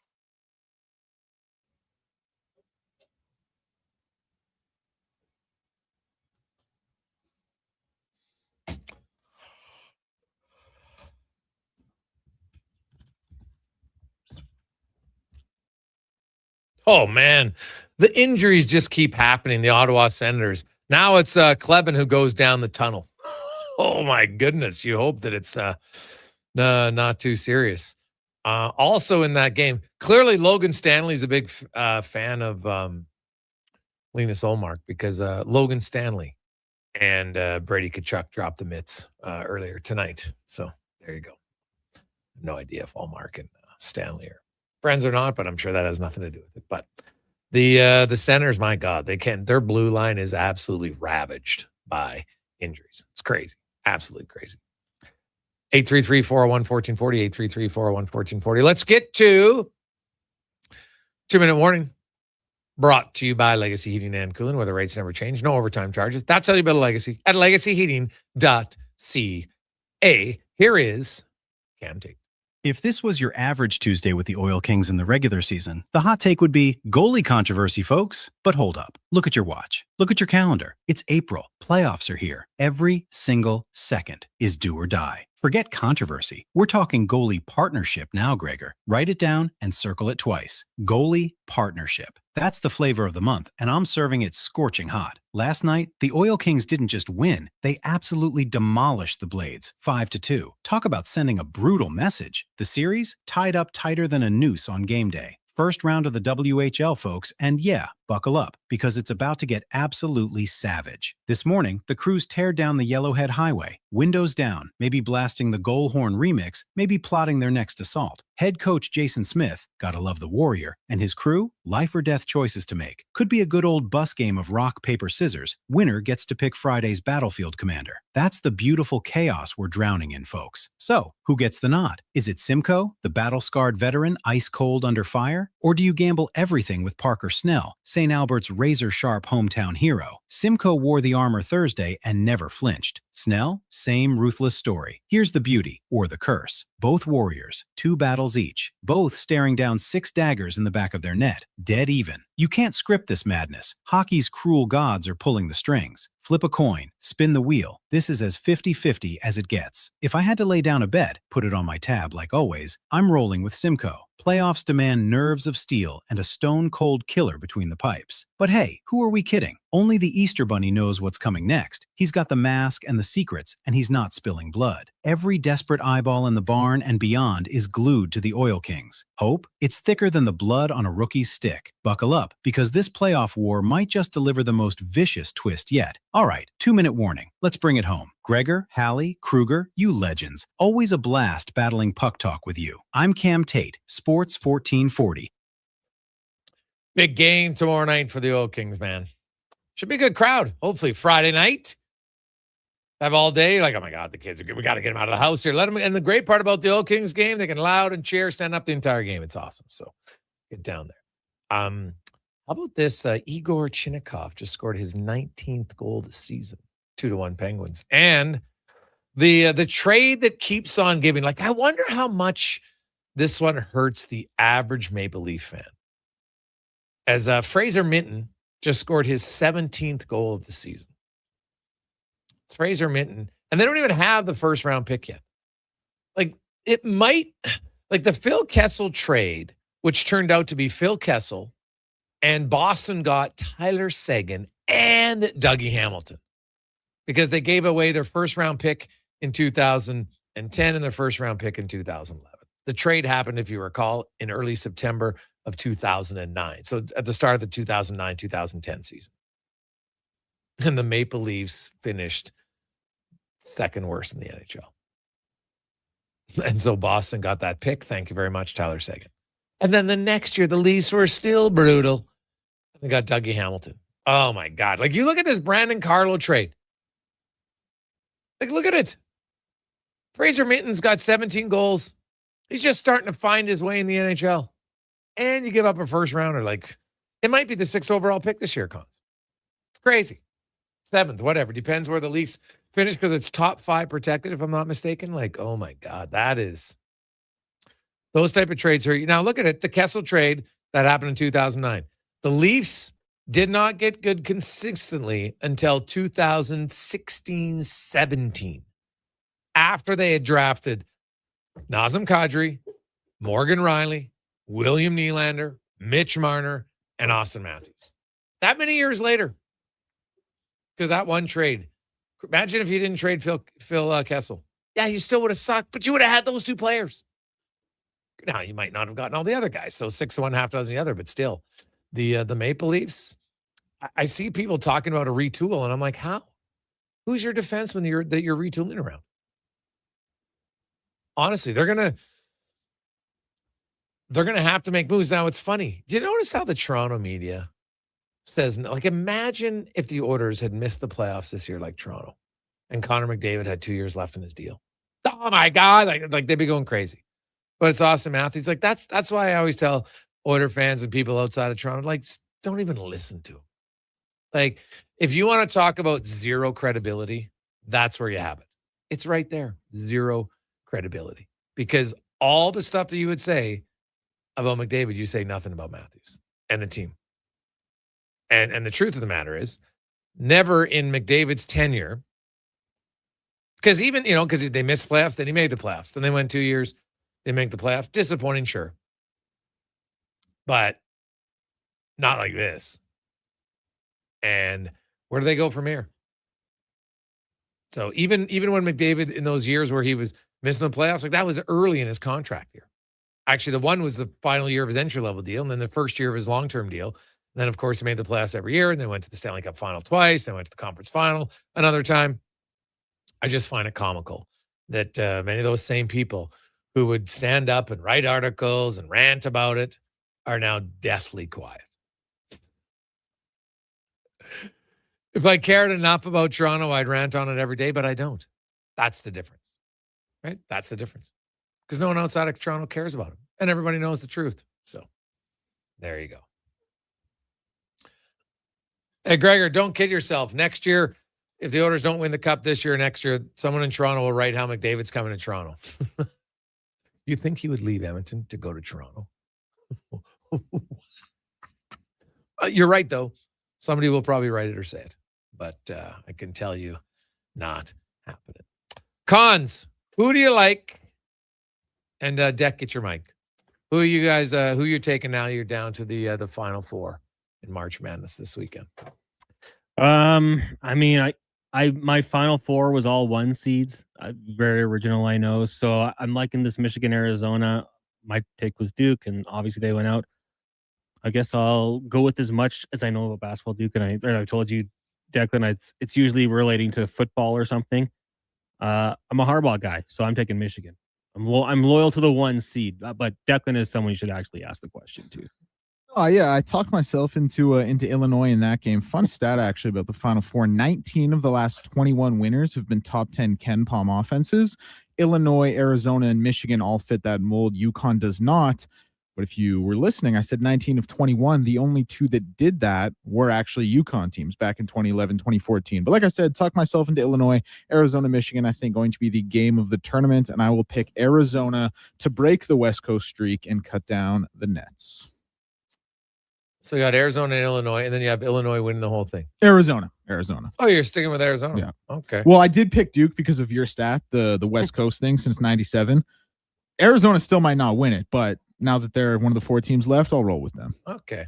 I had Michigan to start, so I will stick with Michigan. And I like your Illinois pick, but I'm going to go UConn. So I will have a UConn-Michigan final with Michigan winning. And Oilers tonight, I think the Oilers winning streak extends to 6 games, and then we'll discuss what happens next week. On behalf of Connor Halley, Declan Kruger, I'm Jason Gregor. Have a good Con Man and Declan will be running the show early next week, so treat them nice. We will chat with you when I return. Have yourselves a great weekend. Happy Easter to everyone. I hope you get your favorite treats from the Easter Bunny. Let's get to the Con Man and a Sports 1440 update brought to you by Legacy Heating and Cooling, where the rates never change. No overtime charges. That's how you build a legacy at legacyheating.ca. Good night.